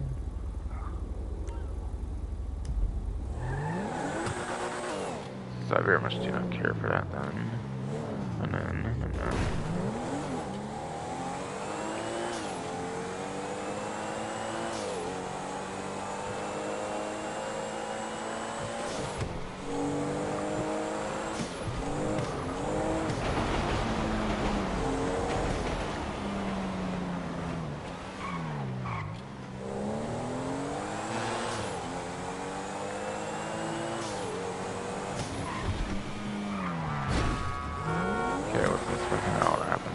did, but whatever. Whatever. No.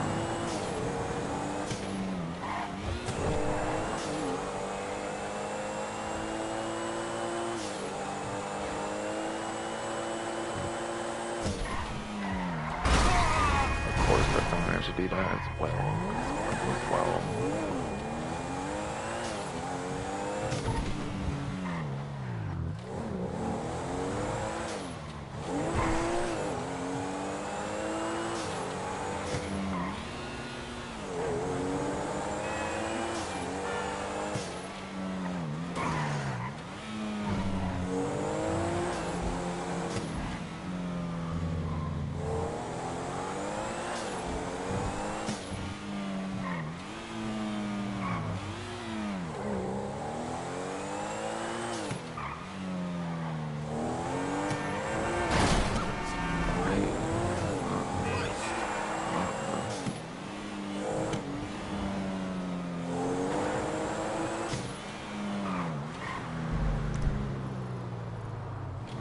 Another export vehicle? Bruh, I don't want to do another one already.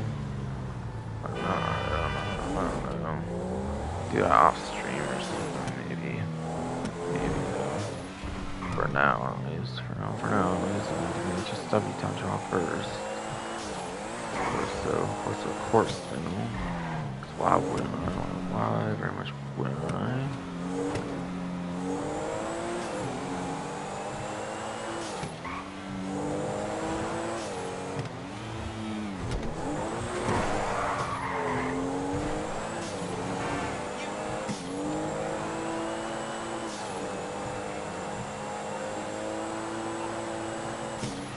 That seems to make a good time or something.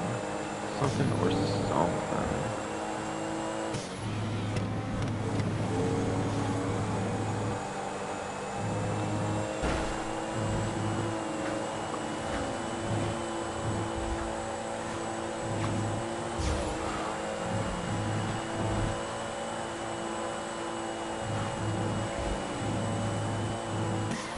Oh, jeez.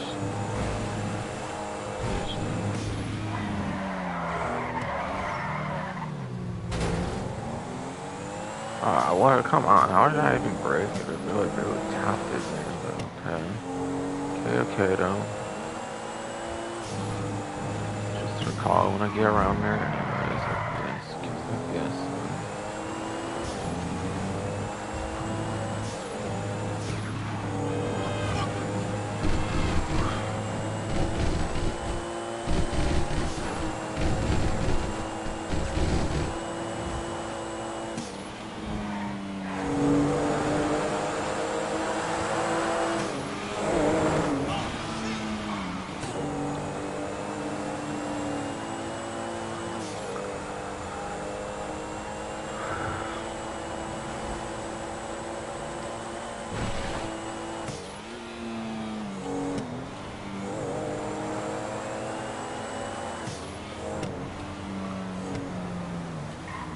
Hey, I'm going the wrong way, actually, my bad.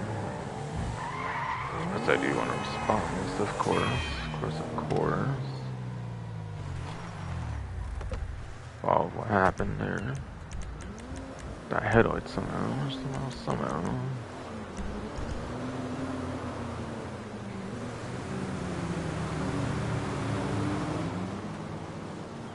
Alright, it's fun to drive over here. Noise.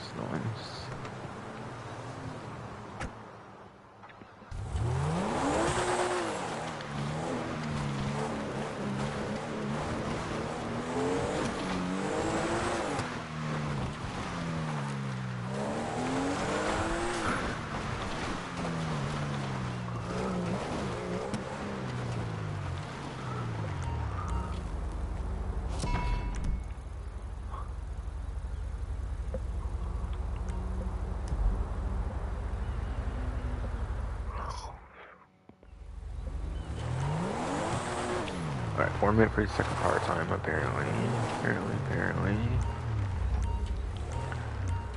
Try to do this in the angled section where we're in here. Why not?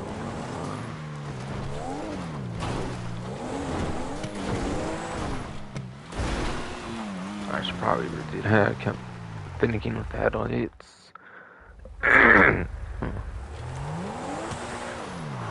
Alright, man, I should definitely probably redo that since I was finicking with those headlights, so.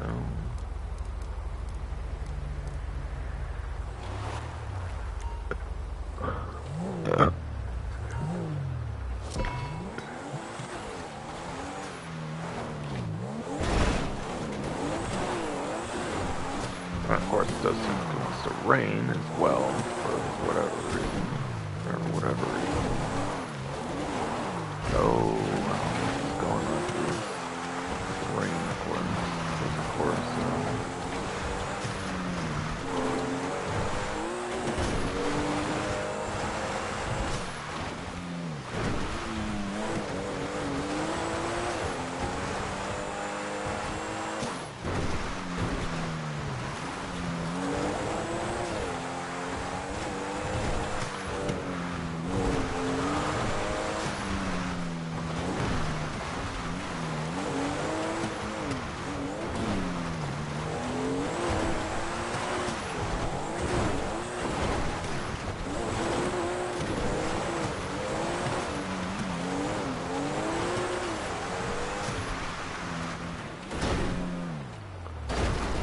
Sheesh, okay, so you're kind of fun somehow. For now, anyways, I think pretty fun is through. It's just fucking spotty for some reason. Fucking smaller though.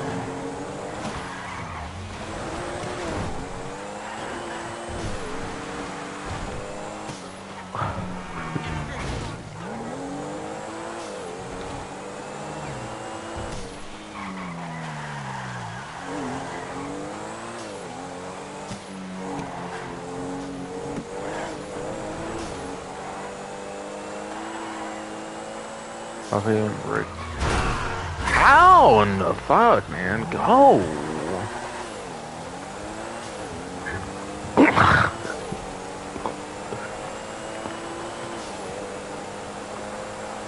I swear to God, your fucking body, stupid goddamn fucking body. Fuck ass, smoker.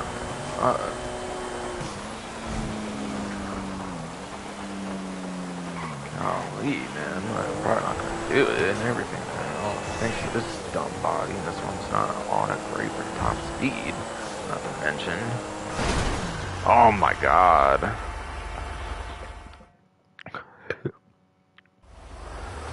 Like, what the hell now? This is a rolling body, but it's still turning all the time. Fuck, man.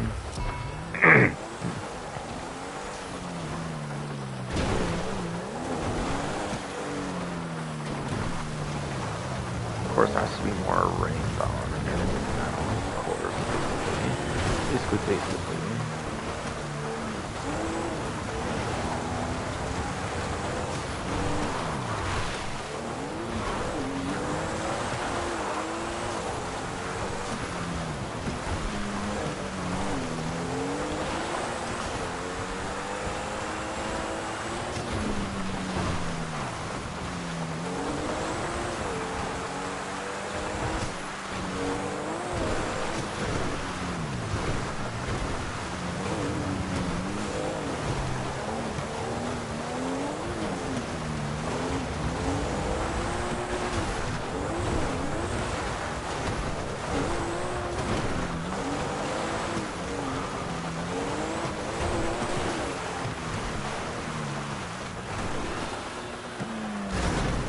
Better be fine. Yeah, let's go. Come on, stop veering and stuff. Let's go. Oh my lord, really though. It's raining though. Big old traffic and everything.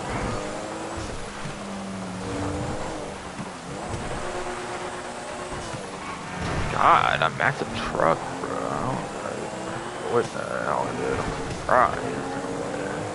No way, though.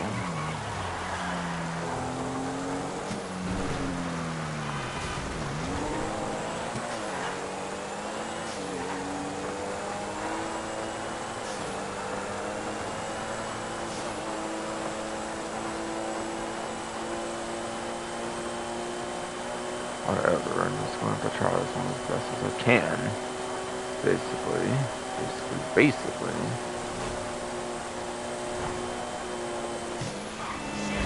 Golly, bro. This one is going a lot better than the other, though, it does seem. Good enough, though? I'm not really sure, honestly.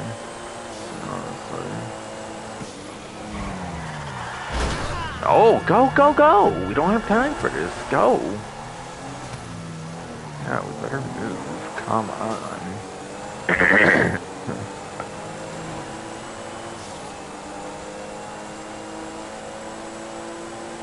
What the point again, primarily, you dumb bodies. That's don't current bullshit. Right there, huh?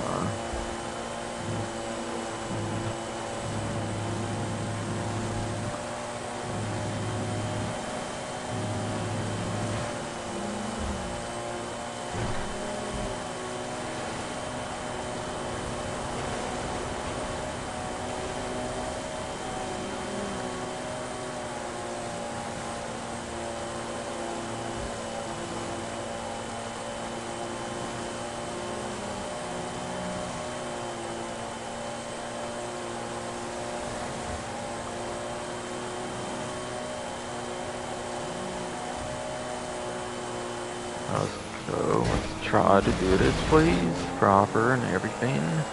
Hopefully.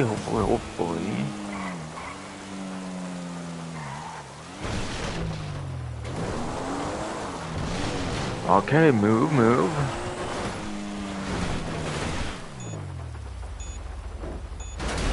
Oh my goodness. Okay, good, that's good. That's my bad. Let's go.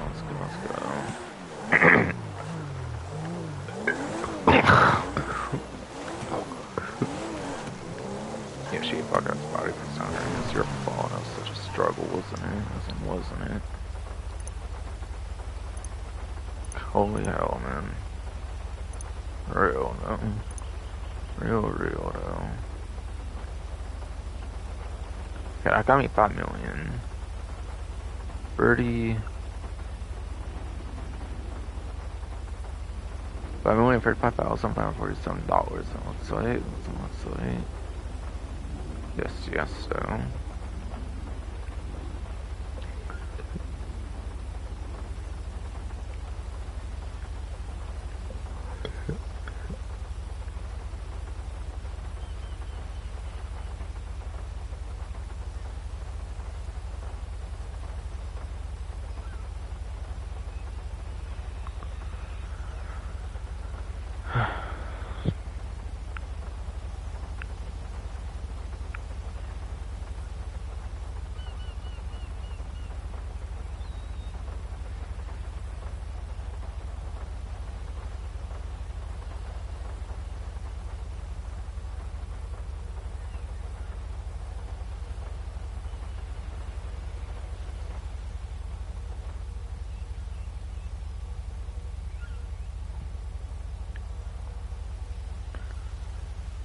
So looks like PFS Astral US is entirely done. That means another vehicle finally.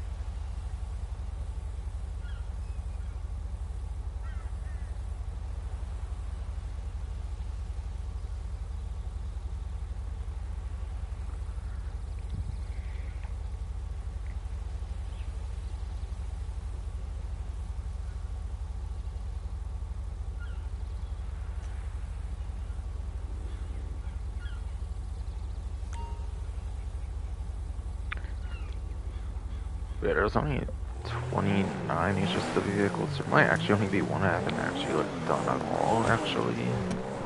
Albeit the Fireball ESP was bugged at the time as well, so that's an option too, I guess. Not that it's not bugged anymore, I guess.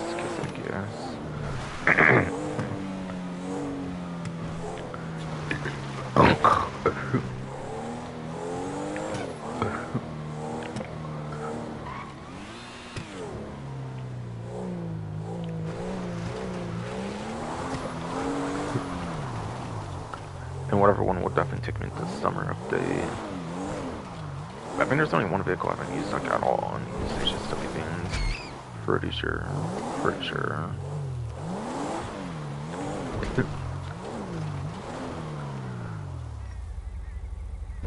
So that's probably gonna be whatever one's next is the last one I haven't like done like at all, basically. Or the proper runs of Fireball ESP now that it actually works properly for some time now.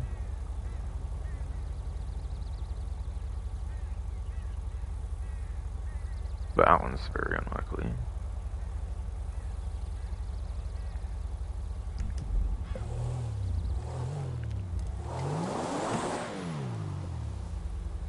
Whoa.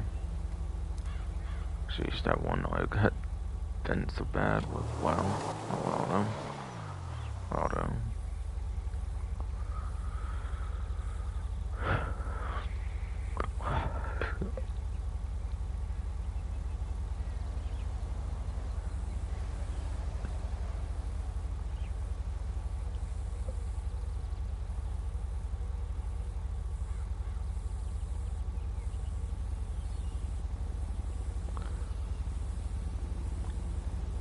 Okay, but yeah, finding though for the gun van lineup, I haven't found it yet. I don't know if I'll do Deadline Duet. I don't really know if I'll do Deadline Duet on stream for like one more map. I put like 2 maps already anyways.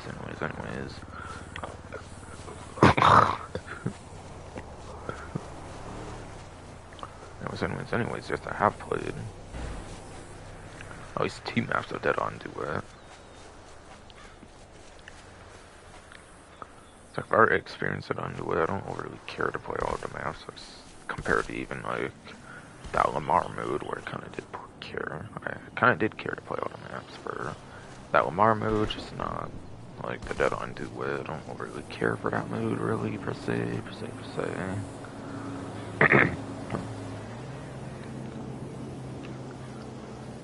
But apparently the gun van lineup includes the combat shotgun, Calfrico compound exclusive during the Calfrico Heist finale, and that's basically the most interesting thing about it. Otherwise, it might be one of the more powerful shotguns. It's not the assault shotgun or like explosive shotgun, like pump shotgun Mark II or something. See, it's kind of gun van exclusive for a retailer for sure, so probably a pretty good one to get if you have not yet obtained the combat shotgun.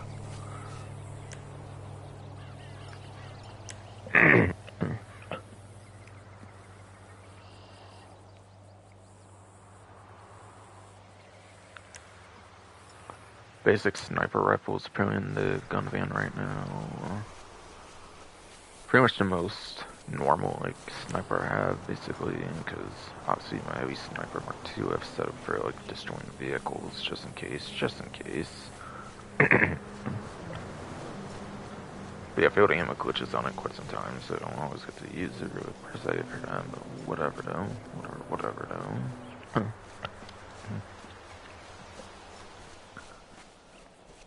Yeah, then the Marksman Rifle Mark II is one that can actually lock on and stuff with the holographic sight, and it does a much better job at that than the precision rifle that came out like summer 2022, final sniper that came out in the game basically. So yeah, sniper rifle is a good old reliable, which is all it really needs to be, since it's my only traditional sniper rifle. It's not precision rifle, it's in my gun locker anyways. Basically refill my ammo for the regular sniper rifle with an ammo glitch.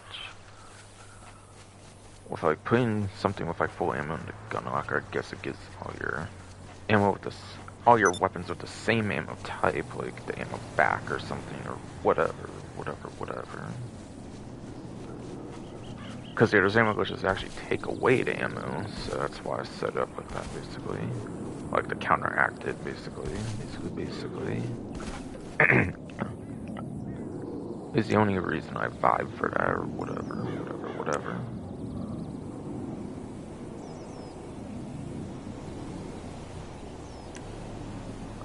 Get up and atomizers available right now in the gun van.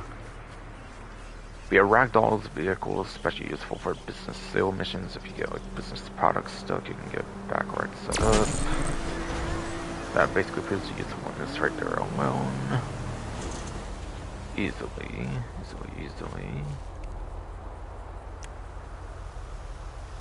is too much. Apparently the shocker is also in the gun van as well for some reason right now. Yeah, not many times it's been available until like Halloween. There might have been like one other time that it's been available out of Halloween, but for some reason this event it just decided to bring it into the gun van, which is cool. Which is cool.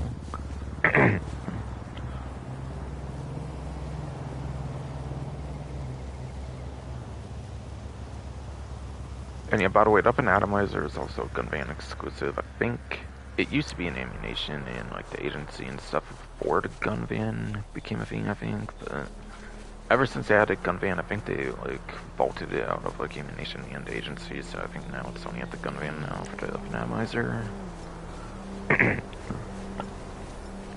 Shocker has always been a gun van exclusive pretty much, aside for obviously like in-game events to obtain it that don't involve like buying it, of course though. Yeah, Shocker is basically a melee version of the stun gun, and it's especially useful for those Bale stuff that will be an increased payout. It looks like next week or something, as I went over within like the first hour of the stream. Essentially though.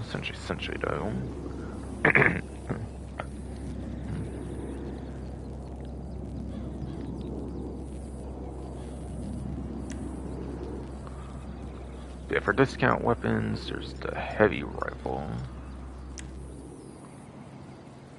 30% off for anybody, so it doesn't matter platform, doesn't matter subscription status or anything.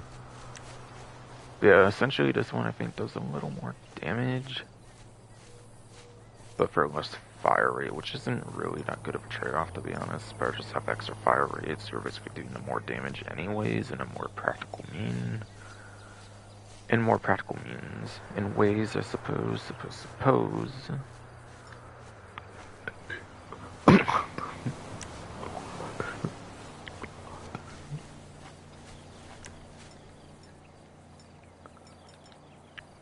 Also has this really sick family's finish for sure though. Sure though. That's cool.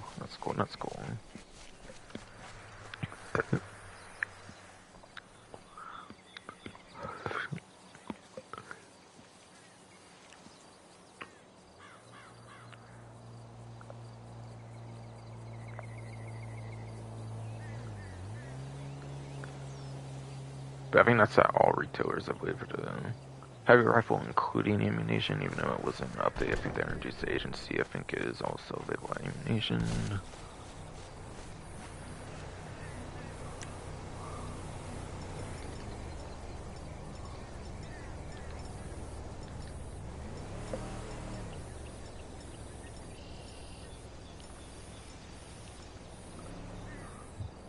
And finally, for something that's not affordable at this point, is a compact EMP launcher, which will also be 30% off, but it does require the subscription for that discount, otherwise it's the more traditional price. Or otherwise, yes, it is the more traditional price, otherwise though. So apparently my ammo glitched on this thing. Wow. I definitely don't use 20 of these, like it's nothing for sure though.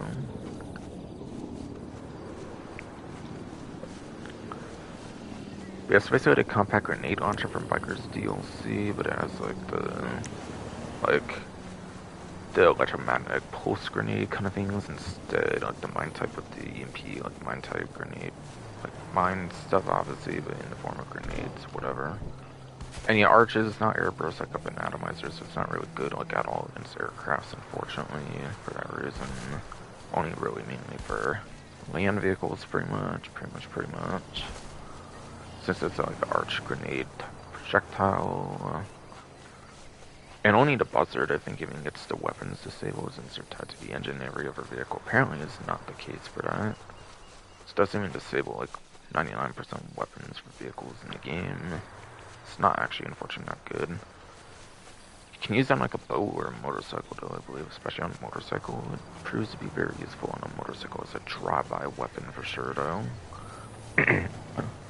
Probably the best use you can get out of it is in that case for sure, though.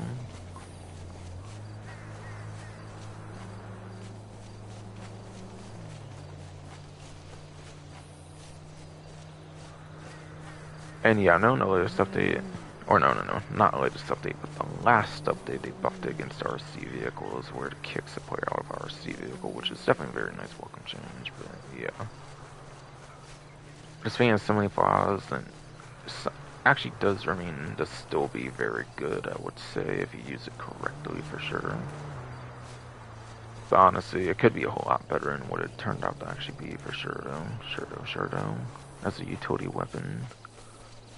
But don't get me wrong, it's still a very, very good weapon.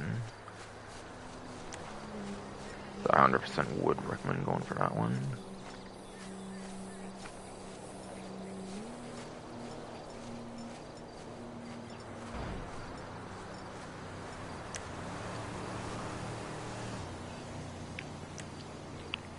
And throwables are the pipe bombs, which are glitched in my inventory apparently. They completely disappeared from like the stoner survival or whatever caused that for me even.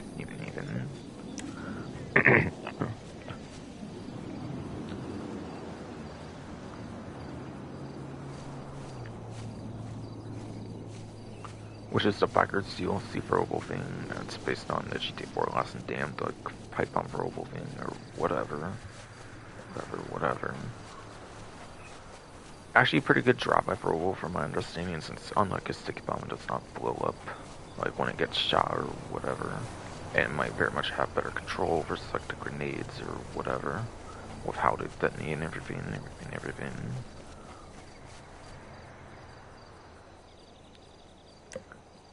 Tear gas apparently as well, which is good for clearing rooms of enemies, of course. And proximity mines, as the name does imply, it's something that blows up within proximity.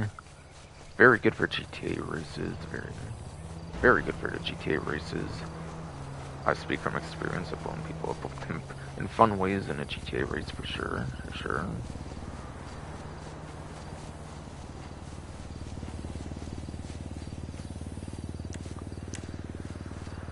And if you're against like a really dumb like Mark II griefer, some dumb Mark II griefers might even like fly over them, even if they're on like literal like road and stuff, which is pretty fun, you know.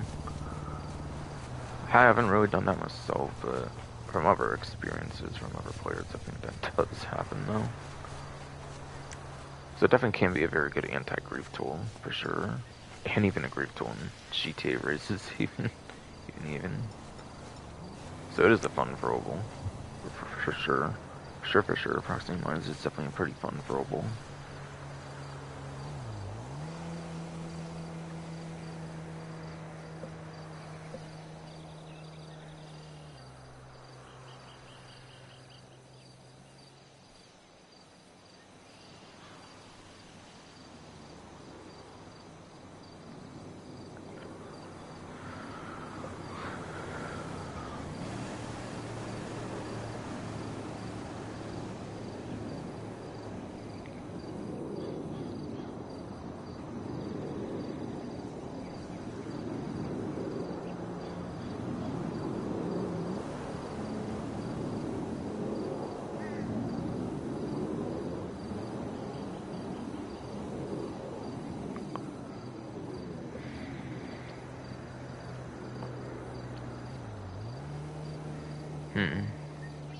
I should probably play the third map, honestly. I should probably do that. Honestly. For completion's sakes, for completion's sakes. I never really played the diamond modes much, if I remember right though, back then. I don't know, man. Stream's already almost 5 hours long. I think I'll pass, honestly. think I'll pass for the most part. Yeah, nah, honestly. I really just don't really care that hard for Deadline too much. Especially when they made the regular map. Especially when they made the regular mode, I mean, 14 maps. But yeah, Deadline's the most, like, overdone adversary mode, I believe, in the game. With variations with Deadline Duet, I guess. Might be the only variation of it, to be fair, but yeah. Then, again, there's like 14 regular maps at this point. Kind of ridiculous, to be honest. I don't really think I care to play Deadline Duet, pretty quite frankly. Sorry about that, I'm just not going to cover that one, honestly. But again, I think with Dynam... Again, I know. Again, no.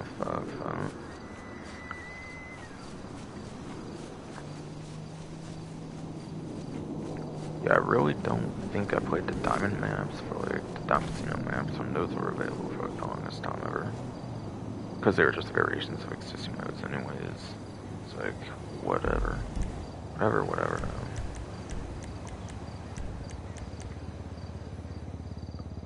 Yeah, look at that shit. Where it was 16 there, and I think there's like one that's not even on there too, for like 17 maps total between the two different Deadline variations. It's kind of ridiculous, not gonna lie. Not gonna lie though. I think it will be fine if I don't play Deadline Duet free for sure.